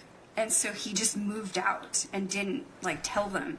So I would say that's the same as being kicked out. He's told the stepdad doesn't want you to come here in your own home. That's being kicked out. He didn't tell you that he moved out because he felt his parents were too strict. He was 18 and he decided to move out? He did describe that they were too strict. And so all of those things that the stepdad said he doesn't want him to be there, that the parents were strict, and that he just moved out. And he just moved out. That's not being kicked out, is it? I would definitely say that. If your stepdad tells you that you are not to be there, that's kicking you out. Because you're not going to follow the rules. For whatever reason. Yeah. Right. Did you review Alicia's trial testimony back in 2006? I believe so. There, he didn't say that he actually was kicked out, right? If you have it for my reference, I'd be glad to review it. I haven't looked at that for quite a while. Sure.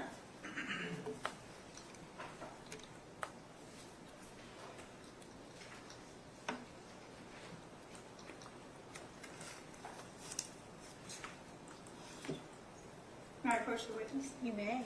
Give me just a second, I'll direct you where to go. Okay, thank you.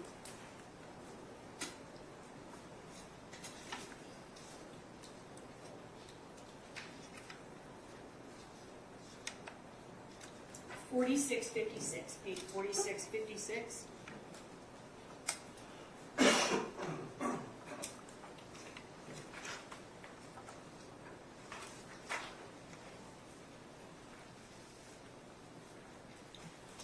All right, I think I found where you're referencing.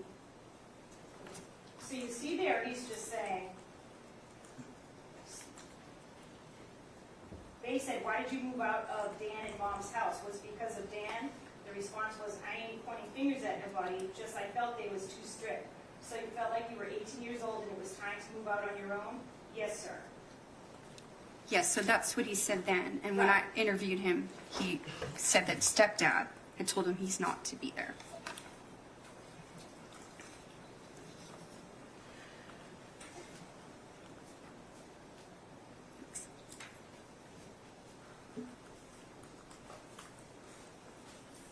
Now, you also testified on direct that Geron was kicked out because he was late for strict curfew. Yes. Did you review his mom's sworn testimony from 2006 before a jury, where she testified he was dropped off at work and just didn't come home? I do remember reading that. Yes, so he is not there at the time. He's supposed to be in. Yeah, he just didn't come home all night, Right. right? That's He true. didn't come home from work. Agreed. That's not, they're kicking him out because he was late for a curfew, right? He just didn't come home. Well, there's a curfew. He did not come home, so that is true. He's not following their rule of the curfew at 10 o'clock, and that is the whole story of that. Meaning, there's a decision as to what time these boys need to be home. At that point, it's just Mr. Hunter. He does not come home. Yeah, but you testified that he was kicked out. Well, he's not following that rule, and that's what allows you to live in that house, is following the rules. So that is what Annette said, that she has strict rules of the house. That when I interviewed the sisters about that and Kanoa, all of them were talking about a very strict childhood, which would include following the rules of the house exactly. Now, this first time, Mom says he came home 3 days later, and it's after I called the police. Yes. So that's not kicked out. She's trying to locate him. She's getting the police to help get her son back, right? Well, he's not there at the time. So I agree. Then she calls the police 3 days later. And if he had tried to go back after that 10 o'clock, he was not going to be able to go in. He cannot go in. That's the rule of the house. Okay. Now, the next time you're saying he leaves, you say again he broke curfew. Is that right? Right. Now, didn't Dan drop him off where he was supposed to find a job, and then Geron called his mother and said, I'm sleeping out over a friend's house? I think there was something like that. That's not breaking curfew, right? He's saying, Mom, I'm not coming home. Well, the dropping off at the day of the work and then not coming back, that's different. Yeah, that's not getting kicked out. That's you didn't come home. Well, if he had tried to go home after that 10 o'clock, he is not welcome there. That's the rule. But what are you basing that on? Mom said he called and said, I'm sleeping over a friend's house. It wasn't like, Mom, can I sleep at a friend's house? No, Geron, come home. There wasn't that conversation. It was, Mom, I'm staying over at a friend's house. And then he just doesn't come home.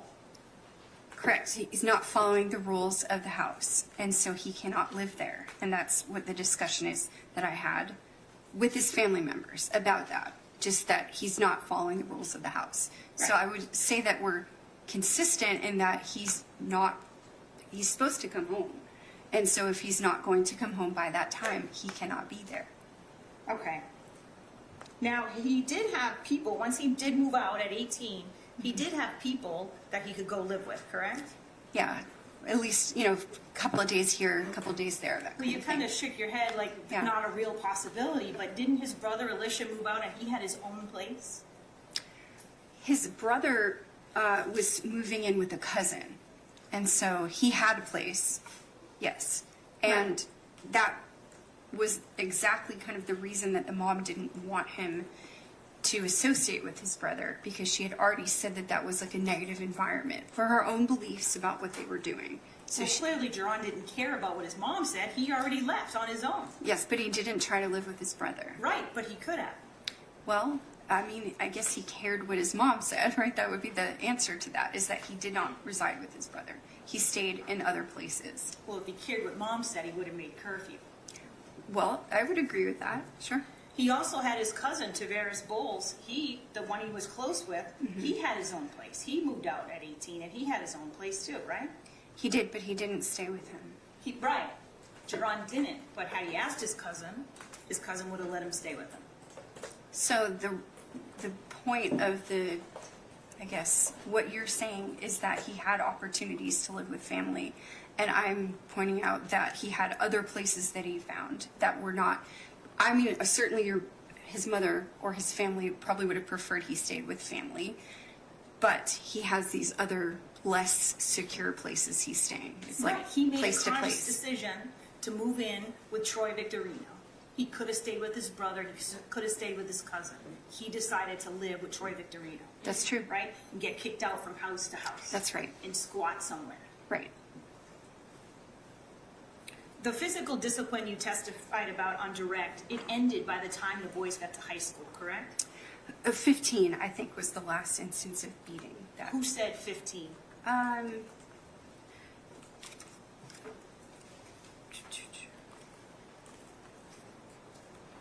It's in one of the family interviews. Well, what did Elijah tell you? Or Alicia's? Or Alicia, I apologize. That's okay. That's I have okay. trouble, it's Elisha. You're saying Alicia, but I've Right. had pronunciations Alicia's from the family. And they say lish when they're talking about it to me, so I understand what you're saying. Okay, so what did Alicia say about the last instance of beatings?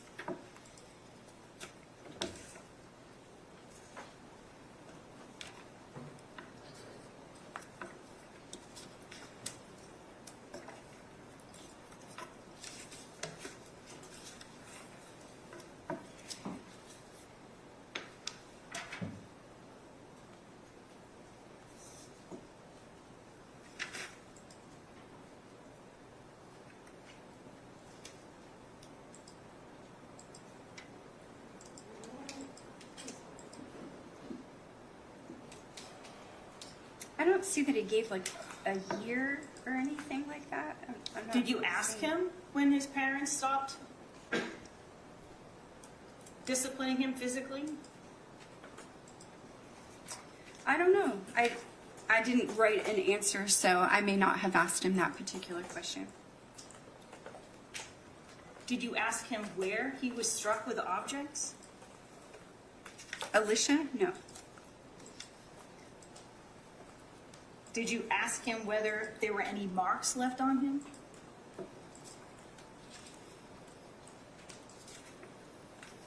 Let's see.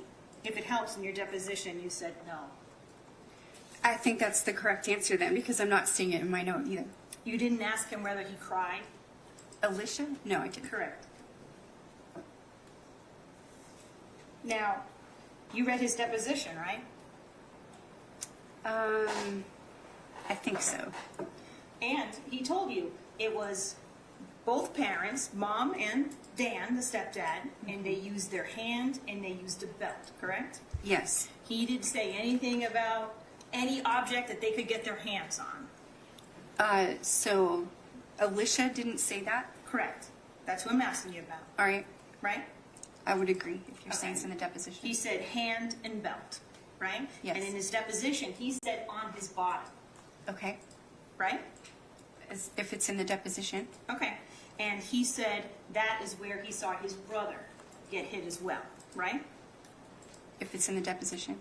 Well, you must have asked him, right? Where did you see your brother getting hit? I think you already asked me that, and I said I didn't ask him. No, where Alicia got hit. But did you ask him about Geron? No. Did you ask what he saw Geron getting hit with? No.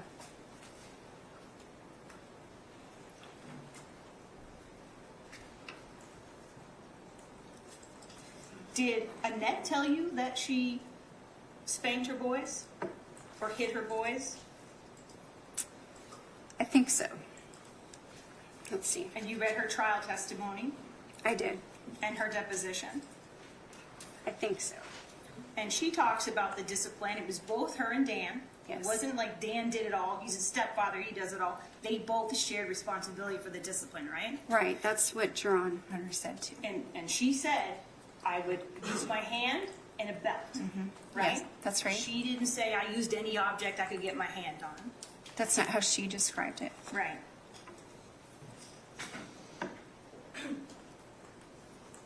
And Alicia told you he never had any marks on him, right? I don't think so. And in his deposition, that's what he said. He said he never Okay. even cried from it. It didn't even hurt, right? In the deposition. Right. He said the discipline was fair. That's not unusual because that's actually. Ma'am, if Mr. Wood wants to follow up and ask you about the psychology of it, that's fine. But my Okay. question is, he never told you, he said in his deposition the discipline was fair. If it's in the deposition. And he said he would brush it off because he knew he was wrong. Right. I'm going to objection. Ms. Dragonis is testifying herself. Overruled. But in your professional opinion, Annette physically abused her sons, right? I would say that it's Mr. Washington's abuse that Mr. Hunter is describing as out of proportion, or there's just, if there's a need for discipline, what he did was beyond that. So I would say that my clinical opinion is that Mr. Washington is doing physical abuse. And you're basing that off what Geron Hunter told you? Well, that both boys are saying that these, punishments existed, and also when I spoke to his cousin, that in the manner that the children were disciplined, is consistent with how their church did it. Which cousin? Kanoa. Okay. And so I'm basing it on the report that these actions did occur, and as described, that if it's in excess of whatever it is that they did wrong, it's more than discipline. So that's my opinion, that it would enter the arena of abuse then. Well, speaking of that, Alicia said in his deposition when he was disciplined for not paying attention at church, let's say. Yes. He was grounded in his room for a few days for a week, right? Let's see. He said more than that. In his deposition. Oh, in his deposition, he may have said that. When I talked to him, it's about like getting smacked if you don't pay attention in church. You mean smack there in church? Mm-hmm. Like, hey, pay attention. Yes. Not beating him with the belt there in Right. church. Well, It's just a smack, pay attention. I'm limited, I guess, in answering the question as asked, so I'll just leave it at yes, I'll agree. Well, and did you ask him for follow-up? About if he was beaten in the church? Yeah, when you're saying he was expressing to you, if I didn't pay attention, then I would get smacked. Well, the information that I have on that topic isn't from Alicia. It's from the description that even the church members would engage in beating. So that if they were babysitting these children, they had permission to engage in physical punishments of them, which some church members did do. Did you speak with someone who specifically told you, I saw Alicia getting beat in church? No. Did you speak with anyone who specifically said, I saw Geron Hunter getting beat in church? Not that I can remember. So these are just people talking about generally in that church what could happen. Or what did happen. Right, Yes. but mom didn't go to the same church she went to growing up, right? That's right. She had separated from that, right? The church of her childhood had similar problems and limitations to the church that she then participated in when she's raising her own children. And mom wasn't going to be as she was restrictive, certainly, but not as restrictive as she was growing up, right? For instance, she let her kids play sports, and she wasn't allowed to play sports when she was growing up. Right, or wear pants or things of that nature. Right. Sure.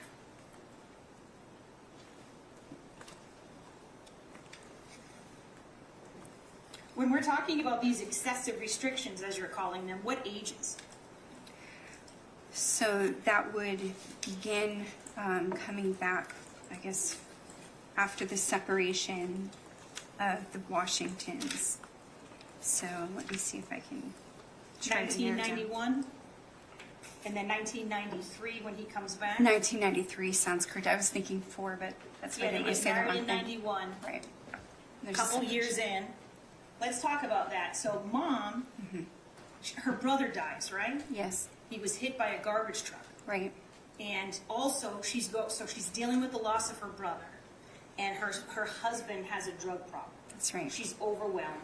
Correct. She has depression, right? Yes. She gets Baker acted for 3 days, 3 to 5 days. I testified earlier. I can't say with certainty it was a Baker Act, but she was detained she Okay. was in a psychiatric hospital. Do you remember reading that in her trial testimony? Not by memory right this Okay. moment, but if that's true, I know she was in a psychiatric hospital. And then got treatment. She had outpatient treatment for like 6 to 12 months. Does that sound familiar? I think so. Okay. And then there's no more mental health issues where she's seeking treatment since then, right?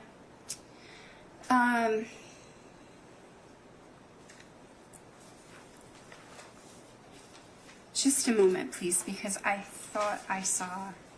You'd mentioned, take your time, but you'd mentioned earlier some stuff before with her ex-husband. Yes. So, just a moment, please.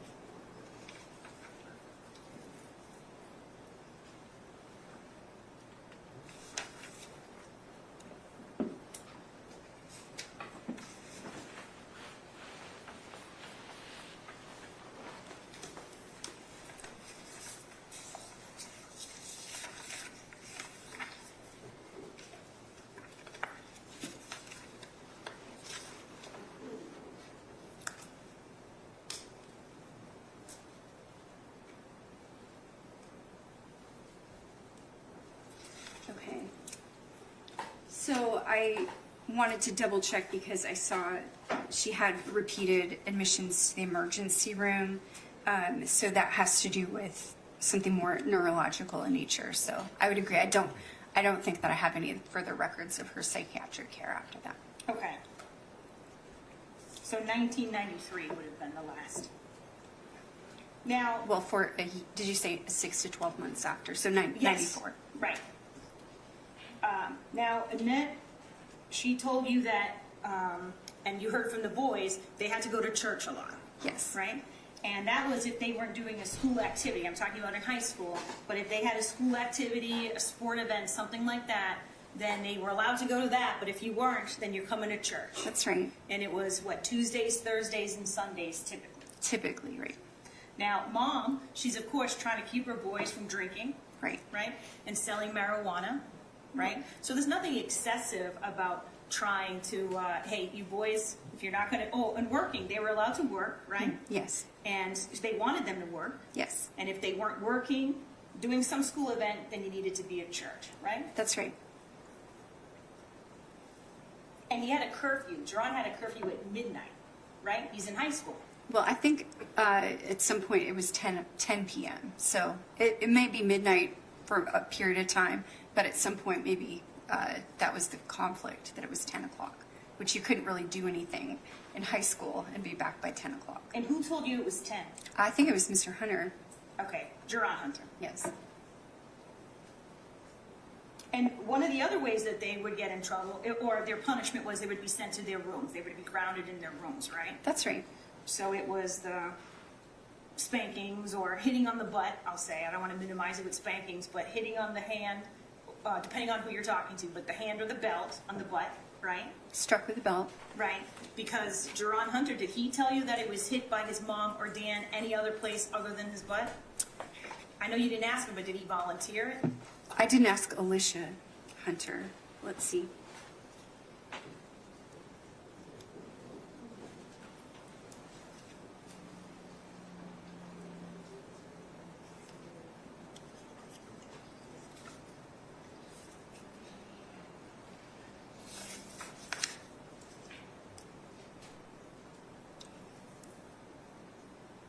So if you could repeat your question so I make sure I answer the right one. Sure. Did you ask Geron Hunter whether he was hit, where he was hit with the belt or any objects that he told you he was hit with? No, so I have what she used to hit him with, or what Mr. Washington used to hit him with, but not where. Okay, so as you sit here today, you have no idea if it was only on his butt or if he was smacked across the face with a shoe. I don't have any external reference for that. No. Now, did you ask Geron Hunter what positive things there were about his childhood, what his family did? Yes. Did he have something? He did, yes, a lot of things. What did he tell you? Well, they traveled, so they tried to do family activities together, including traveling. He also described spending time with his cousins as very positive for him. He really enjoyed that. He also enjoyed that he spent time with his grandparents after school, so that was a very positive thing for him. He described that his parents cared about his school performance. So some parents don't really care if their kids attend school or not, but his did. And so he described that as a positive. Let's see. I think those are pretty much the positives that he described. Yeah, and they had these big family dinners every Sunday. Well, I would say that he was describing being around his cousins a lot, so that would be one place that he interacted with them. But he was only supposed to be interacting with kids that were in the church or family. So, Which was pretty extensive, right? It He had was. a lot of family in the church, a lot of extended family. agreed. He had his mom's sisters and all of their kids I don't know if all of them, but yeah, there were a lot of cousins. who So, lived around him and have been supported. right. And he traveled to Canada and New York with his family, right? Yes, He went to Gatorland, I think so, or some the kind of theme fair park. and theme parks like Universal. Right. He did not report any sexual abuse. No.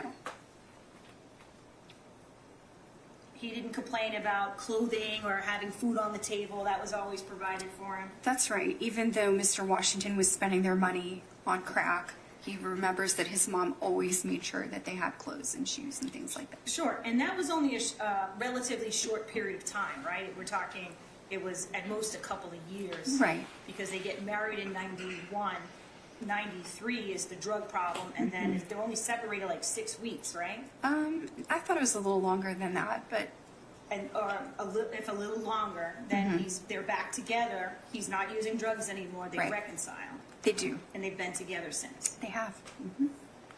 He was able to go fishing. He loved fishing, right? Yeah. He was able to draw. He loved drawing. Yes, he's a good artist. And the school records included some of his artwork. And he did he talk to you about the video production he did with his coach? I do remember seeing that was something that he was supposed to do, and he was completing that, I think, when he was later in his high school years. And he was able to go to the youth group with the coach, not even affiliated with his own church, but he was able to do that. That's right. So he sought out more church things. Yes. And the church wasn't all that bad for the boys, right? It had a stabilizing, consistent effect. I mean, there's positives and negatives of anything. So I would say that the support network, including so many people his own age, is positive. And I agree with, as you characterized it a few minutes ago, not participating in other worse things because you are spending time in an environment that's religious versus like being on the street doing something worse. So, Right. And Alicia Jr., he now sees some value from going to church and the restrictions, right? yes, and his cousin also. Yeah. Kanoa. Tavares. Kanoa, Oh, Kanoa also. yes.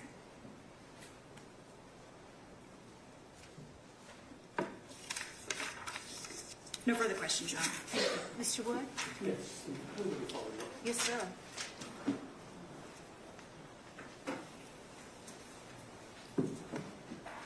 Let me kind of go back to a few questions that were asked of you by Ms. Dragonis for just 1 second. And I know that, so a couple of, I'm not sure if the jury would know what an IEP is. You referenced an IEP with regard to Alicia. What does that mean in terms of like school protocol, the school process of helping a child out? Sure. So an IEP is an individualized educational plan, and it's developed after there is some measured or observed deviation from like an average performance of that grade level. So if your child enters second grade, but they're performing at a grade level, generally it takes about 2 years of low grades or poor performance to activate the school to really delve into it and set up some kind of formal evaluation to see if interventions are needed. And if there's some testing involved and there is a recommendation that services are needed, then that the school is required to formalize how are they going to address these weaknesses and try to make a kind of level playing field for your child to ameliorate these deficits. So like if you need extra reading help, then that whatever the topic is, if they have a learning disability, for instance, that plan, the individualized education plan, will have very specific tasks that anyone that's a teacher or administrator interacting with that child is supposed to be able to, follow. Basically, if they need reading intervention, it's very specific at like a certain number of minutes per week to meet a measured goal. So it's a very rigorous plan that there's measured progress, and it's something that a person gets reevaluated on year to year. So how is it initiated? Is it initiated by school staff? So school it's, council? may I inquire, was there an IEP for Mr. Hunter, or was this for his brother? It was his brother, but I'm going to connect it to Mr. Hunter. Okay. Geron just mentioned. Thank you. So in terms of initiating an IEP, how is that done? Is that by school staff? Is that by counselors? Is it by parents? How is it done or initiated? Well, so my knowledge of this is in doing the psychoeducational testing that results would be offered for the IEP team, and then I've sometimes participated gone to these IEP development meetings. So when I've been in those situations, the referral can come in from a variety of ways. A parent can notice that there's poor performance and request further intervention or evaluation, so that's one way. Most often it's the teacher noticing low grades or some kind of difficulty that's observable, and so then making the recommendation to like the guidance department for evaluation. So most of the time it comes from the teachers. So with regard to Geron Hunter, do you know if his parents, Annette, Dan Washington, or any other persons had initiated a request for an IEP for Geron? I don't think so. Okay. Do you know if his parents, Annette or Dan, Geron's parents, ever asked the school system to provide Geron with any mental health services at all?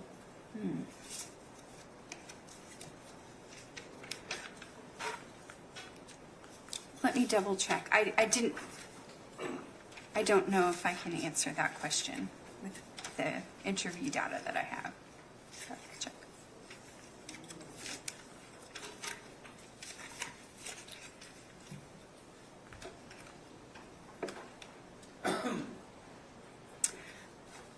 I think the answer is no, because they didn't perceive him as having a mental health problem per se.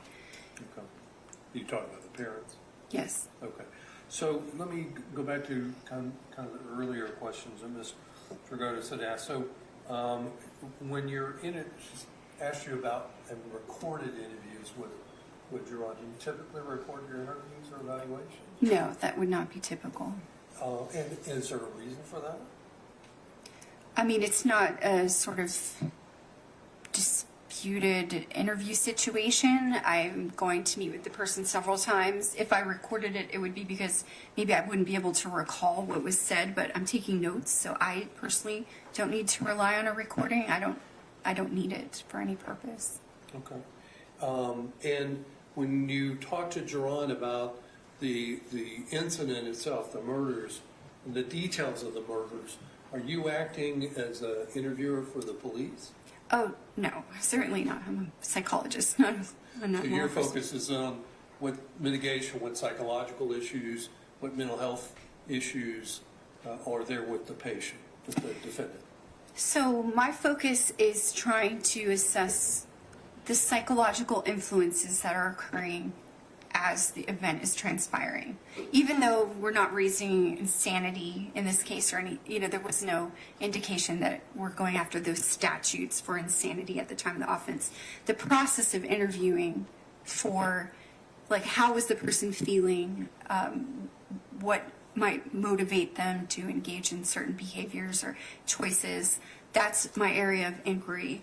Whether that's mitigating or not, that would be after the attorney, hears what I know, and you might decide to call me for mitigation. But there's plenty of times I interview a person about what happened, and I am not called for testimony. And that's fine too. Okay. I don't have anything else, Judge. Thank you. Thank you, Mr. Wood. May she be excused, Mr. Wood? Your Honor, I don't know if Ms. Salmon, Oh, I'm sorry, Ms. Sammons, I've asked you, you're welcome to. Do you have any I questions? do not have any questions. Thank you. I was going to just waive the. Okay, thank you. Thank you very much. All right, so may she be released? Yes. All right, ma'am, thank you very much for your time. And Mr. Wood, your next witness. Allison Nadu. Mr. Wood, what was the last name, I'm sorry? Nadu, Allison Nadu.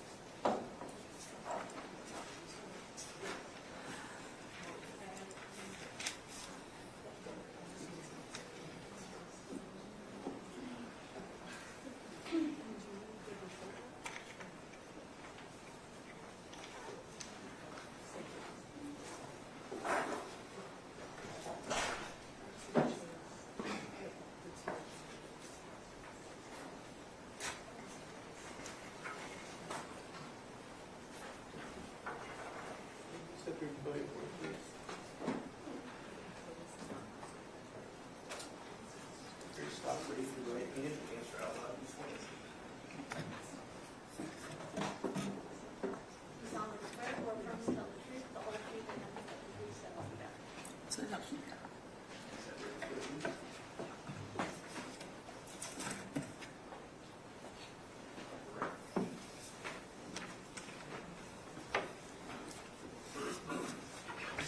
Just turn the microphone wherever you need.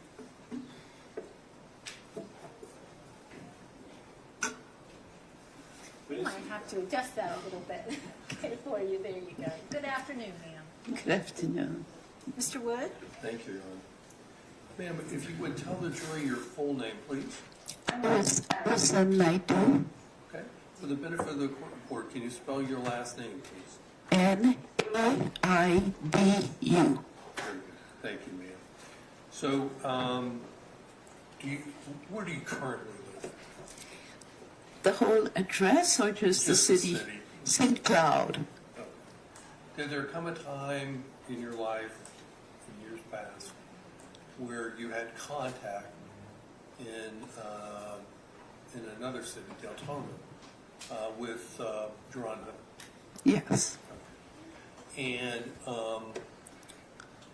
tell the jury how it is.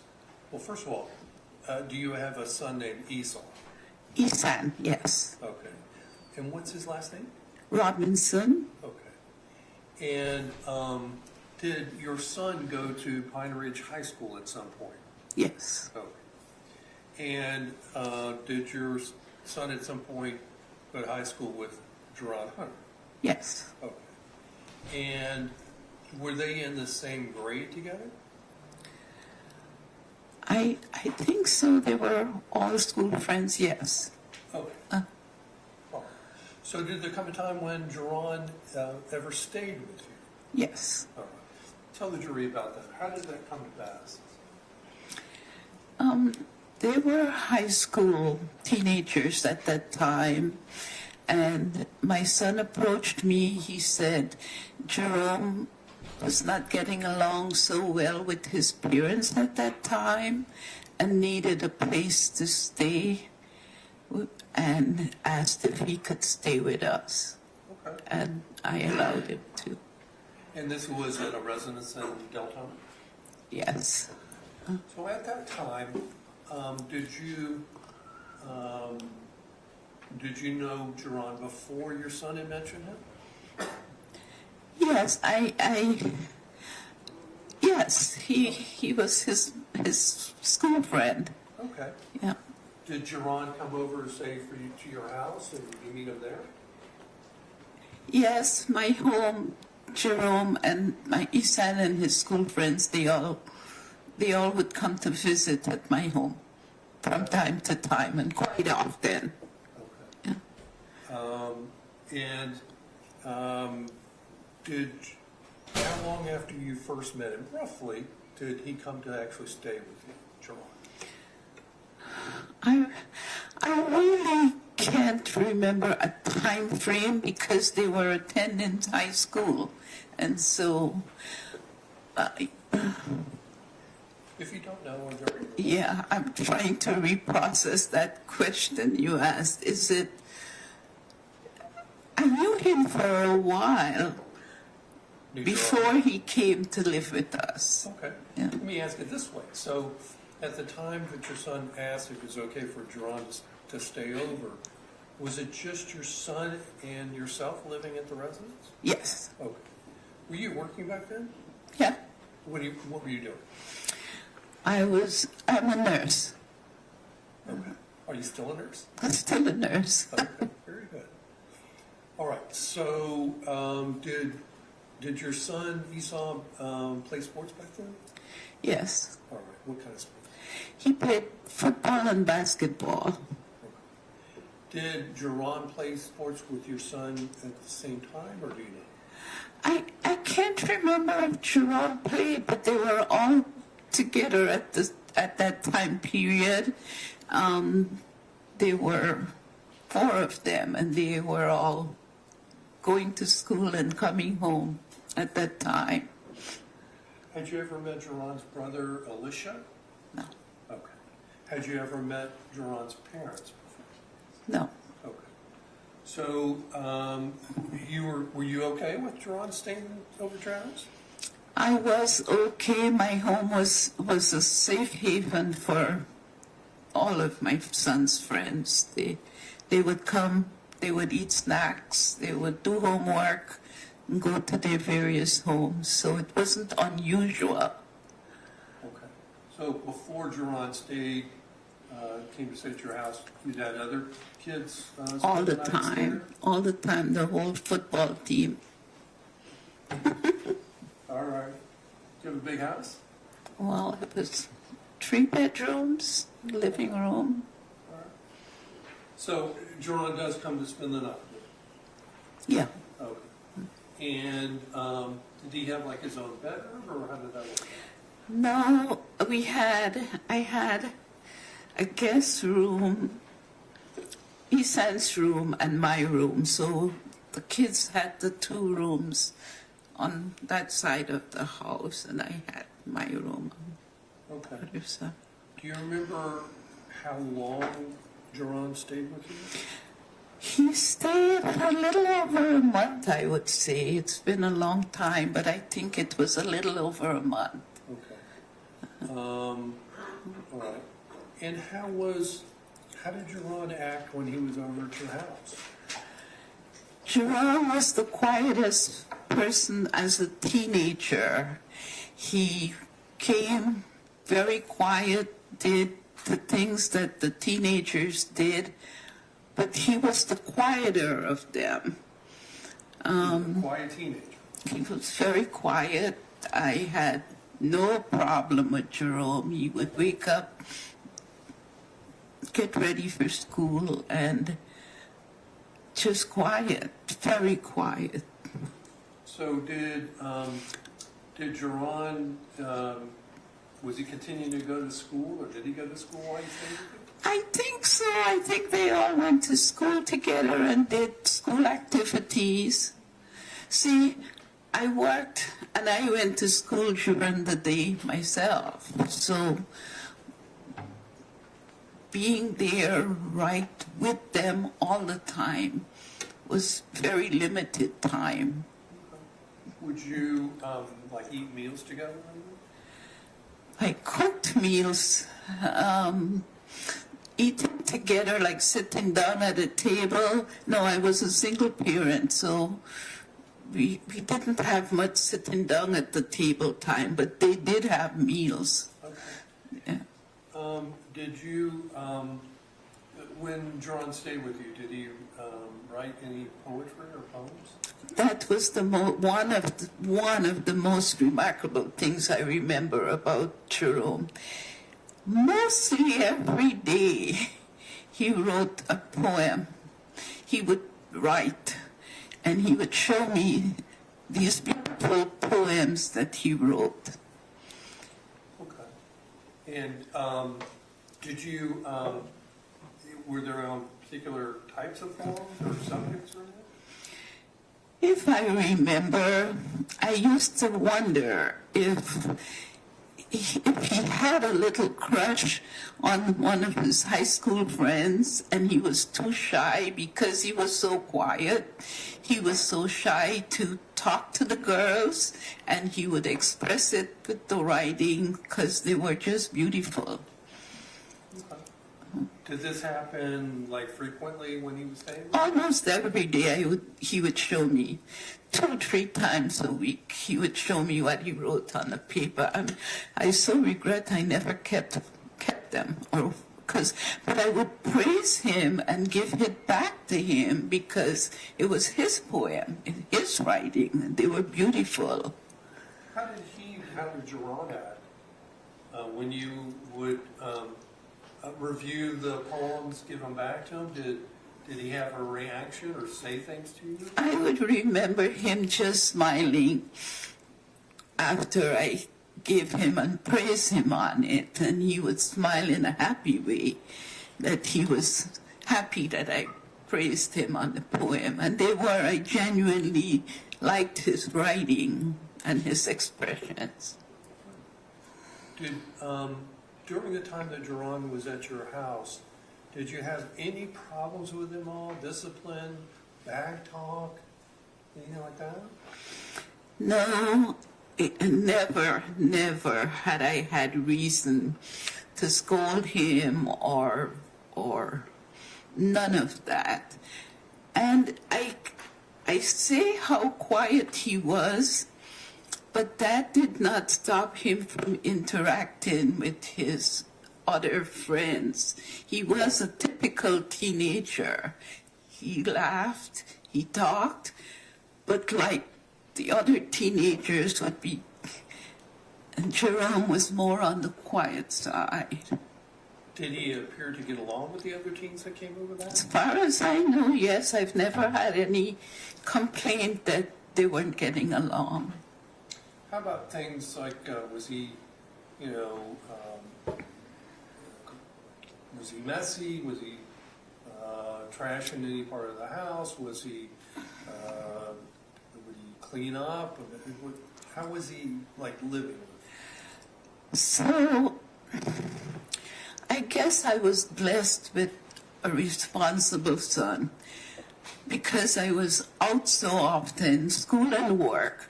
I relied on them to make their beds up, keep the home tidy, and not have dishes in the sink. That was one of my biggest pet peeves, dishes in the sink. And so, to be honest, I don't remember if they took turns in washing up and cleaning up their mess, but it was never something that created an issue for me because they cleaned up after themselves. Now, if I stuck my head in the bedrooms, I can't tell you that I know that their beds were always made up, but they kept the house in fairly decent, clean condition, not to create an issue for me.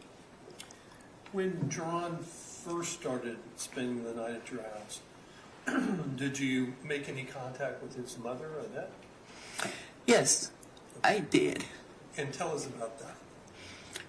So I remember calling Jerome's mom because I didn't want her to feel I was encouraging him to stay away from his home. So I called her to let her know, one, that he was here with me and my son. And the second thing was that he was safe. And so I guess her reaction as a parent, she was mad at Jerome.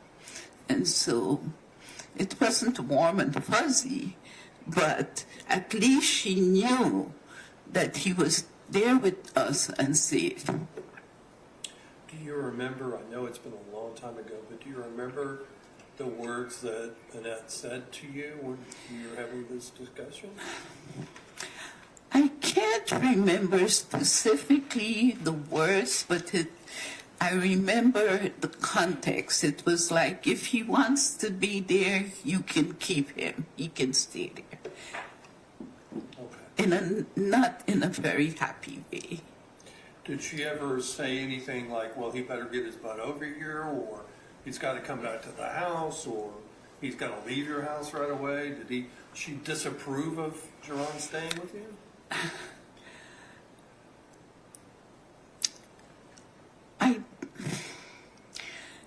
I don't know that she disapproved of him staying at me, but she did disapprove of him not being at his home. Right. So there eventually was there eventually a time when Geron stopped living at your house? Yes. And I think you had said earlier he stayed with you about a month, is that right? Yeah, a month, or a little over a month. It wasn't very long, but long enough to experience his living with us. And do you know, did Geron say in advance, ahead of time, hey, I'm leaving? Did he give you any kind of advance warning or communication? Gosh, it wasn't like sit down and talk, I'm leaving, no. Do you know where Geron went after he left your house? I don't know a physical place that he went to, but I know when he came, it was understood that there was another adult. If I remember, and I'm not sure I'm so accurate with this, but that adult was involved in the church because I think his dad was involved with the church, was a pastor. And that adult was trying to find him a more permanent place to be. And so I know of the individual, but I don't know who that person was and where he was. Was it sometime after that Geron leaving your house, that you found out that Geron had been arrested for the murders? Very shortly after. Very shortly. Would that have been a matter of weeks or months or? Weeks. Okay. If I remember, I'm vague on the timeline. But Based on what you saw with Geron and the experience of him living at your house, were you surprised about the arrest?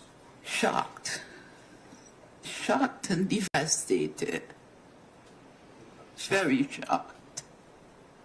Since then, have you had further communication with Geron? No. No.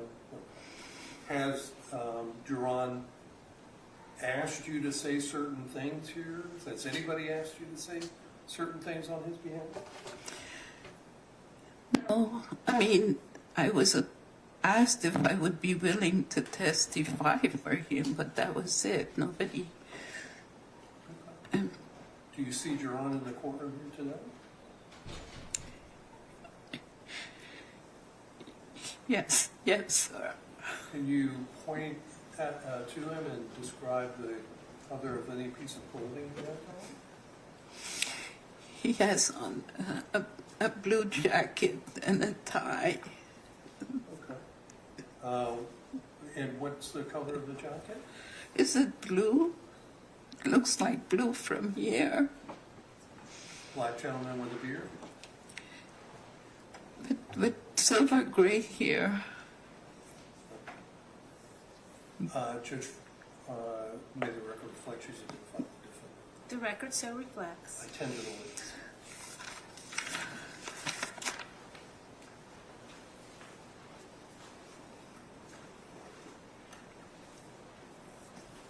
Good afternoon, ma'am. Good afternoon. Good afternoon, sir. I just have a couple quick questions for you, all right? Sure. You said Geron lived with you guys for about a month? If I remember, a month or a little over, a little less. Okay, so a couple weeks. Yeah. All right. He followed the rules of the house? Yes. You said he was a quiet but overall a normal teenager when you were around him? Yeah. You never saw him talking to himself or talking to somebody that wasn't there? No. No? And if he had wanted to stay with you longer, would that have been okay? It would have been okay because knowing I provided a safe home for him, I was uncomfortable with him not being with his parents. That's the only reason. Okay, but if he had asked, can I stay a couple more weeks, that would have been okay. Definitely, yeah. Thank you, ma'am, for your time. No further questions. Am I release, sir? Yes. Ma'am, thank you very much for your time today. You're very welcome. Mr. Wood, do you have another witness we can get in before our next break, or? May we purchase real quick? Sure.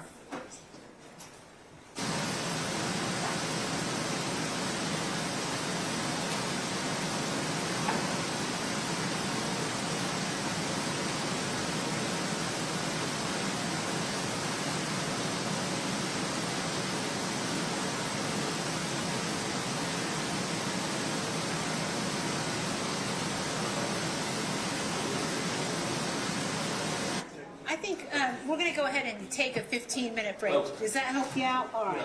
Okay, so please don't discuss this case amongst yourselves or with anyone else. No independent research. We'll be back in 15 minutes. Thank you.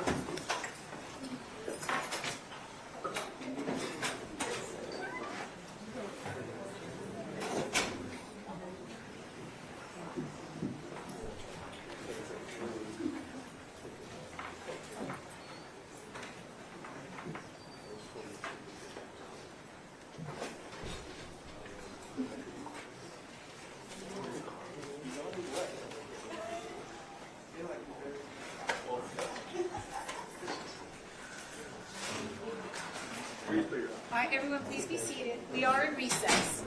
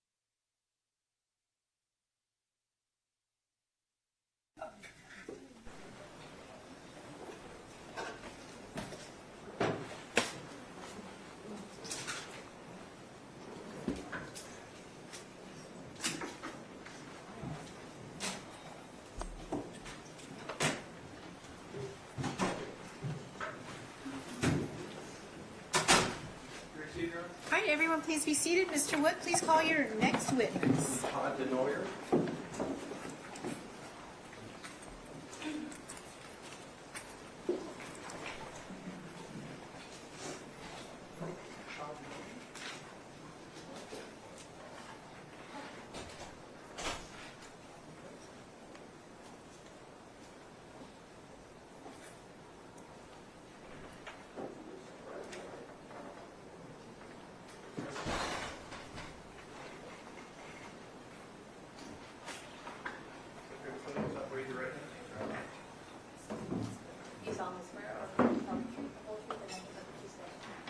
Yes.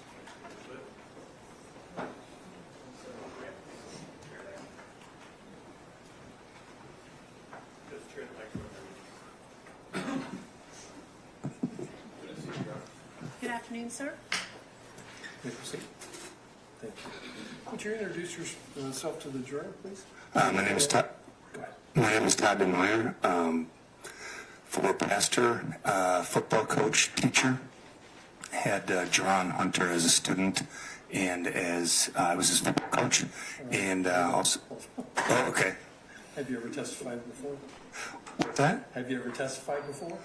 I don't think so. No. First time, a little nervous. All right, so first of all, take a deep breath. All right. No reason to be nervous. I'm not And nervous. then we'll just wait for Mr. Wood to ask a question. Okay. And you'll answer. All right. Fine, thank you. Well, I was going to ask you for the benefit of our very patient, great court reporter. Spell your last name for us. Denoyer, Denoyer. So, did you at some time, were you an employee at Pine Ridge High School? Yes. And from when to when? Man. 1994 to 2002, I believe. Okay. And had you been a teacher somewhere else before that? No. Okay. And were you a coach during that period of time? Yes. And what did you coach? Football and basketball. Okay. And were you also a teacher there at that school? Not at the time I was coaching. That was afterwards. Okay. When you were teaching, what did you teach? TV productions. Okay. And after you left Pine Ridge High School, did you take a teaching position anywhere else? Yeah, at University High School. Okay. Are you currently a teacher? No. What do you do now? I have my own business. Okay. Software business. All right. So during the time you were at Pine Ridge, did you have any involvement with Geron Hunter? Yes, he was a student of mine, and I was his head football coach his freshman year. Okay. So would that be, what's it in high school? Would that be a JV football? It was a freshman football. Were you, did you coach him in wrestling? No, I did not. Okay. And then in terms of chronology, after you were involved with Geron with sports, you then became his teacher at some. Correct. What year was he in at that time? He might have been a junior. I don't remember. Probably a junior. Okay. So let's talk about the first part of your involvement with him. Do you remember how he was as a football player? He was a yes sir, no sir kind of player. He was a good kid that did everything we asked of him. Okay. So he was polite, a yes sir, no sir kind of person? Yep. And top 5% of kids out there. Okay. Did he appear to enjoy playing football? Yes. Did he, I know there's, I'm sure, practices and that sort of thing. Was he good at attending practices? Yeah, I don't recall him ever missing a practice. Okay. I'm assuming that practice was like after school? In the heat of the day, yes. Okay. And did you ever have any, behavioral problems out of him? Never. How was Geron like when dealing with the other players? He got along with everybody. That's something about football. You have a camaraderie amongst all your players. and you just kind of hang out after practice and after games. Hang out, like go get a soda or go get something to eat and No. stuff like that? So when they're freshmen, there's usually a JV game afterwards, and they'd stick around and watch the JV game together, or they'd go to the varsity games together. And did he play football for like the entire season? Yes. Okay. Any particular position? He was a short little guy. So he was running back and receiver. So. Okay.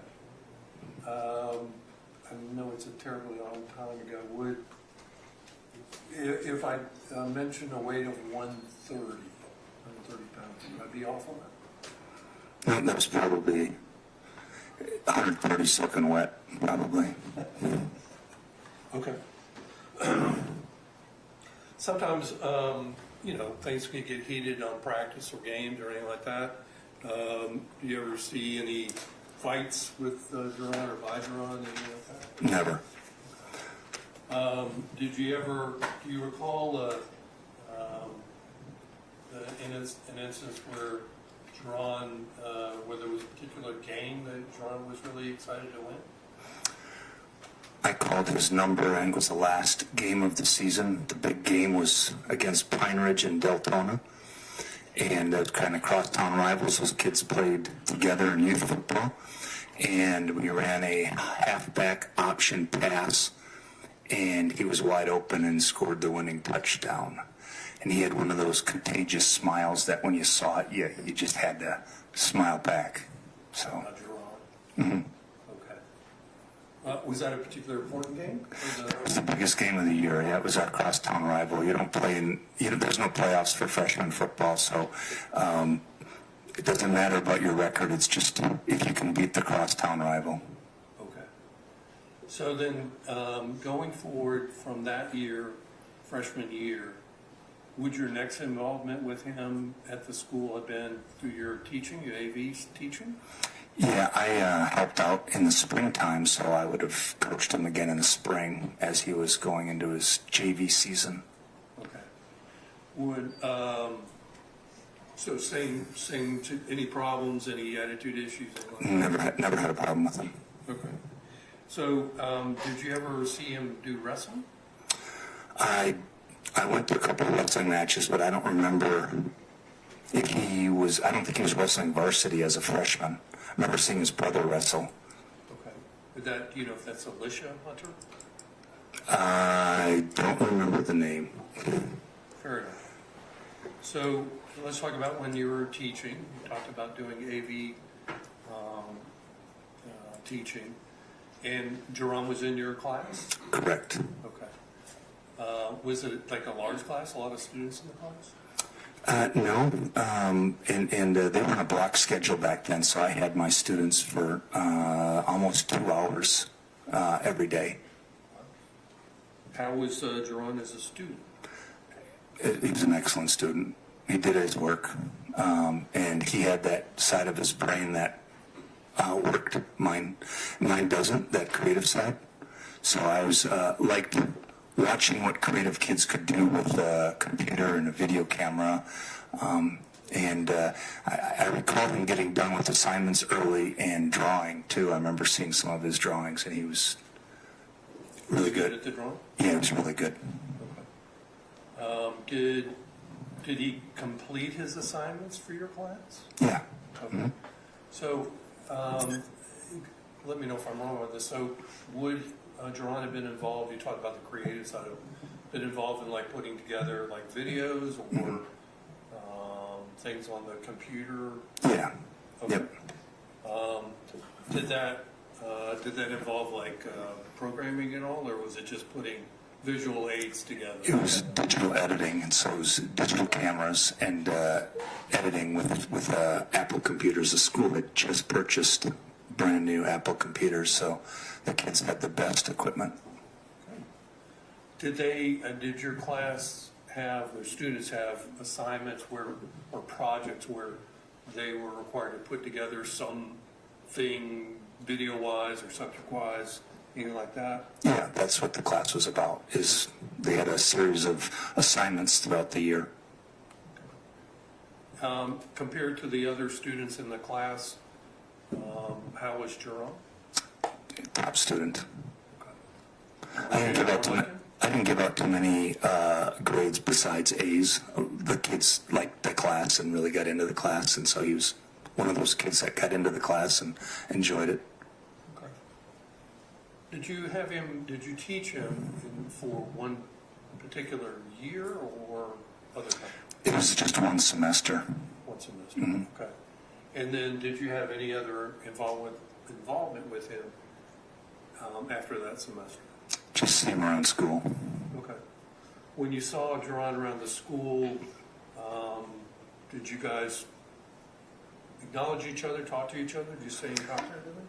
Yeah, he was about as respectful as it gets, and a fun kid to be around for a coach and for a teacher. And so I always made a point of seeing those kids and talking to them when I walked past them, and there was nothing ever out of the ordinary. Okay. You mentioned, I believe, that you're also a pastor, is that correct? Correct. You still a pastor? Yes. Okay. And as a pastor, did you have some involvement with Geron when Geron was going to school at Pine Ridge? I had the football players over at the church. The church was right across the street from the school, and so they'd come over there for teen night. Okay. How was Geron when he came over for, over to the church? Nothing stuck out that, and it was a long time ago, so. We've all got it. Okay. Were there other occasions when you, after you were his teacher, that you saw Geron doing like any artwork or posting artwork in the school or any other activity like that? I'm not sure if he was in Coach Gilmore's class or not, but I frequented his class because Coach Gilmore was the head varsity football or basketball coach, Okay. and he taught art. So, Okay. So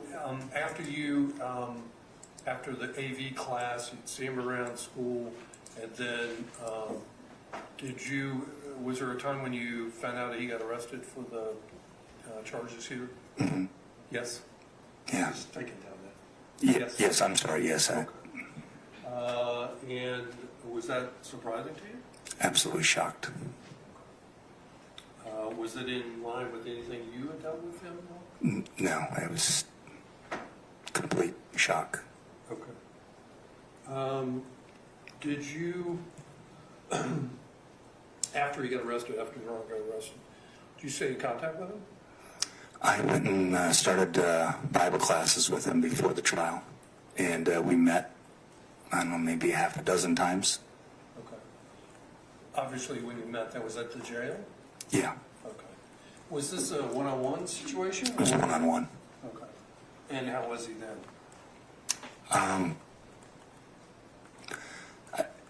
I would say the first time we met, there was a level of uncomfortableness, just because, I don't know, maybe embarrassment, I don't know.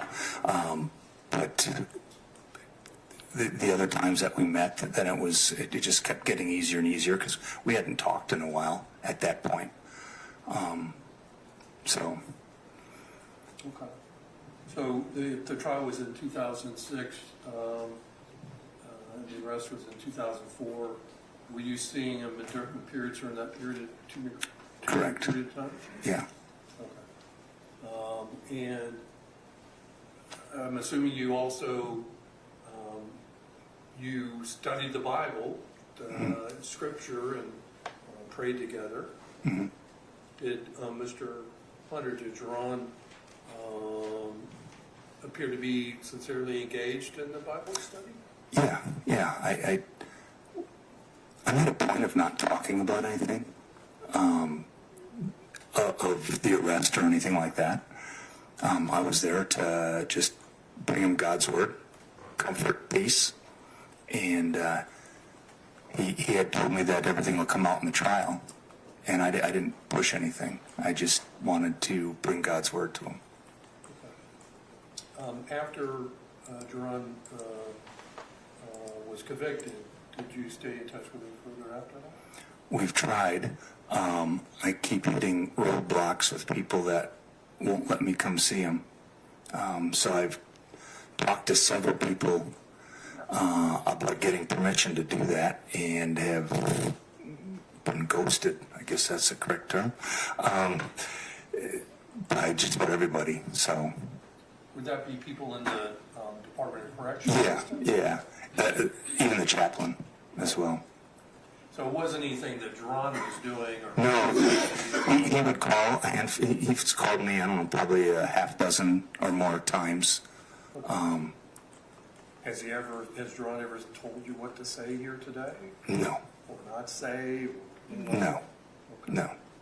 If the roadblocks, the hurdles that you've experienced with DOC in terms of being able to personally visit with Geron, if that were to change where you could, would that be something you would be interested in doing? No, absolutely.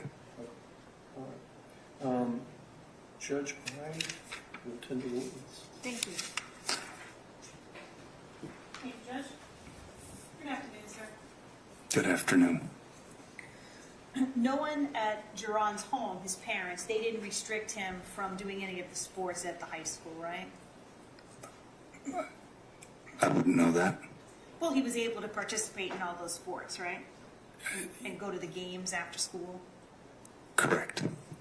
And he was able to go to your house. No one restricted him from going to your house with the team, right? Correct. And the youth group at your church, no one restricted him from going there, right? Correct. He looked up to you as a mentor, right? I guess so, yeah. And he had his brother around too, right? Not during football, and not during the youth groups. During school? Weren't they at the school together? Yeah, but I don't think they hung out together. We had 3 different lunches. So I don't know. I didn't follow him around at school Okay. to know, to even to answer that question. All right, but they were both at the school at least some of the years there. Correct, They yeah. were a year apart, right? Yeah. And Michelle Nathan, she was a student there also, right, at some point when Correct. Geron Hunter was there? Yep. You never saw Geron talking to someone who wasn't there, right? I never witnessed that, no. You never saw him or heard about him talking to his deceased twin when he was there in high school? I don't know what you're talking about. Okay. You never saw Geron having any difficulty communicating with anyone, right? Correct. Thank you, sir. No further questions. Anything else? Release? Release. All right, sir, thank you very much for your time. All right. I might just have one minute.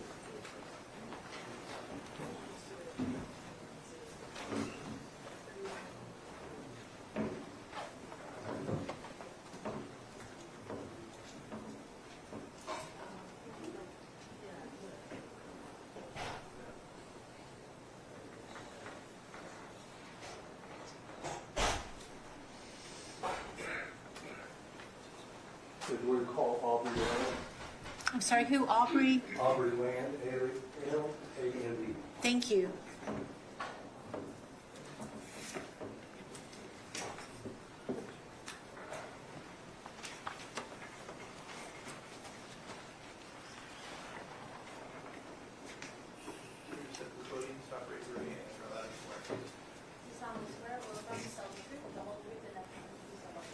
I do.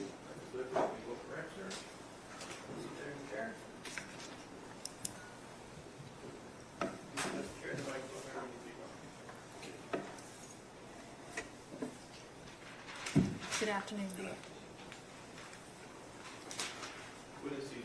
Thank you. Mr. Tomaser, you may proceed. Good afternoon, sir. Could you please introduce yourself to the ladies and gentlemen of the jury? Yes, my name is Aubrey Perry Land Sr. I am a retired law enforcement and correctional professional.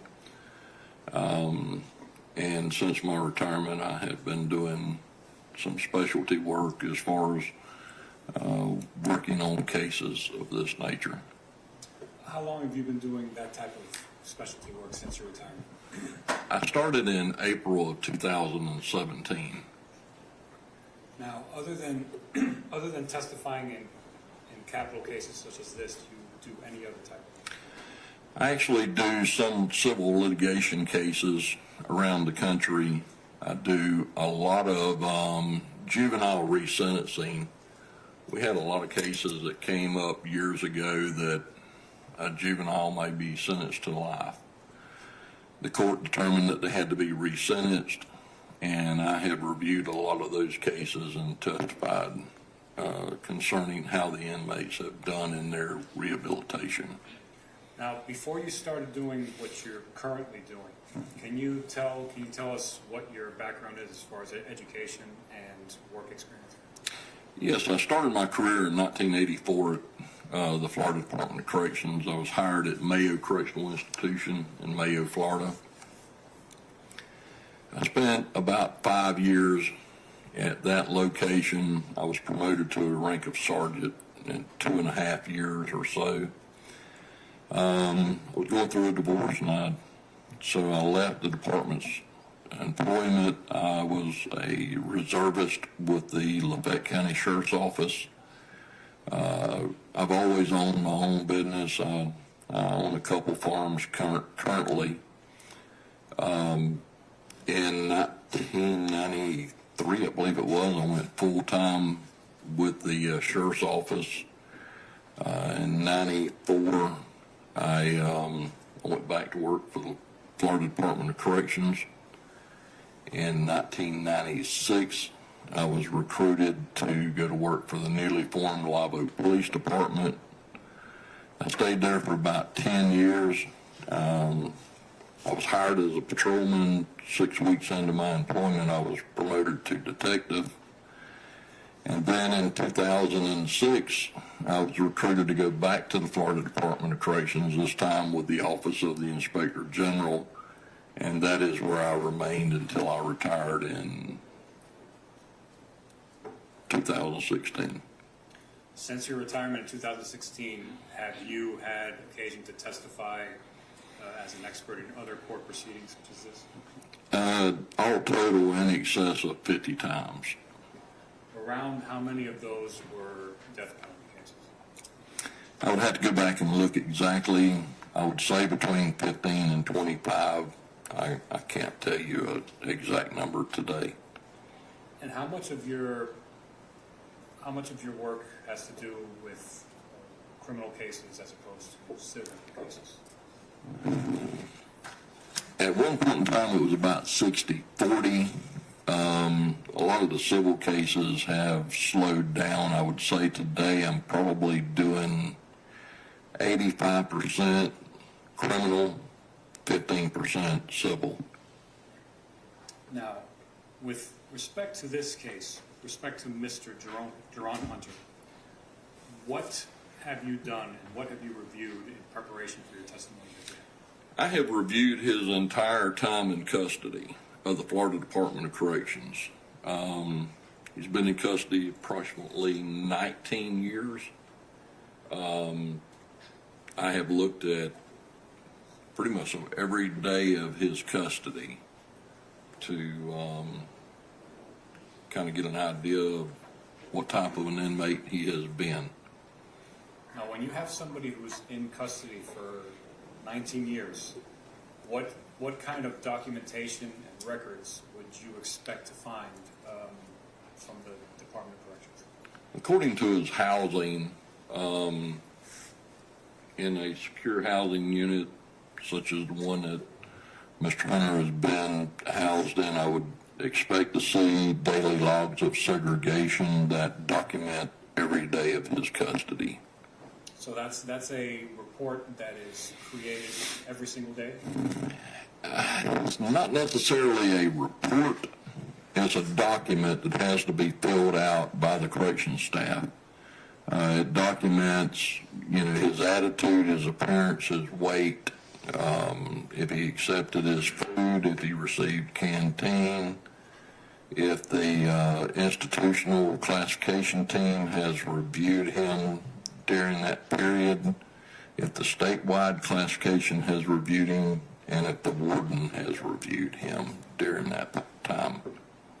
And with respect to, I guess his daily routine, do you know how many interactions, Mr. Hunter would typically have with corrections on a daily basis?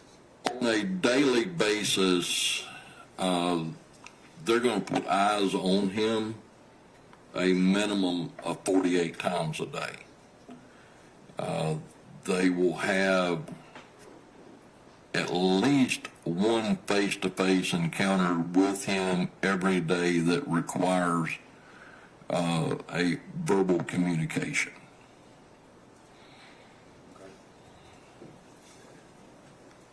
Now, if an inmate is problematic or has issues during his time in custody, is there some sort of record that's created to document that? Well, it can be multiple. If an inmate is involved in, say, an act of violence inside the prison, there's going to be a disciplinary report, there's going to be incident reports, there's going to be probably use of force reports and things of that nature that we would see.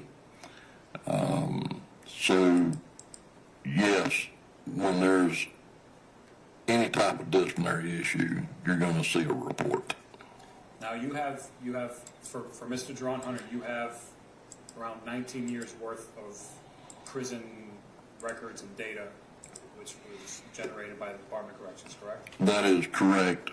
And those records, was there an objection or did I hear thing?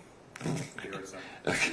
But in all that data that you reviewed, are you aware of any disciplinary issues or any problems that Mr. Hunter was involved with during his time in custody?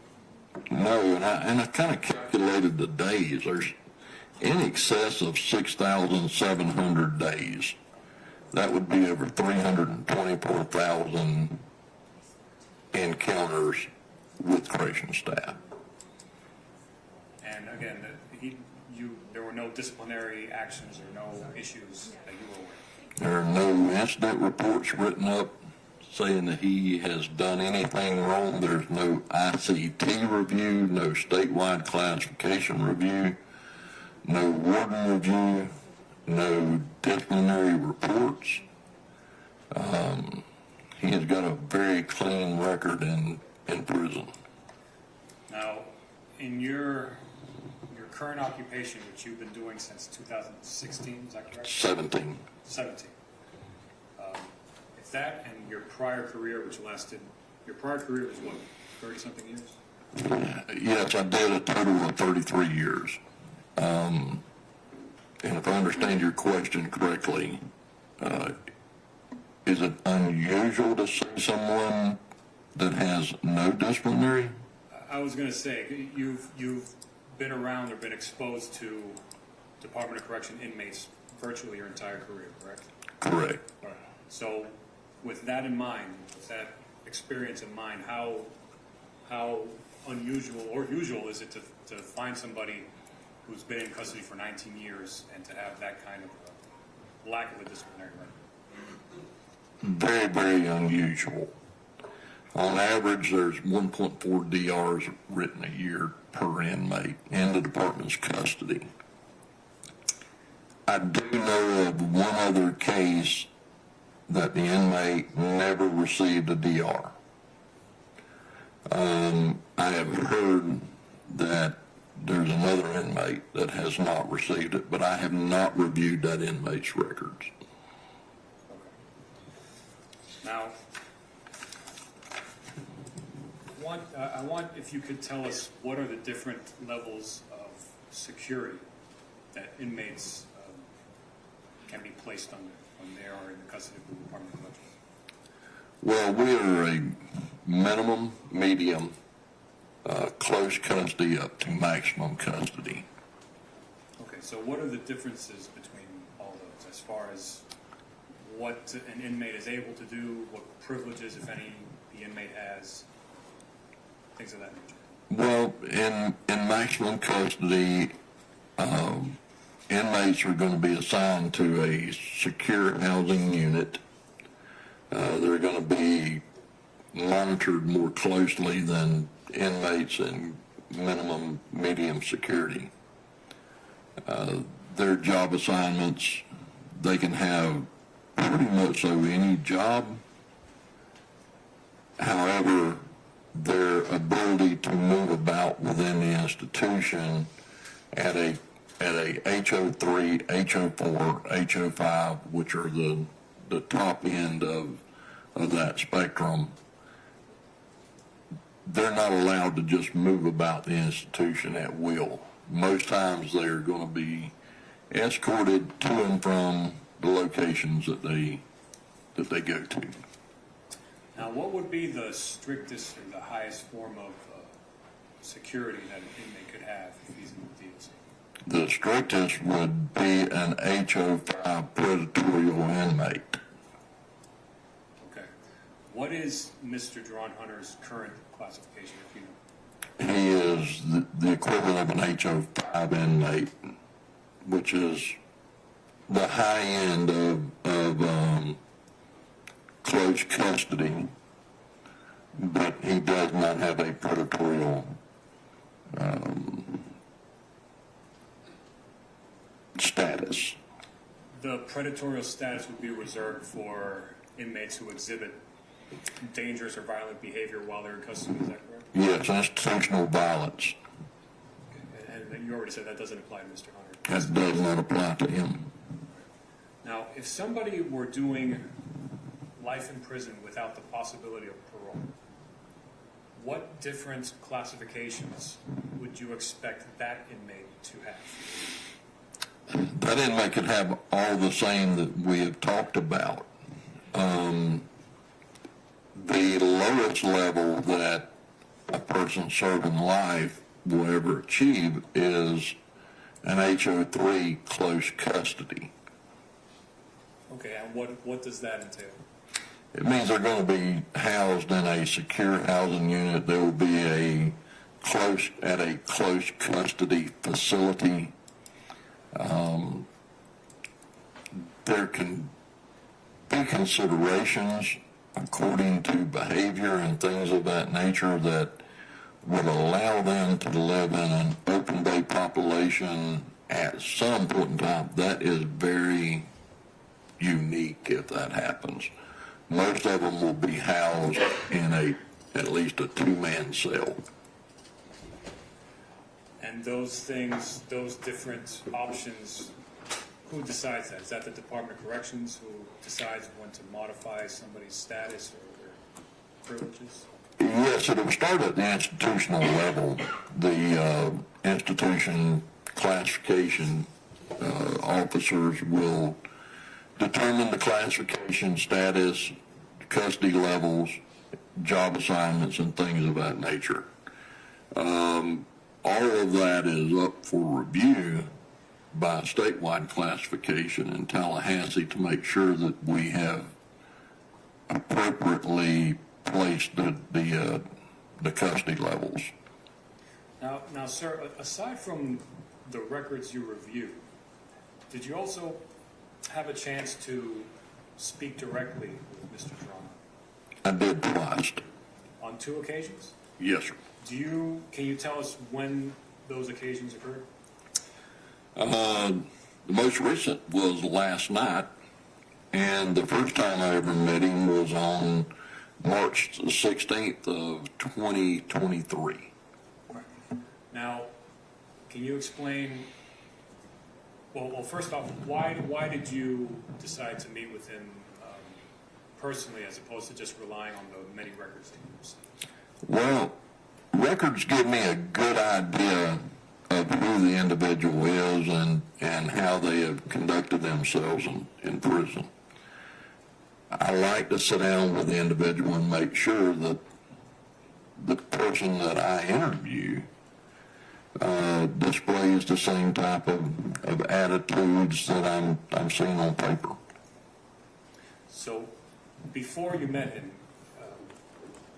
what kind of attitudes were you expecting to see based on the documents that you had reviewed? Based solely on the documents that I reviewed, I expected him to be courteous, and complying with the rules and regulations when I'm meeting. During the 2 occasions that you did actually meet with him, did you observe anything that was inconsistent or unexpected based on what you had seen in the records? No, but I did have some really good conversations with him. Okay, what were those conversations? Well, basically, I wanted to go over what he would want to do if he was serving a life sentence. Kind of where he would see himself at in the prison setting. If he would want to have a job, because honestly, all inmates are supposed to have a job in general population. What kind of job would he want to have?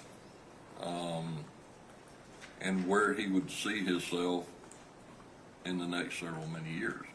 So your question to him was, if you are sentenced to life in prison, life without the possibility of parole, what is it that you would attempt to do while you're during your time in the prison?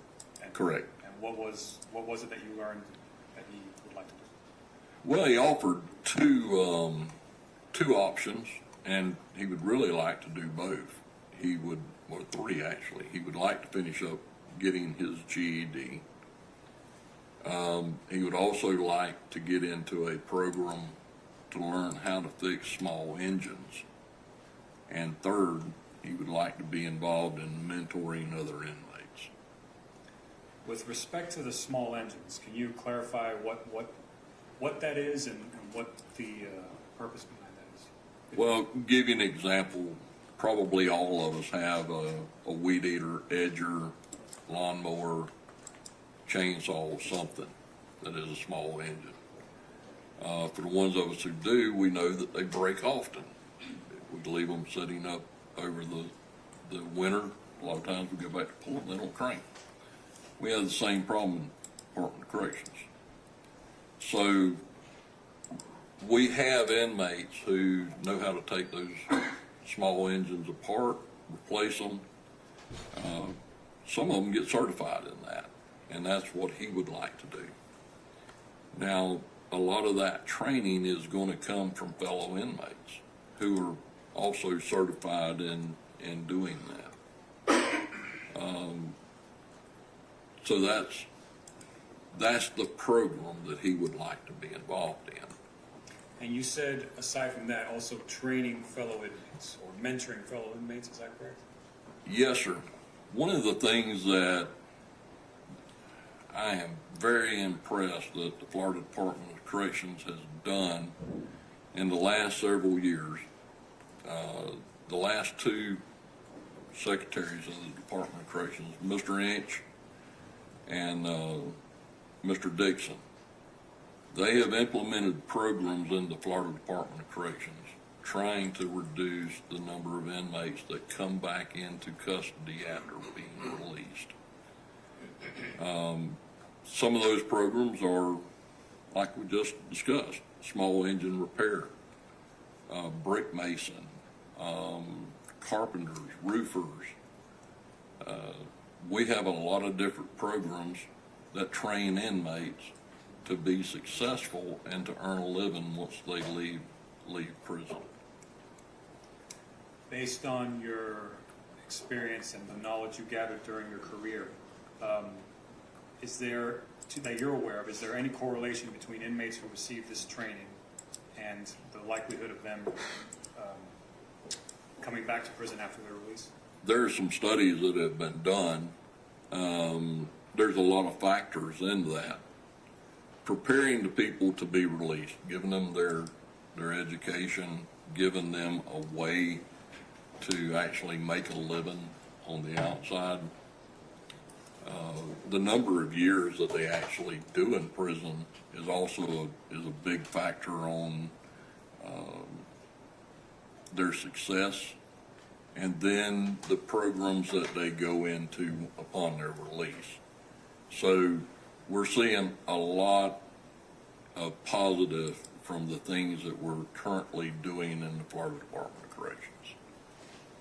Now, with respect to Mr. Hunter and at least the conditions that he's been housed under up until now, currently.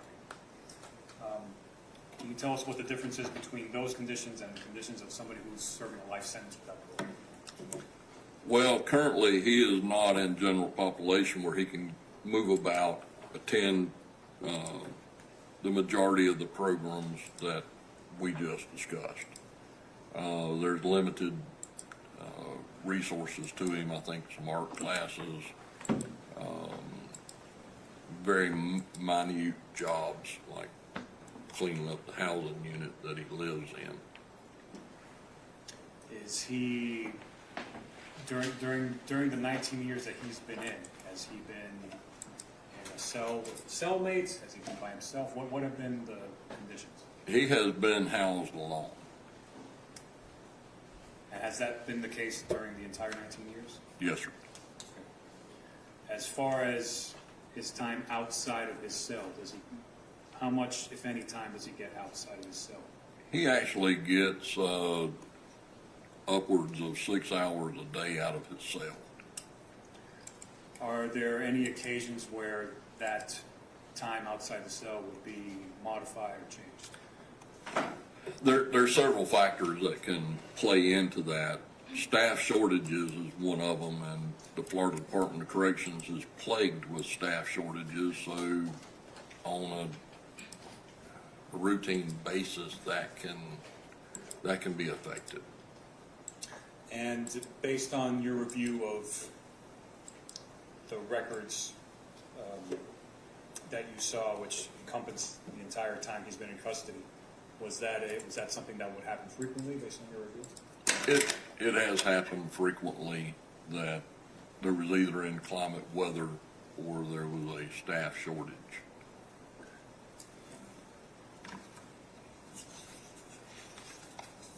Just a moment, Judge.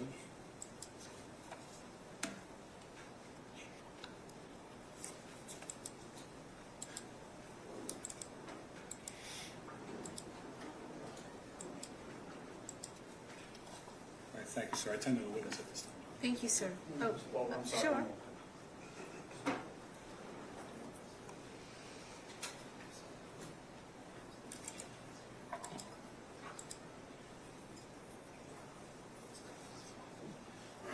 I'm sorry. A couple more questions.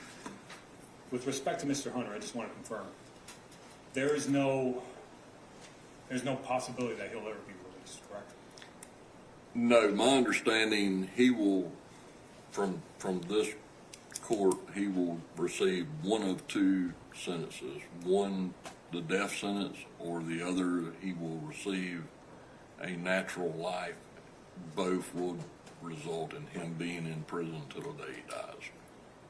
And assuming he were to get a life sentence, number one, he would never be released, correct? Correct.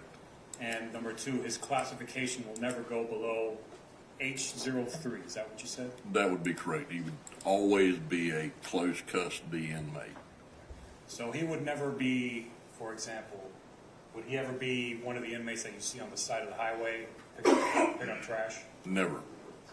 That's not something that they give to people who are doing life without parole, correct? No, if you see an inmate on the side of the road, that is a minimum custody inmate. I tend to the witness. Thank you. Mr. Bannock?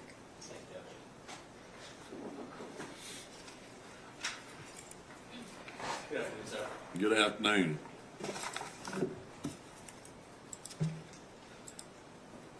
First question I want to ask you, Mr. Lane, is you said a couple times, you said on your direct, you're excited about some of the things that we are doing in the Department of Corrections. You don't work for the Department of Corrections anymore, right? I am horrible about doing that. I spend a lot of time in the Florida Department of Corrections. I stay in contact with my colleagues, but no, they don't pay me anymore.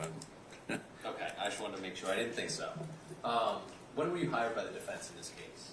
Approximately. Year is fine. I would say in 2023. Okay. What's your hourly rate? I charge $250 an hour. And how many hours do you think you've worked on this case? Just an estimate is fine. Well, I can tell you this. I was approved for 40 hours, and I have gone over that budget, and I don't probably buy about $2,000, but I don't intend to ask for any additional. So you've done more than 40 hours? I've done more than 40. Okay. I want to start after that by asking you about some of the differences between HO5 and HO3 Okay. Custody levels. At HO5, Mr. Hunter would have his own cell, you said, right? Yes, and there's multiple housing units related to HO5 inmates, all the way up to and including predatory inmates. You can be an HO5 in protective custody as well, so that is along the top of the close custody spectrum. That's where Mr. Hunter is, at the very top, right? Very top. Okay. And he has his own cell. Correct. He has access to a law library, right? Correct. Like a couple hours a day, or they have to schedule to go to the law library, right? Yes, we have, well, and there again, the Department of Corrections has to offer the inmates law library. And of course, they have access to regular books too, not just law books, right? They do. All right. He has his own TV in his cell. He does. He has the 6 hours of rec time, up to 6 hours of rec time. Correct. And is that like, is it basketball? Is there, what are we talking when we're talking rec time? Well, there's multiple things that an inmate can do at rec. They can, like you said, they can be out on the rec yard playing basketball. They can. There's like some, is there weightlifting or exercise areas too? Something like Most that? all the weightlifting is done in the Department of Corrections. The biggest thing you're going to have is pull-up bars, chin-up bars, and things of that nature. So yeah, there's an opportunity to go out and do rec. You can also shower during that time. You can use the telephone during that time. You can associate with friends at that time, play board games, whatever you want to do. Yeah, so the inmates in this highest level at HO5, they can talk with their family on the phone. Sure. Can they have visits with their family in person? They can. They can. They have access to tablets, right? They do. Which they can watch movies on, right? Correct. They have to pay for those. That's through a JPay system that they have to buy the movies that they watch. And they can do like emailing too, right? Like secure messaging. Yes, the department statewide. I mean, they're trying to do it statewide. Every inmate now has a tablet, and they're trying to get all mail basically done as an email. And with the HO5 at the highest level, you said that they're not allowed to roam freely, or as freely as somebody maybe at HO3 level. No, even to an HO3 is going to be monitored, limited movement and things of that nature. But not, I think you said earlier, actually escorted at a high HO5 level. Well, many of your HO3s have to be escorted as well. If it's low light, if it is going into a visitation area, which is near the security building, that's going to require an escort up there. Going to medical, they'll be escorted to medical, and they will be under observation while in medical. Thanks. What I'm trying to get at is at the HO5 level, it's much more restricted in terms of movement and more observations from staff. Yeah, it is our highest level of security. Okay, so more observation, more restricted movements. Correct. Okay. Fair to say more contact with staff and guards at each of the highest level HO5? Yes, sir, it would have to be more contact. So more opportunities perhaps for guards or staff at HO5 to observe somebody who's suffering significant mental health issues? Yes, and I would hope that any inmate that was displaying a mental health issue, and if he hadn't requested a mental health emergency, I would hope that any of the staff members would recognize that and declare the mental health emergency for them. And obviously, inmates at the HO5 level, the highest level, have access to mental health if they request it, right? Every inmate in Department of Corrections does. And did you see whether or not Mr. Hunter in any of those records ever had any mental health requests or any type of mental health contact in his records? I don't recall seeing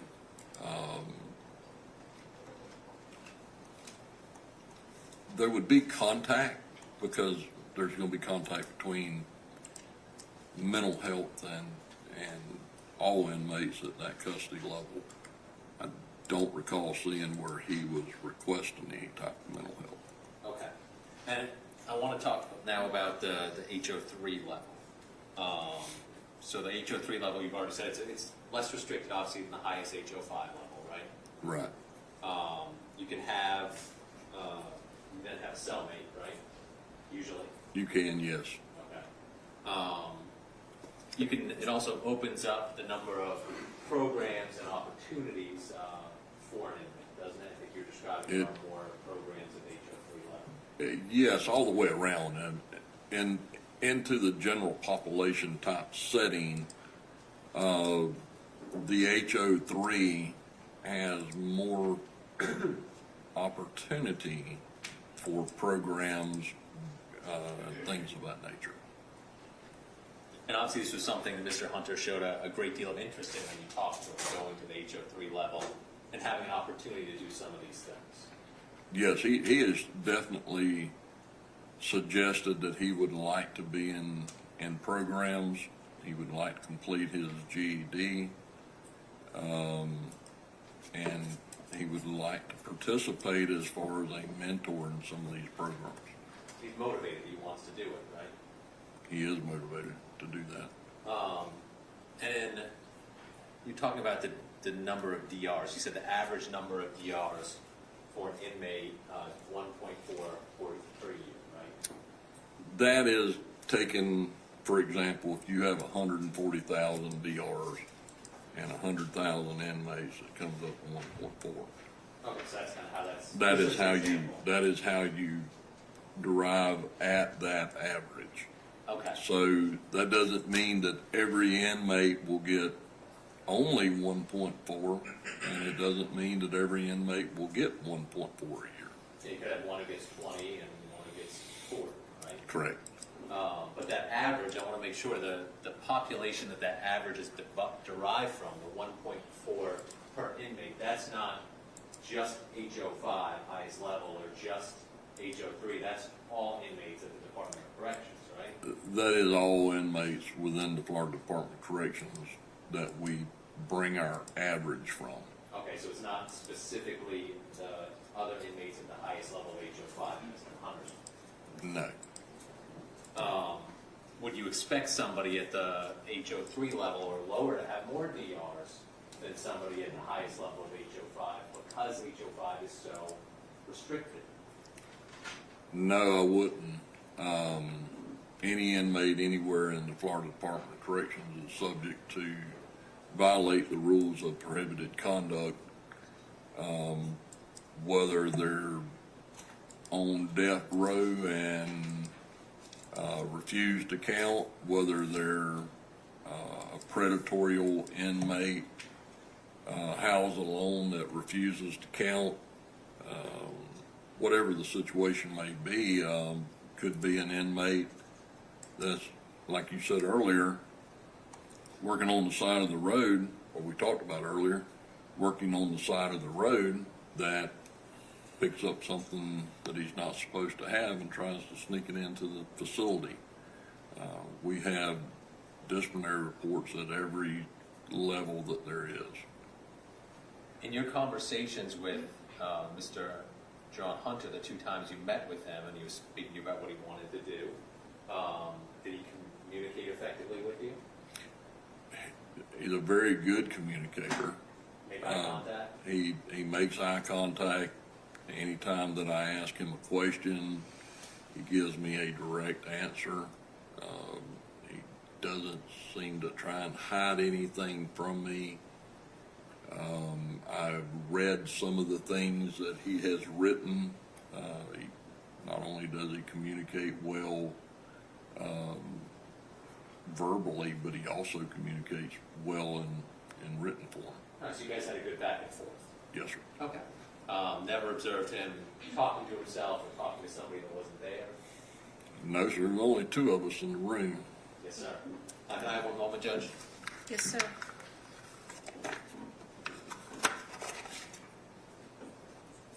Thank you, Mr. Land. I appreciate your time. Yes, sir. Anything else, Mr. Tomas? Briefly.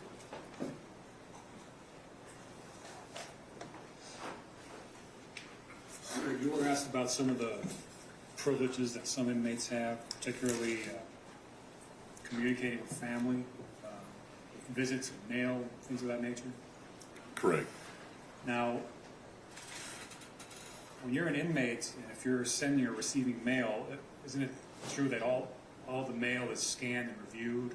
There's no expectation of privacy for inmates, right? There is no expectation of privacy, period, in the Florida Department of Corrections for an inmate. So if an inmate sends or receives a letter, officers from the Department of Corrections will have reviewed that letter. They will see it. They will at least scan it. And with regard to visitation, any visitation, whether it's in person or on a video screen, it's to monitor, correct? Correct. And that happens with all inmates. Correct. Whether you're an HO5 or a minimum security, correct? That is correct.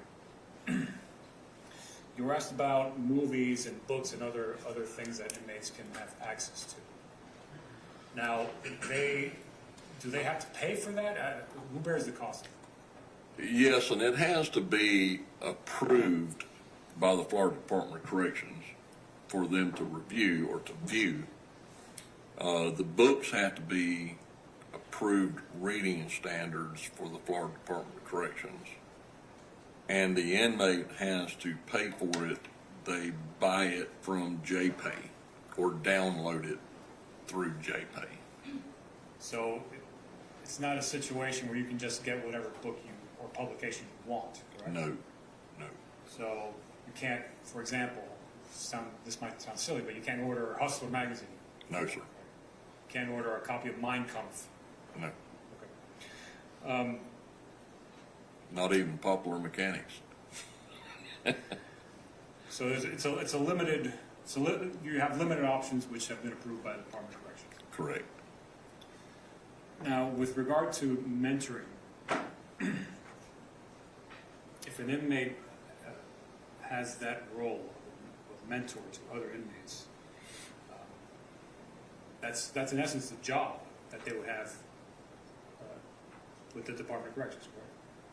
Or Yes. responsibility that they would have, I should say. Well, not only that, but it is a service to others. So if Jerone Hunter were to get a life sentence and become a mentor, he would spend the rest of his life servicing other inmates, is that correct? He's going to work for the Florida Department of Corrections if he is in a program, and I'll give you an example of that program. The small engine where he is teaching other inmates as a mentor and as a tutor to make these repairs. That's his job, and he is going to serve both the people of the state of Florida and the inmates that are assigned, to that class with him for the rest of his life. Let me just have a moment. Yes, sir. Thank you, sir. Thank you, that's all. Thank you. I have no question. Thank you, Ms. Sammons. And may we release this gentleman? Sir, thank you for your time. Thank you, Your Honor. Pleasure being in your court. Thank you, sir. Yes, sir.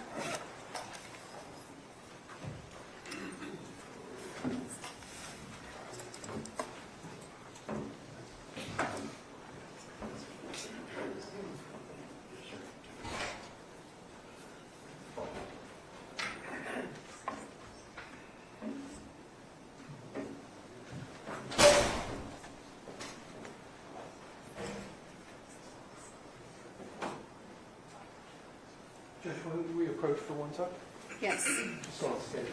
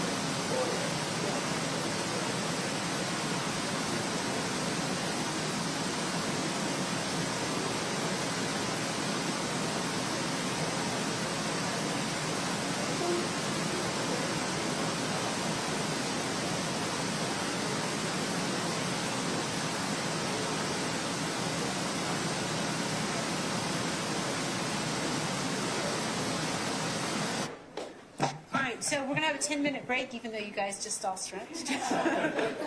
So Kyle will be back at 4:20. Okay, 4:20. So, and we're off the record now. We wait till the jury steps out.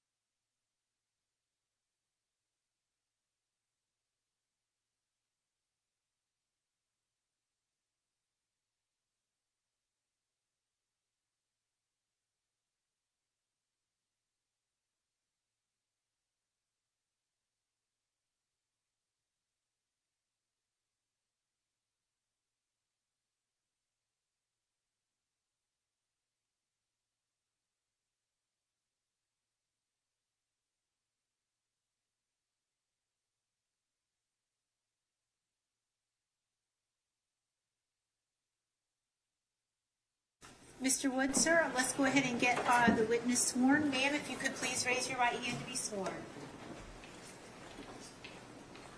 Can you hear me okay?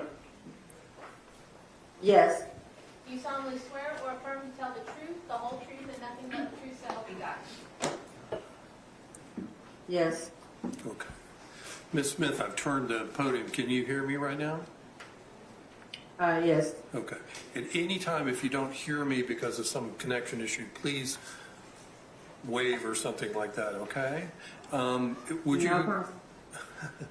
would you state your full name for the record, please? Kanoa Deshawn Smith. All right. And Ms. Smith, how are you related to Geron Hunter? He is my first cousin.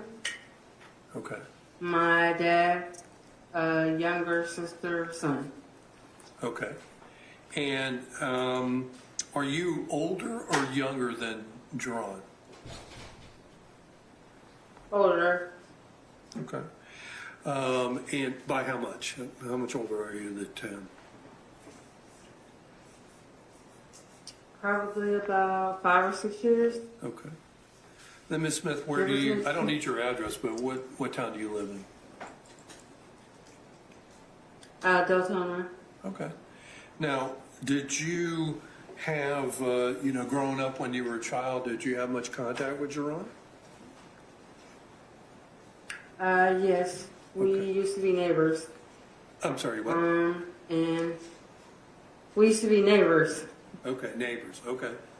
My aunt, they stayed with us for a couple of months, and then when my aunt got remarried, we moved in the house like right next door to them. Okay. So let me ask you this: So we kind of like what we did. Okay. Was this in the city of Deltona? This was in Midway. Okay. And a little bit in Jennings. Okay. So you live right next door to each other, you and Geron? Uh-huh. That would be a yes for the record? Yes. Okay. Ms. Smith, and I apologize I didn't let you know this ahead of time. So everything we're saying is being taken down by a court reporter. So whatever the answer is to a question, whether it's yes or no, say out loud whatever the answer is, okay? Okay. All right. So, and when you guys were neighbors, how old were you? Probably, there was a couple of different times. So probably about like 8 or 9, then like 11, 12. Okay. Okay. So 8 or 9 years of age, or 11 or 12 years of age? Okay. Yeah. Even when I got older, like they stayed like right down the street, so. Okay. So when you're saying they, who is they? Was it Geron and other people? My aunt and his brother and my uncle. Can you give me their names, please, so the jury would learn? Annette Washington, Volusia Hunter, and Dan Washington. And Dan Washington. Okay. So first thing first, did I hear you say that at some point Annette and Geron and Alicia and Dan lived with you or your house? No, this was before she met Dan. Okay. And she was this was in between after she left her first husband. She came and stayed with me and my family for a while. Okay. And how long before is they it? moved out. Okay. How long is it? A while? Weeks, months? Probably like 3 or 4 months, maybe. How long? I'm sorry. Like 3 or 4 months. Okay. But I would see them every single day. Okay. Even when they moved out. And did you, growing up, did you see any issues between Annette Washington and Alicia Senior, Jeron's dad? Honestly, now that, probably back then I probably would have said yes. Okay. Now that I'm older and I have two teenagers of my own, I can understand the dynamic and I understand both sides. I can understand, why a teenager would feel a certain way, and I can understand why the adults would see it a certain way. So I kind of see it from both aspects. So let me ask it this way. Did you ever see Jeron's dad get physically violent with Annette Washington? His dad? Yes. Or his stepdad? No, the dad. No, I've never seen it. Okay. Seen anything with my own eyes. Has Jeron's dad, have you ever seen him around with Geron or Alicia?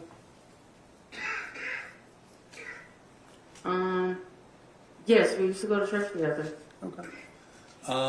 Let's talk about the church. Which church was this?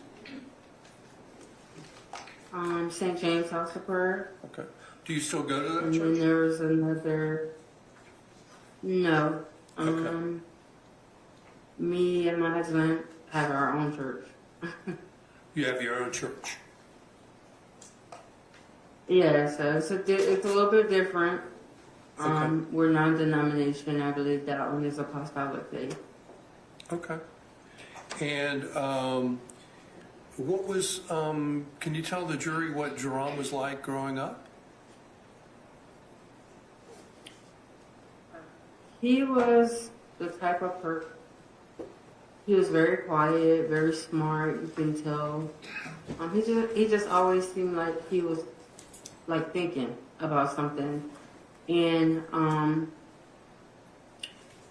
if you would ask him, he would have the answer to whatever it looked like he was almost always thinking about. He would always have like a good answer, and he was just very helpful.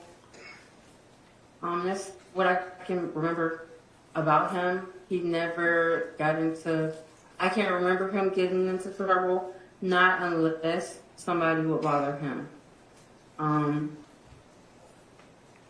Other than that, he was very mild-mannered, just an all-around great guy. What was he like around family members? Was he very quiet? Very quiet. Okay.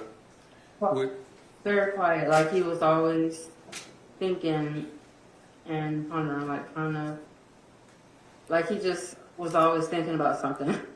Okay. Did you ever see him talking to anybody by himself? Him and my brother was the same age, so. Oh, I'm sorry. They Wait, hung he and out his at- brother what? Him and my brother are the same age, so they hung out a lot. Okay. Yeah. So Mhm. Alicia and okay, I see what you're saying. Okay. So were you around him much yourself, Geron? Yes. Okay. Yes, walked around. How about like his attire, his clothing, his appearance? Was he a slob? Was he somebody different than that? No. He was very neat. I remember the way he used to get up and like he had to make sure his clothes had this nice crease in them. He would take his time and he was always well put together, but I distinctly remember the way he had such care in ironing his pants because he wanted the crease to look a certain way. So yeah. Okay. So, are you married now? Yes. All right. Has your husband had contact with Geron? Yes. All right. How does Geron act towards your husband? The same as the same as he's always been. Like, they have good communication.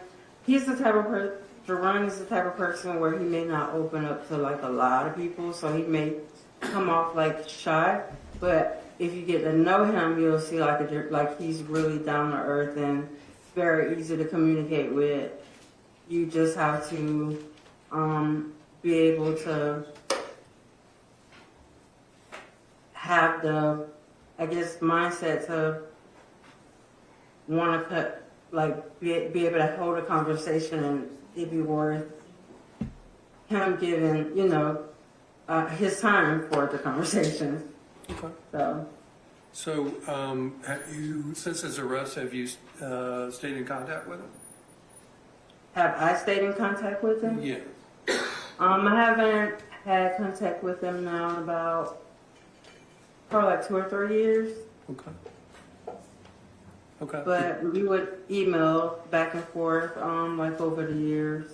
I would send him like pictures of the kids, and he would just like encourage me and stuff. But yeah, it's been about 2 or 3 years. Okay. Would he send you things through the mail? No, he's never sent anything through the mail. I would receive like an email. How about like a Mother's Day card or the birthday cards, anything like that? I don't remember. Okay. I know it's been a long time ago. Yeah. Okay. You ever seen Geron fight anybody, threaten anybody, be angry towards anybody? No, I've seen him mad before, but he was just very laid back and just very chill. Like I said, when I did see him mad, it would be because somebody had like bothered him or bullied him. It would never be like where he just started anything. Okay. Let me switch to another topic real quickly. Is his mother, Annette Washington, in the same residence with you right now? She's in her room. Okay. Has she had a recent health issue? Yes. She had a seizure the day before yesterday and last night. I came over here with her last night. Okay. And she's in her bedroom right now? Yeah. Okay. And has she had seizures recently beyond the last couple of days? She hadn't had them in a while. It's been like a minute. Okay.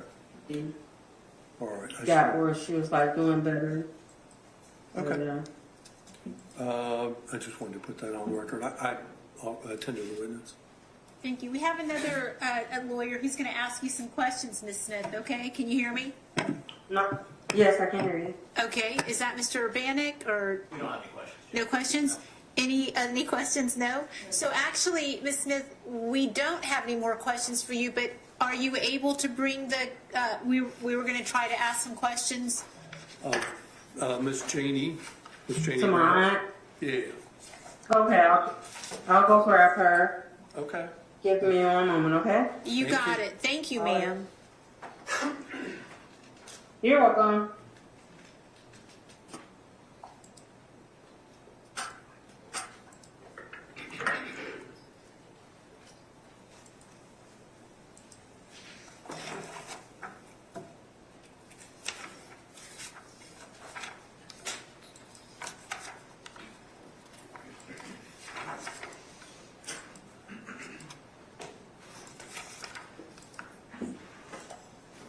I see. I gotta plug you up.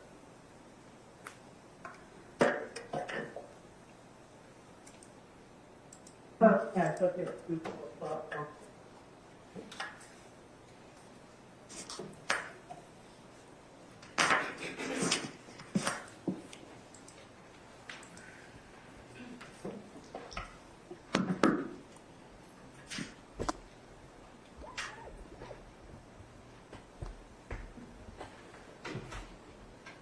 Here. Hello, ma'am. Can you hear us okay? Yes, ma'am, I can. Okay. Is Miss Smith still with you, or did she leave the room? She leave. Okay, we can see you now just fine. Oh.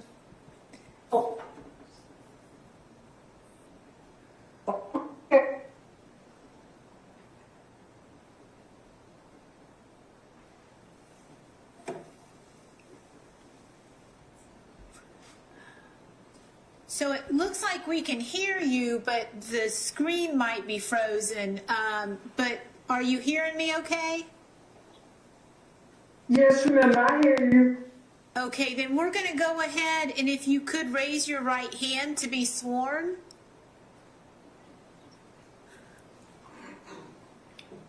Yes, ma'am. Can you, do you solemnly swear or affirm to tell the truth, the whole truth, and nothing but the truth, so help you God? So help me God. All right. Ms. Brown, this is Gary Wood, one of Geron's lawyers. Can you hear me okay? Yes, I hear you clear. All right, very good. So can you tell us your full name? Jamie Mae Brown. All right. Ms. Brown, are you related at all to Jerone Hunter? I'm his auntie. Okay. On his mother's side or his father's side?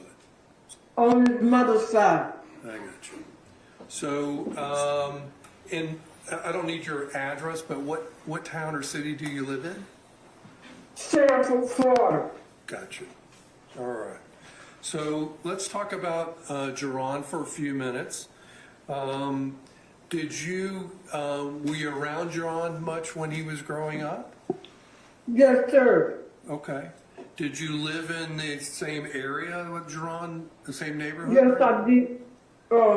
Except when they was in Miami. I didn't stay with them in Miami. Okay. Okay. So tell us a little bit about Geron when he was a child.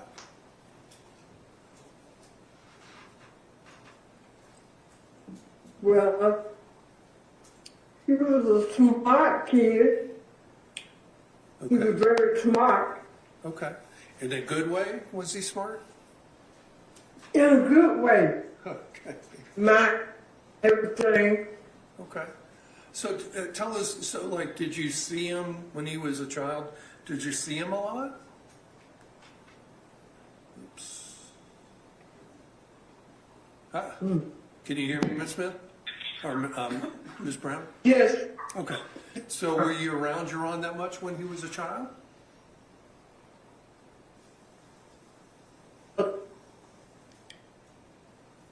Boy. I'm sorry, could you repeat that? When he was a little boy, I was around him a lot. Okay. So do you know about how old Geron was at that time? I don't know. Probably about. Were you also around his brother Alicia a lot then?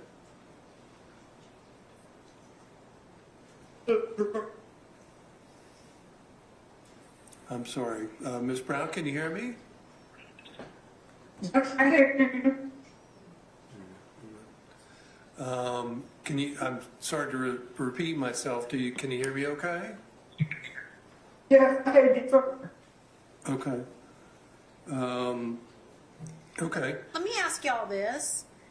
Is there any objection if we see her and she calls us? Because I think we're having a hard time with this connection. Close to conceding that. Does the state have any problem? We will still be able to see her. Well, we may have just lost the. Okay. So do you have her phone number? We do, Judge. I think we need to call Ms. Smith probably out on that.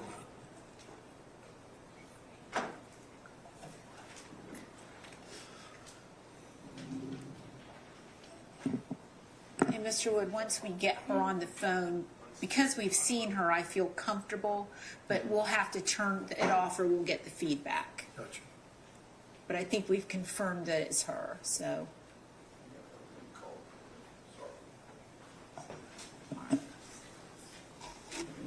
Terry, would Which one is the start? Right, there we go. All right, you got it. This number, Judge, is the first witness we talked to, but I think that's it. I think that's.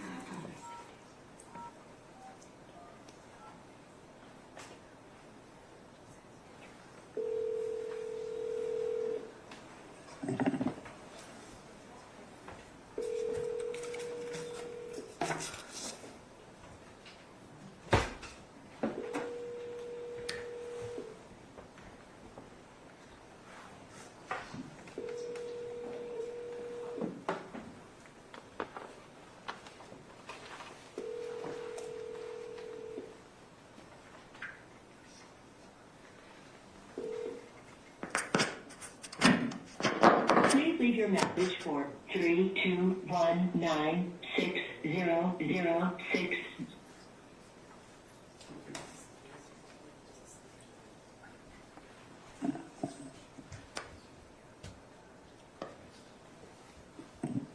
Miss Brown, are you back with us?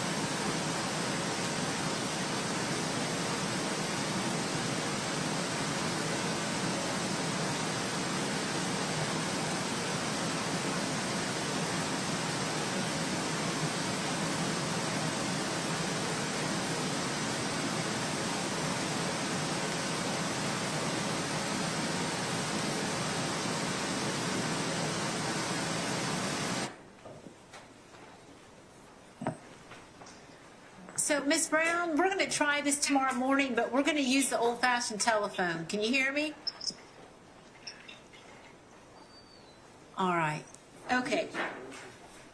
It is frozen, yeah. So I think we're going to, this is a good stopping point for the day.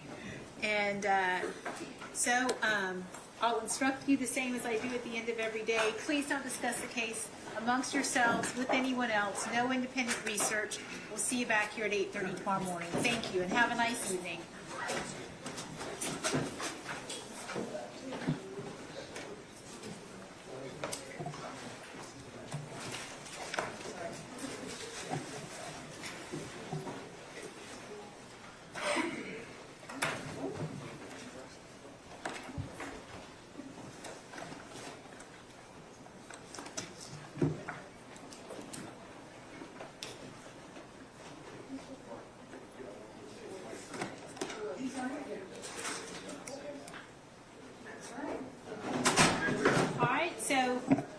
we're on a break, we're in recess, and just for planning purposes for tomorrow,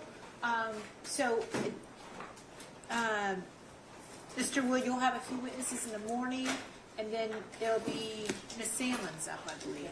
Then Mr. Briscoe do an opening Oh, statement. okay, great, And then I will have an in-person witness, but that's flexible. okay, DOC has confirmed that they're both classifications officers, confirmed they're going to have them in the room for me to do testing at 1 o'clock, since we usually come back to lunch at 1:15. I think that's perfect. So I'm going to do testing on the sound because we had trouble with one of the connections during depot. I went on last time with the volume being really low, so I'm going to work on that with them and also just tell them a few rules. That's perfect. And then go from there, and then hopefully they'll be ready to go. They can just sit there. I told them that they're going to be there for almost 2 hours, so we can do whatever we want. Okay, fantastic. So it sounds like a plan. So it goes that way. You know, I'll tell you, I think sometimes we forget about that old-fashioned phone, and as long as we can confirm who somebody is, I'm just never opposed to that. So. All right, guys, enjoy your evening. I'll see you in the morning. Okay, Thanks.